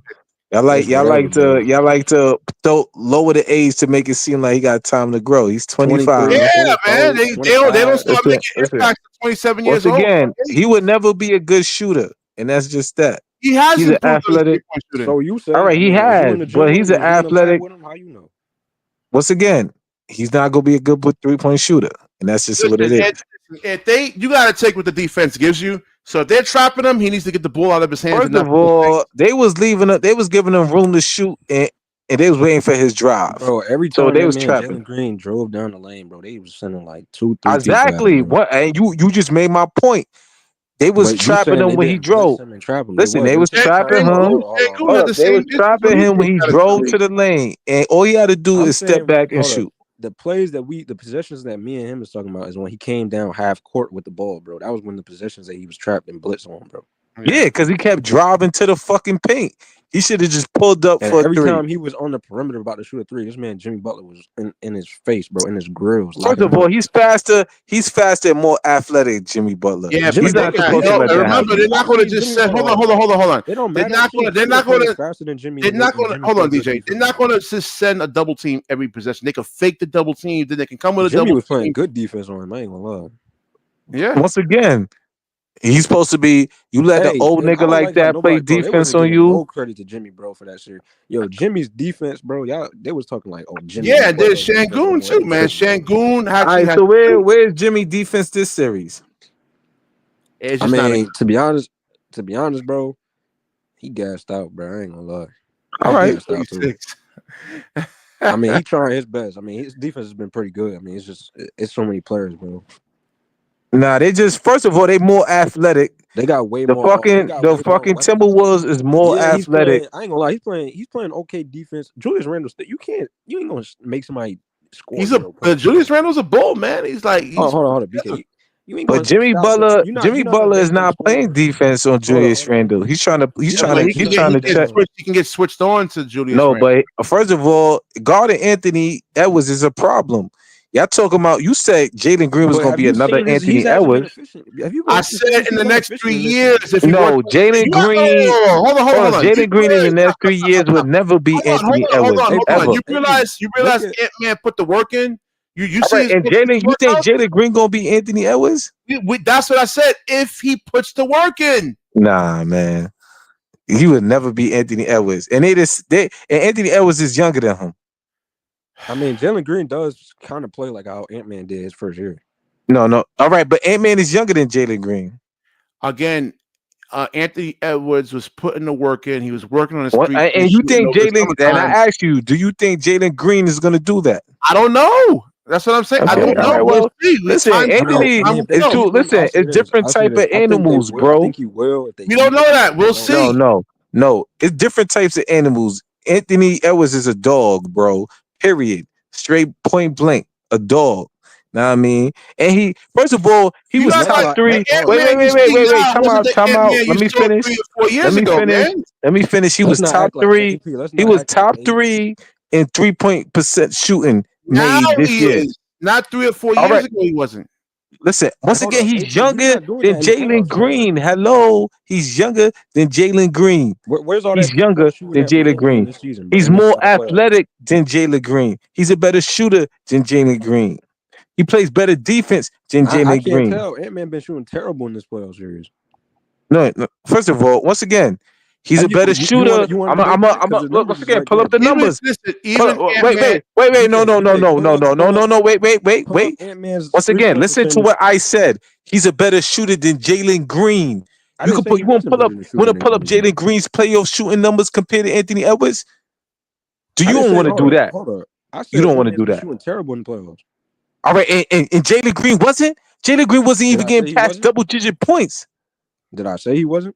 No. What I'm comparing Jalen Green to Anthony Edwards. Listen to what I said. I said Anthony Edwards shoots way better than Jalen Green. Shit. In the playoffs, bro? I don't know. The numbers got to be close. Ant-Man been shooting poorly in the playoffs. No. And Jalen Green, look at Jalen Green having even getting past 8 points for 4 games straight. Like last year, Ant-Man said he played the most games he played in his life last season. He was gassed. Right. So again, just give these guys some time to adjust, man. You want to see? I don't want to hear that, BK. There's no such thing. Anthony Edwards is younger. Player. Anthony Edwards is younger than Jalen Green, and he's made it farther than him 2 consecutive years. He has a better team. It's not just him. No. First of all, the Rockets had a better record than the Timberwolves. This is the only year the Rockets actually have a good team, bro. And I know. And what happened? How you let the Warriors beat you? AP emotional sometimes, man. No, how you let the Warriors beat you? First of all, the Warriors. You honestly believe that was 7 games, man. Well, so it's Jalen Green's fault that Fred VanVleet was shooting 20% from the 3-point line. That's on Jalen Green, right? AP. What you mean? First of all, Fred VanVleet was the best player in that series. He shot 20 from 3 for the first 2 games. Don't. For 2 games, he was good. No, the first 2 games he wasn't though. No, I'm not talking about the first 2 games. I said the last 2-3 games. That was when he was playing good. Oh yeah, I'm talking about the first 2 games though. He shot 20%. All right, and Jalen Green only had 1 good game. One. Uno. Honestly, with Kevin Durant in that Boston series, he had 1 good game. What the fuck? We not talking about Kevin Durant. We talking about Jalen Green. Hold on. We all talking about Jalen Green. Kyrie Irving only had 1 good game, and nobody trashed him in that Boston series. He had 1 39-point game. Kevin Durant had a 39-point game. So what happened there? Once again, we talking about Kevin Durant. We talking about Jalen Green. Apples and oranges. What about Kyrie Irving? He only had one good game. We was talking about don't compare. First of all, never compare Jalen Green to Kyrie. So wait, so you telling me Jalen Green has a higher ceiling than Kyrie Irving? Green. Why you brought up Ant-Man then? No, we would. First of all, we was comparing Ant-Man and Jalen Green. That's what we was comparing. First of all, no, you brought up Ant-Man. No. Once again, because BK said he's gonna be another Ant-Man. That's what we brought it up. I said that's the whole conversation. If he puts the work in, I said he would never put that work in to become Anthony Edwards. You tell Miss Cleo, you know. All right, yes, Miss Cleo, he would never be that. And we could put a friendly wager on that. He would never be Anthony Edwards. I don't know. We don't know. First of all, and you know how silly you sound. He did get us to the second round. I don't know what you're talking about. Listen. All right, so bring your man FYF on the show. He would tell you how wrong you are. Again, yes, he would. I'm just talking. I said I used the word if right. If had a fifth, we all would be drunk. If had a fifth, we all would be drunk. When D'Angelo Russell first came out, it was that dude Mike Ziomba or something like that. Dino's gonna be the next great point guard. And what happened? Right? He's a damn a third string point guard right now, man. A number 2 pick. So we don't know. I said if he puts the work in. Like once again, and listen, if Ben Simmons put the work in to shoot, he will be a Hall of Famer. But he's not. Yeah, exactly. That's what I'm saying. If we'll see. All right, but I don't like comparing. All right, that's like saying if Cam Thomas played defense. Listen, he was making. All right, so cool. If you want to do that, then if Cam Thomas put the work in, he will be great on defense. Nah, this. No. Don't say nah. Don't say nah. Make up your mind. Make up your no. See, you like to pick and choose. I don't think that's like us. All right. Hold on. If Zach Edey puts all the work in, can he actually be a good switch defender? If he lose all that weight, yeah. Yes, he can. If he lose the weight. I mean, if Zion lose weight, if Zion lose weight, he will be a good weight. He has to have the I don't know about his stamina because I don't think he is. That's what I'm saying. Exactly. Once again, because he's not in shape. He's not running around. He's not LeBron James. He lost weight. Well, I mean, just because you don't mean you're gonna have the stamina, bro. Nah. But he's not that slow. He's not like a. He's not like a. He was. You gotta slow your offense down for Zach Edey. First of all, once again, he's still not in shape. Like if Luka was in shape, he would be a better player. Well, Luka needs to get to the weight he was when he in his rookie year. Yeah, rookies like second. Imagine if Luka worked out like LeBron James. He's still flat-footed though, right? No. If he worked out like LeBron James, it would matter. Hold on, if he gets just because you get in shape, bro, he's still gonna be bad on defense. Yeah, he's bad on defense. No. First of all, he has the tools. First of all, he's 6'8". He's 6'8". His first, second, and third year, he was in shape, bro. He was horrible on defense. He wasn't. He wasn't in shape. Yes, he was. Do you see Luka's body when he was his first year? Yeah, he was skinny. He's not. He was still horrible on defense, so it don't matter. No, he wasn't in. Listen, when I mean, see, y'all getting in shape mixed up. Like, when I mean in shape is in shape, working out like LeBron. Yes. Work out LeBron, bro. Luka don't. No, there's people that could be genetics and how your body. No, first of all, Anthony Edwards put the work in. Anthony Edwards put the work in. Is doing the type of workouts LeBron. Anthony Edwards put the work in. What you got to say about that? With an NBA ready body. Who? Ant-Man. Did you not see his No, he didn't. No, he didn't. What? He was smaller.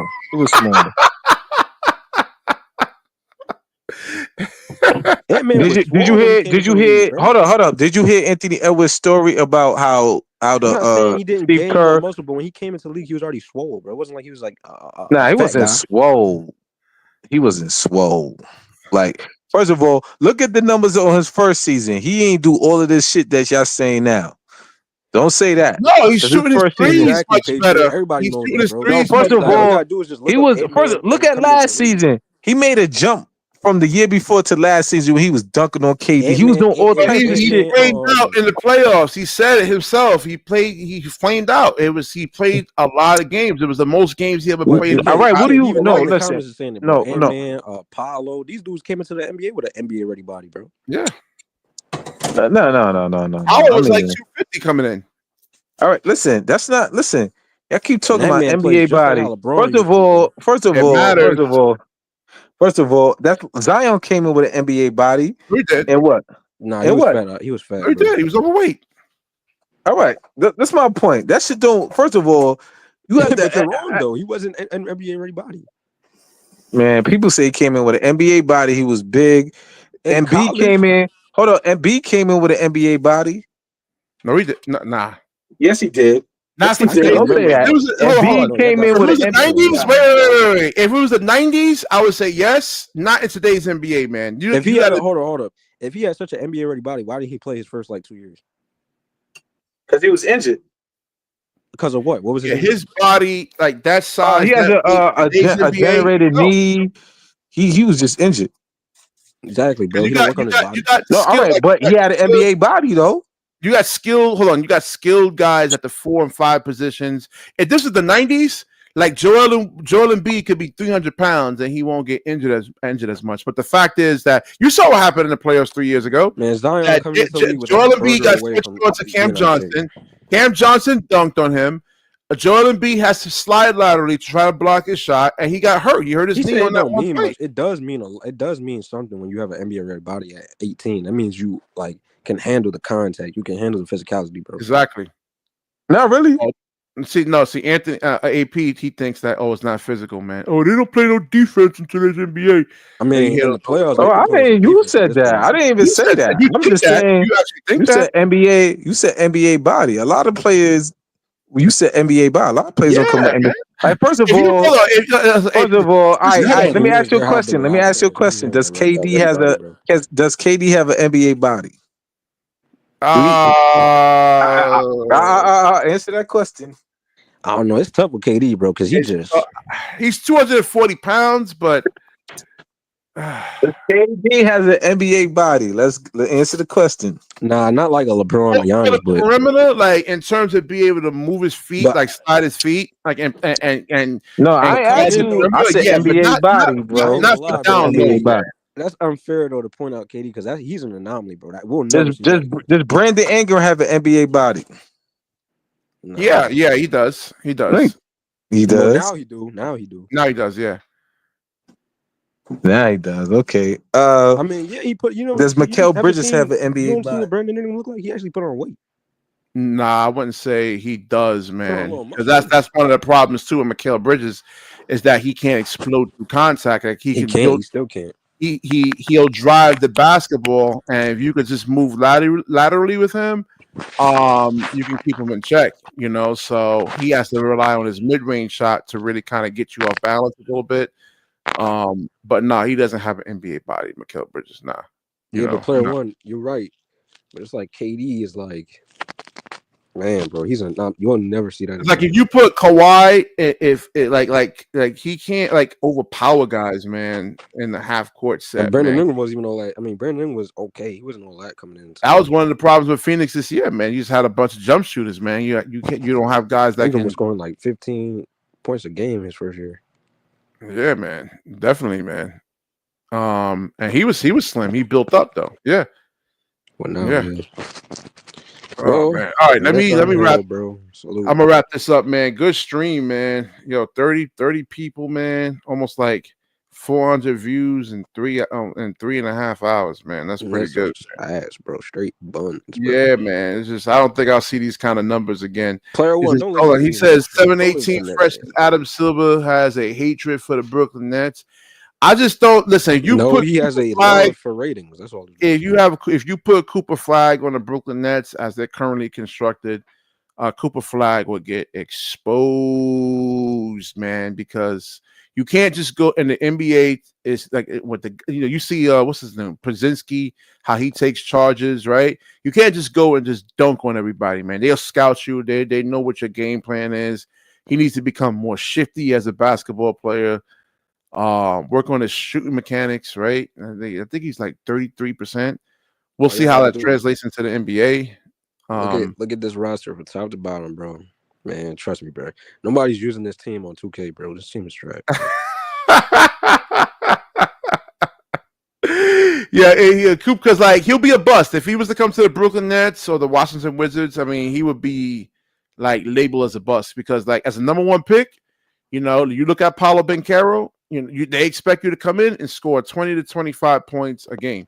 And look what they were saying about Paolo, he right? He said, good luck to y'all. I know, man. Thanks, Patriot, man. I'm telling you, to all the Nets fans in here, bro. We've been cursed ever since we moved to Brooklyn, bro. We might have to go back to Jersey. Yeah, man. I straight up honestly believe, man. I can't prove it. It has been nothing but if Josiah or if you're listening, bro, go hire a private investigator. We've been cursed. I swear, BK.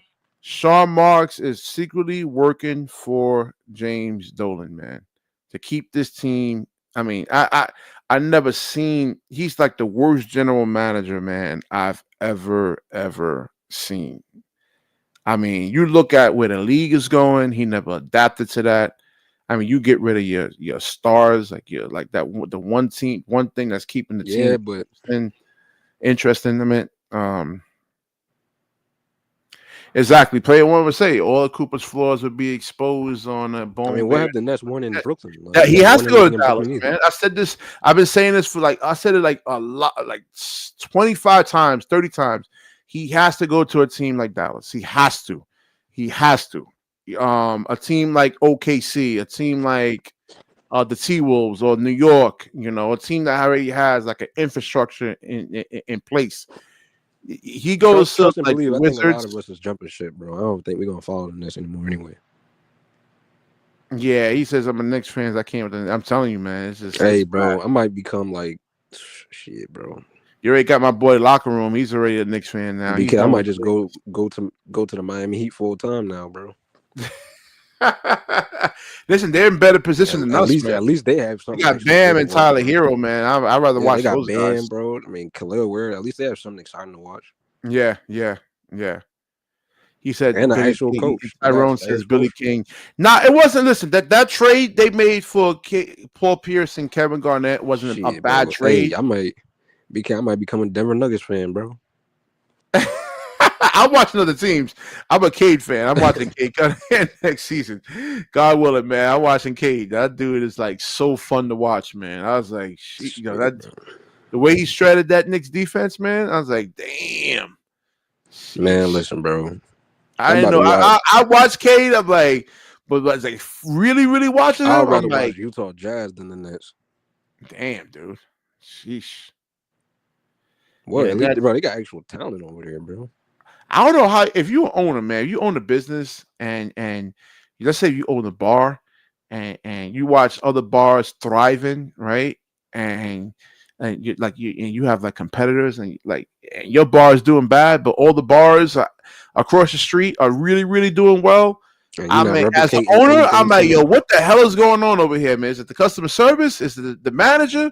Like, what are we doing wrong here? People got you got the workers over here. They dropping plates. They don't know how to carry nothing. The customer service is bad. The food is bad. The drinks are bad. Like, something is bad, and somebody has to get fired. I mean, if you're an owner, if I'm an owner, if I'm Joe, I like the Wolves. The Wolves has actually been the best team to really watch, man. I've been enjoying. I'm surprised, but I've been enjoying watching. We actually won 2 playoff series. What KD and Kyrie? Then we won 2. No, we won 1, right? Yeah, just 1. One. And that's what I'm saying. You had to. He couldn't you got Kyrie for free. Yes, the Wizards will be better than the Nets. They got way more talent. Yeah. Man, this is bad, man. Like I said, somebody has to get fired, man. Somebody. Miami's whether it's the general manager, is it the scouting department, is player development. I mean, they all got to go, man. This is a shit show right here, man. This is bad, and it's getting worse. I just don't understand how's it. I mean, this is like Josiah could. I mean, he made statements. Oh, it'll get better. I mean, you can't fool me, bro. It's not going to be easy to turn this around. I mean, this is the Titanic right here, man. This is the Titanic. I just think it's Josiah's like that. Bottom of the Atlantic. that Josiah acts like he's like that pretty girl, and then once you see her in real life, she all ugly and shit. Like, come on, bro. Yeah, I mean, she was the pretty girl. Now she's old now. Yeah, now she catfishing. Like Josiah catfishing. Yeah, I mean, we got once again, we got 4 first-round picks, so we could make it look a little decent, better than what it was last year. But yeah, I'm like telling I said, listen. No, y'all right. You're right. I'm agreeing. A lot of shows on these players, man. No, I'm agreeing. I'm agreeing with y'all. Y'all all right. We have less talent. We have less talent than most teams, but like I said, we'll see. Sean Marks is on the hot seat right now, nigga. He better make sure he could turn fucking lemons into. I don't know if he's on the hot seat, man.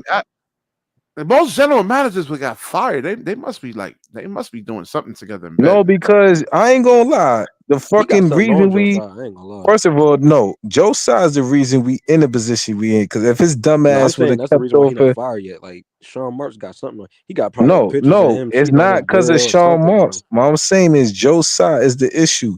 If his dumb ass would have kept off of social media, we still would have had our team. But he want to sit there and argue with Kyrie online and made it a big ass scene. So he is the issue. He worried about what Kyrie's doing on his personal. Yeah, like my nigga, he posted a link and you sitting there arguing, talking about, oh, why you being anti-Semitic? Like, why you even stalking this guy on his shit? Like, yeah, it was also the vax thing too, which he's a Muslim, man. They're not gonna just take anything, man. There's certain first of all, and that ended up being the right thing. See, look, nobody even talk about it right now. And first of all, I'm gonna tell you one thing: the media was intentionally trying to break us up because you had Stephen A. Knicks Homer in the media talking about why Kyrie didn't take the vaccine and da. I'm like, yo, bro, why you going hard on him? Like, and then what? You know what's crazy, AP? It turns out they were paying a lot of the. You know, Wiggins didn't take the vaccine. Wiggins didn't take the vaccine. Yeah, it turned out I shouldn't be talking about this, man. But they were pushing a lot of influencers that actually push the vax, like Stephen A. and all those guys. Yo, BK, you want to know the truth, bro? You know what I think it is? Sean Marks has something on Josiah. It's like he got like pictures of him cheating. I know, that's what I'm saying. Something's going on. It's not even my own business. I'm firing this dude, man. Hey, check. It's not even he has something on. He's just no, Sean Marks is just a yes man to Joe Tsai. That's why Joe Tsai keep him around. Yo, BK, Sean Marks got something on Joe Tsai where he like sniffing cocaine or something, bro. Like he got something on that man, bro. Remember they own a soccer team. Marks and Steve Nash own a soccer team in Australia. They part owners of that. So that's why they so tight together. And like I said, Shaq can speak, bro. He got 5 championships, bro. Who, Shaq? Yeah, but it was like a lot of the people in the media, man, were like, I don't mind. Let me wrap this up, man. I've been doing this almost 4 hours. Yo, let me wrap this up. I gotta get some sleep. It's 4:20 in the morning, man. This is crazy. Yo, but good stream. I'll be on tonight, man. Go Knicks. Yeah. I mean, fuck the NBA, man. That's all I'm gonna say, man. Fuck the NBA. Yeah, you'll get over it, man. I'm not. No, I am so like out of it to the point. It's so rigged. It's just so annoying now. Like it's not even about the net anymore. It's just Adam Silver. You know, Adam Silver cares about money and ratings, bro. Yeah, but I mean, he made it too obvious these past couple of years. But it's just like, come on now. Like at the end of the day, it's like, nigga, you picking and choosing who you want to get the number 1 pick now. And you know it's bad. You know it's AP. You know it's again. Bad. It's YouTube videos on Adam Silver rigging the NBA, bro. Yes.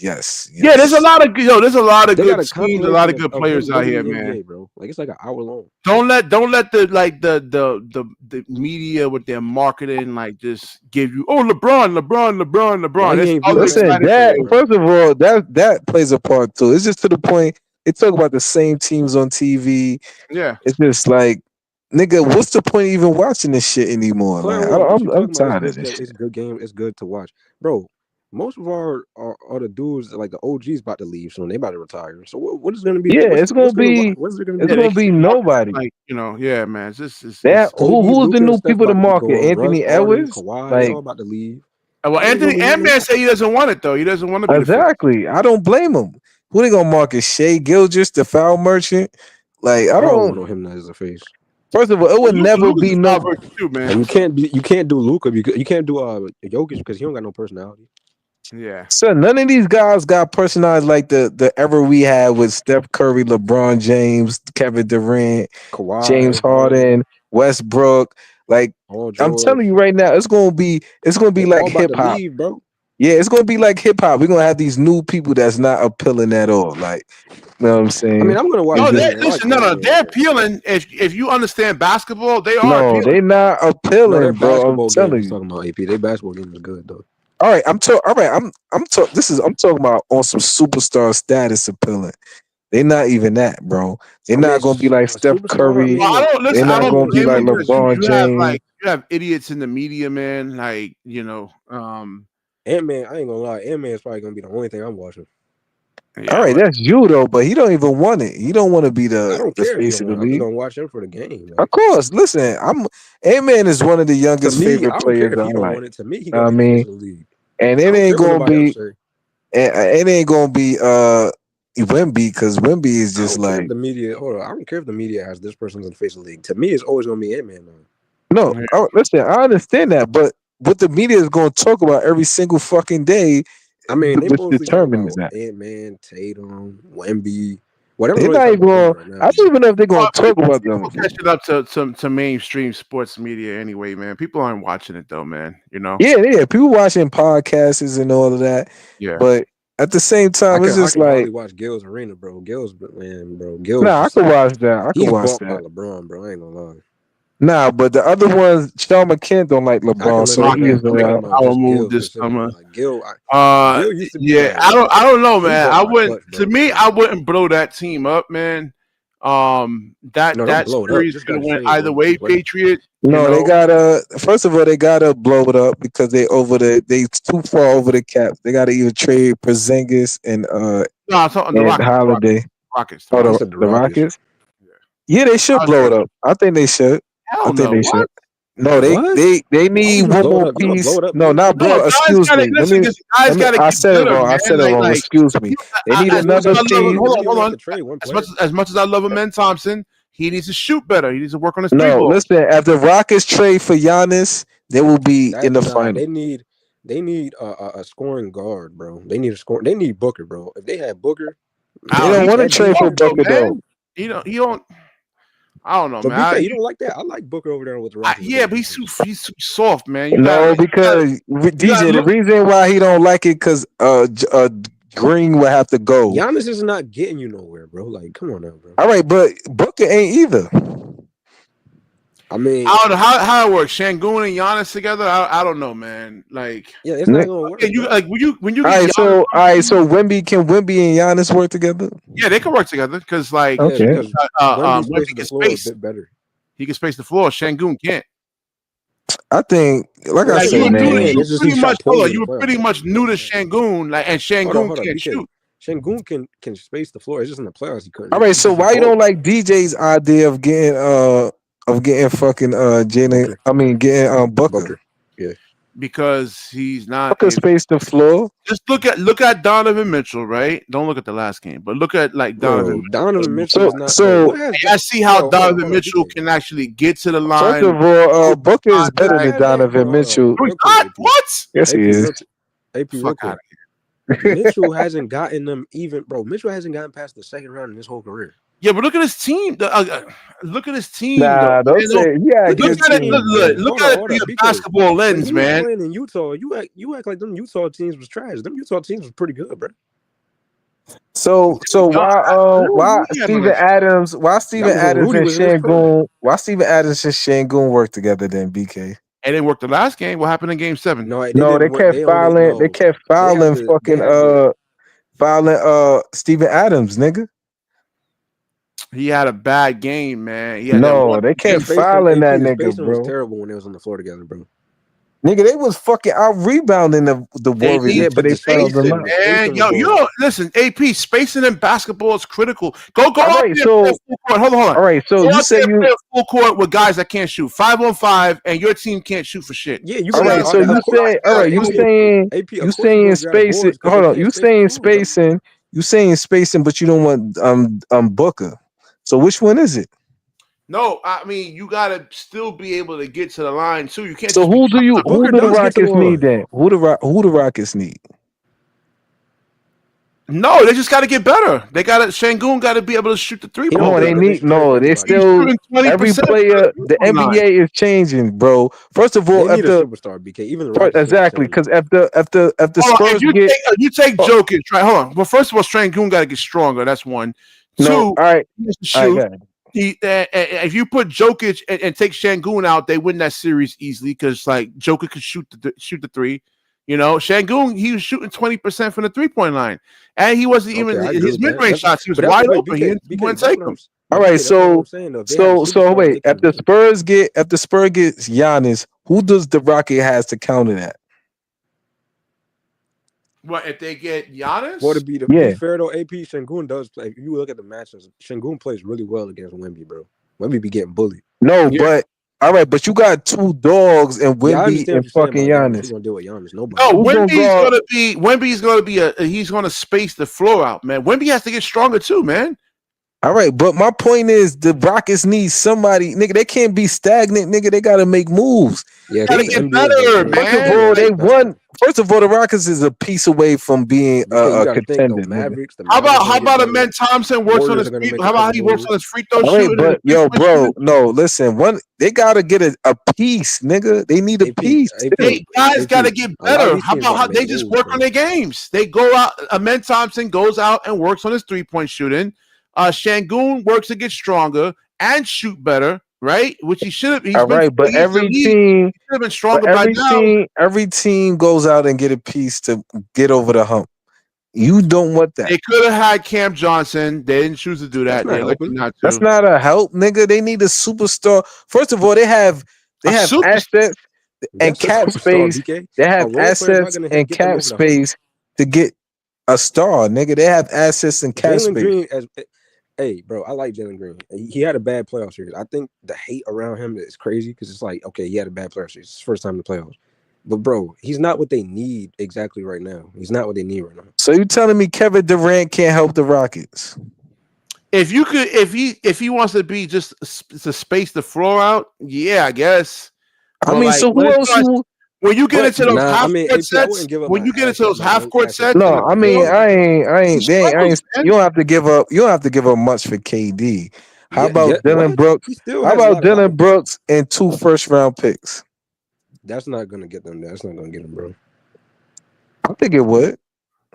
2 first-round picks with just Dylan Brooks. That's not happening. You know why, DJ? Because the fucking Rockets got the. Hold up. The Rockets got the Suns picks. They need to move off for Jalen Green, bro. It's not gonna work. No, listen. They need to move over Jalen Green. Oh, okay. I understand what you're talking about. So, do you agree with that, BK? They need to move over Jalen Green.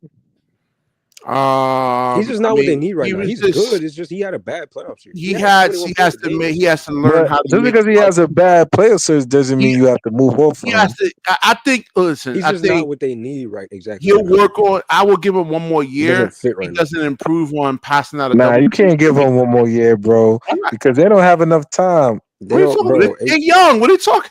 They are young, but they have to pay. They got to pay some of these niggas, so they don't have that. No, not every. First of all, there's a lot of people already paid.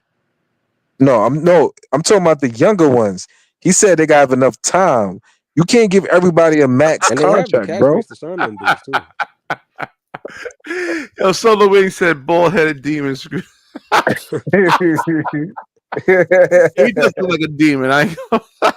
No, he did cool. First of all, since the Mavericks fans were so upset, they end up getting the number 1 pick. That is bullshit. Still upset about losing Luka, though, right? Yeah, but now they are. But then now they calmed down a little bit. They like, bro. AP, I would get mad if you had like Michael Jordan in the draft, like a player like LeBron James. And you didn't get the number 1 pick. Yo, listen. Nigga, what about the Nets fan? We was mad we lost fucking KD, Kyrie, and Harden. Nigga, where the fuck our first round pick at, nigga? Like, if you had Kevin Durant in this draft, he's right? If we know KD when he first came out. Listen, nigga, first of all, we lost 3 superstars, nigga. Think about this, bro. We lost 3 superstars. The Mavericks only lost 1. And they got a number 1 pick, bro. That's crazy.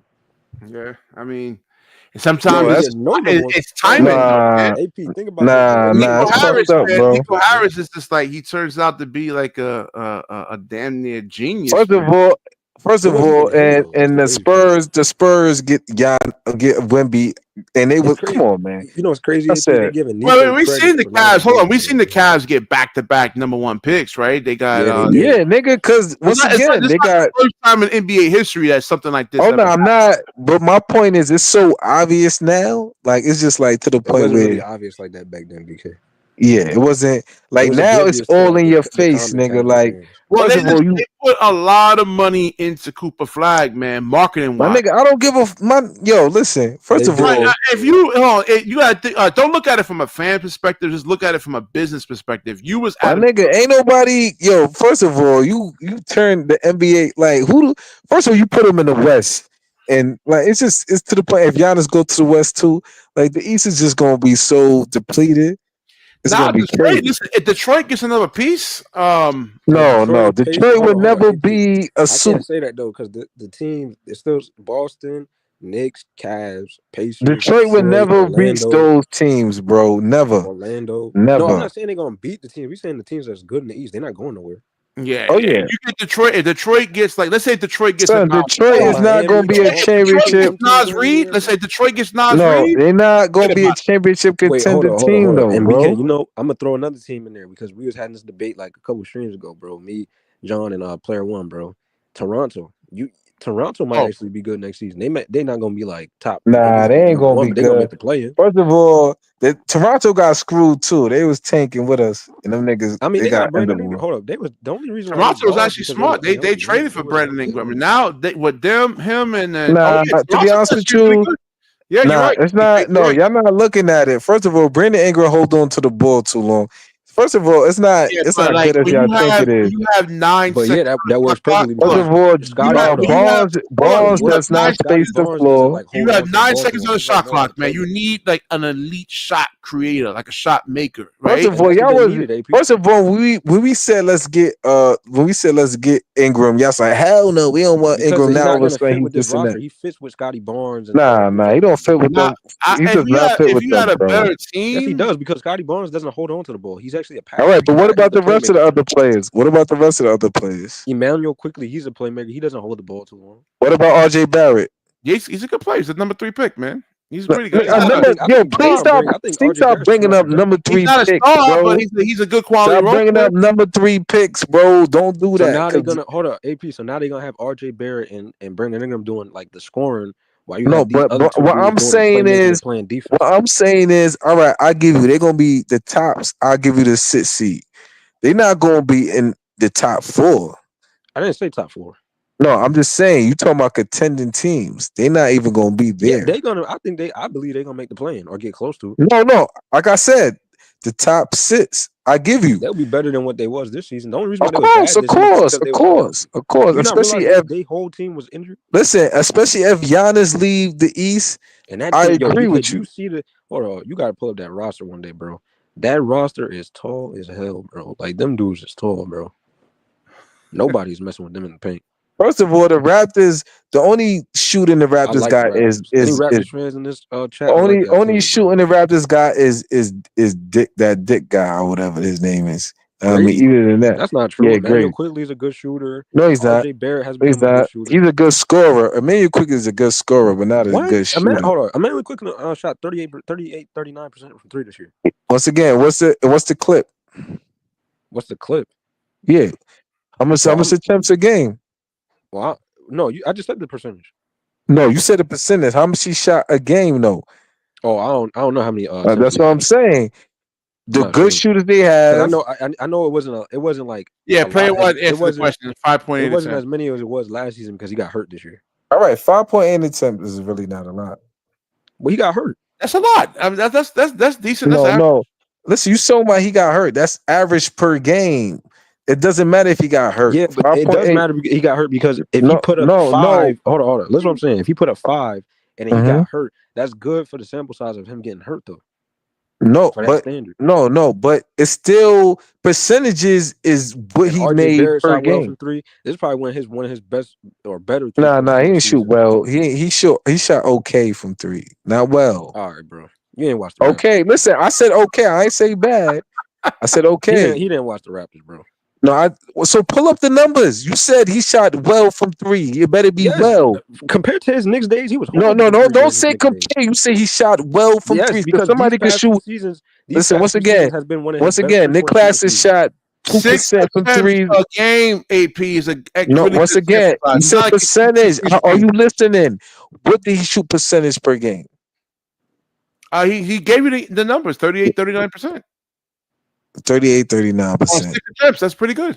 No, it's not. What? Yeah, what? That's not the numbers. That's not the numbers. Look up the numbers again, please. Look at the numbers again. Y'all made that number up. Look at the numbers again. I was talking about quickly. Who is he talking about now? I don't know. We were talking about Emmanuel quickly. Yeah, that's what I'm talking about. I didn't look up the numbers again. Look up the number. No, look up the numbers again. Please look up the numbers again. Because you're not looking up that number. This is you're not looking at that number.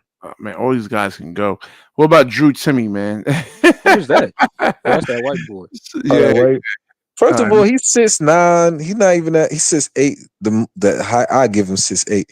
But what's it? Yo, the Nets. Oh man, I don't even know right now. I'm just not into basketball no more. I might retire. Yeah, you act like you lost out on LeBron James or something. No, it's not. Yo. Hey, it's not y'all even Raptors fans, bro. I'm telling y'all need to keep that boy. It's not even that. It's just the NBA. The NBA turned me off. Yo, it's not even about the Nets. It's just in general. Can you watch old boy from the Raptors, AJ? No. Yo, he is nice, bro. All right, so 37% from three this year. All right, so almost 38. Look at the year before, 39. Yeah, 39% from three. So what was that? You probably had to take more. That's not the numbers, bro. I watched the Raptors. The attempts is almost 6.8 attempts per game. DJ right, man. So told you, bro. Like can't we on this, bro? Like told you. I watched. I'm still trash. Like, no, he's not. He averages 14 points a game. That's not bad. He's still trash. Before that, 17. And 14 is good because he really didn't have the ball like that while you had exactly. There's only one basketball, man. AP, not everybody could be the man, you know. So for him as a role player to average 14, to be fair to quickly, it's a small sample size because he got hurt this season. That's why it's only 14. How many games he played, man? Let me see. I think like 40. That's not. I mean, that's not bad though, man. No, that's bad. That's bad. 40 out of 82. No, listen, 40 out of 82, bro. He had a crazy injury though, bro. I give you if he plays 60 games, all right, cool. 40 games. I think I don't know the exact number. I don't remember. Well, what about the previous season, man? He shot like almost 39. You gonna say? And he's overpaid as fuck. What he get? Like he get more than fucking. First of all, he get paid more than Claxton.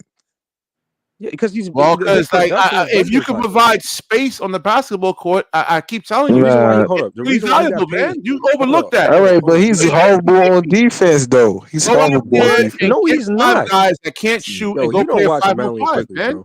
Quickly's actually good on guards, bro. He's not getting blown by, bro. I don't know about that. He was getting cooked. He was getting cooked by the. He was getting cooked by the Pistons. He was getting cooked by Cunningham. I don't know. That's Cunningham, bro. Of course, anybody gonna get cooked by Cunningham. Nah, not everybody. Everybody. Yes, everybody. Everybody can get him one-on-one. You crazy? What you talking about? Yeah, it's a lot everybody of people get cooked that by one-on-one. Who? I seen SGA cook him. He ain't guarding no it. He ain't guarding no Cade, bro. Crazy, man. Yes, he is. Yes, he is, bro. So you telling me he shut down Cade? I say he guarded Cade. No, he's not. No, he didn't, bro. That whole Knicks defense couldn't practically guard him, man. So what makes you think that? I mean, the Thunder is better than the Knicks on defense. Yo, you serious? Shea could not guard no Cade Cunningham, bro. Well, y'all better look at their matchup. Cade Cunningham bust Jalen Brown. First of all, if he played in the West, he will look worse. The East is weak on guards. Okay, so let's be real. Now he trying to discredit Cade, bro. No, I'm not discrediting Cade. Let me get some sleep, man. 4 hours. Let me wrap this up, man. Like I Haters said, are to the good. Raptors fans, bro. Comment, Raptors subscribe. y'all team, bro. Once Keep again, that boy. Y'all better pay drop that boy a like AJ, on the bro. Bring him video. back. Once again, the NBA sucks. I'm done with I'm the gonna be NBA. watching a lot of Raptors games, bro. Share the video. I'm not watching no more NBA games no more. Yo, BK, I'm telling you, you like athleticism, BK, real quick, bro. You like athleticism? Watch AJ, bro, from the Raptors, bro. He's nice. Yo, I'm telling y'all, don't watch no more NBA games, y'all. It's over. No, don't watch no more NBA games. Watch the NBA. What's his name? AJ something Lawson. I got it. Yeah. I got it. 6'6". Athleticism. He is light, though, man. 179. But if he gets stronger, oh yeah. Yeah, and BK want us to tank for AJ DeBoncia, and it's not gonna happen. His athleticism, BK. Yo, the Raptors got a lot of athletics. They got good defenders, bro. They got. We are not getting AJ. We are not getting Boozer. You're right about that, though. Yeah, I would say that. And, it is over for the Nets. Darren Peterson kid, I don't know. They're saying the next Kobe Bryant. No more watching. We are not getting Peterson. We are not getting nobody. We are not getting. You wanted, you was one of those draft guys, man. I was trying to warn you, AP. No, you said don't. You said DJ, wasn't I saying that? Hold on. No. All right, you said this year's draft is trash. Okay, cool. You said let's tank for AJ and Boozer, and we're not even gonna get them. So it don't even matter if we tank for them. We're not even gonna get them. So it's over. That's what I'm saying. That's why ChatGPT said 2045 is when the next literally. I'm not lying. And I think more like 2050. I don't want to hear you even mention AJ again because we're not getting him or Boozer. Nah, BK, I'm saying else. 2050, bro. So you said 2050. A lot of people ain't gonna be alive on these podcasts. I ain't gonna lie to you, man. You know what I'm saying? Yeah, man. I'm 46, bro. So I don't know. I believe that. When I really think about it and analyze it, I said, yo, ChatGPT is actually really right. By that time, Ant-Man will probably be going. Well, ChatGPT gassed me because he said we was gonna be the number one pick, and I never believed that, man. I never. Yeah, I know. That's why I don't listen. Why, like I said, I did shows on this subject before last year. Hey, BK, these dudes say, don't look at the mock draft. It's not bro. The mock draft had us at. It was right. I was like, damn. I was like, even like NBA. I think NBA DraftNet was like really the most accurate because they had us like number 7th, 8th. No, but they ain't have the fucking Mavericks at number 1 though. So let's be real. They didn't. Some of them have the Mavericks. I mean, I'm just saying. I just knew the Nets weren't picking number 1. Nigga, first of all, and I really don't care. Fucking league. I don't know what we did. Generational talent. First of all, it's pathetic because the league should have known. First of all, we didn't hire fucking what's his nigga name? Adoka? The nigga from the Adoka, because we listened to the league. The league said don't hire him. Boom, we don't hire him. The league said suspend Kyrie. We did everything the league wanted us to do, and they still treated us like shit. This is why I said fuck the league now, because nigga, they shit on the Nets every time. I mean, look at the organization. The organization is trash, man. You want the league to reward garbage? No, it's kind of like how the Lakers and Clippers are like both treated. Like they treat the Clippers like shit, bro. Like they is. I mean, they treat them like shit, but at the end of the day, it's just like because nigga, why? They're like, the basement team. We the basement team. Like we always be the basement team, bro. It's not even make that. Sure I drop the like on the video. Ooh, Whoever the chat, drop the like on the video, please. Hey, salute, bro. Yeah. All right, man. Like, comment, don't subscribe. Watch the NBA, y'all. Nah, just don't watch the draft. It's rigged. The universe. Watch BK Hoop's show though. No, I mean that's not rigged. I mean we're gonna talk about the real on here. All right. All right, man. Good looking out. Thank you, AP, man. All right. Yeah, all right. Already know, man. Good night, fellas.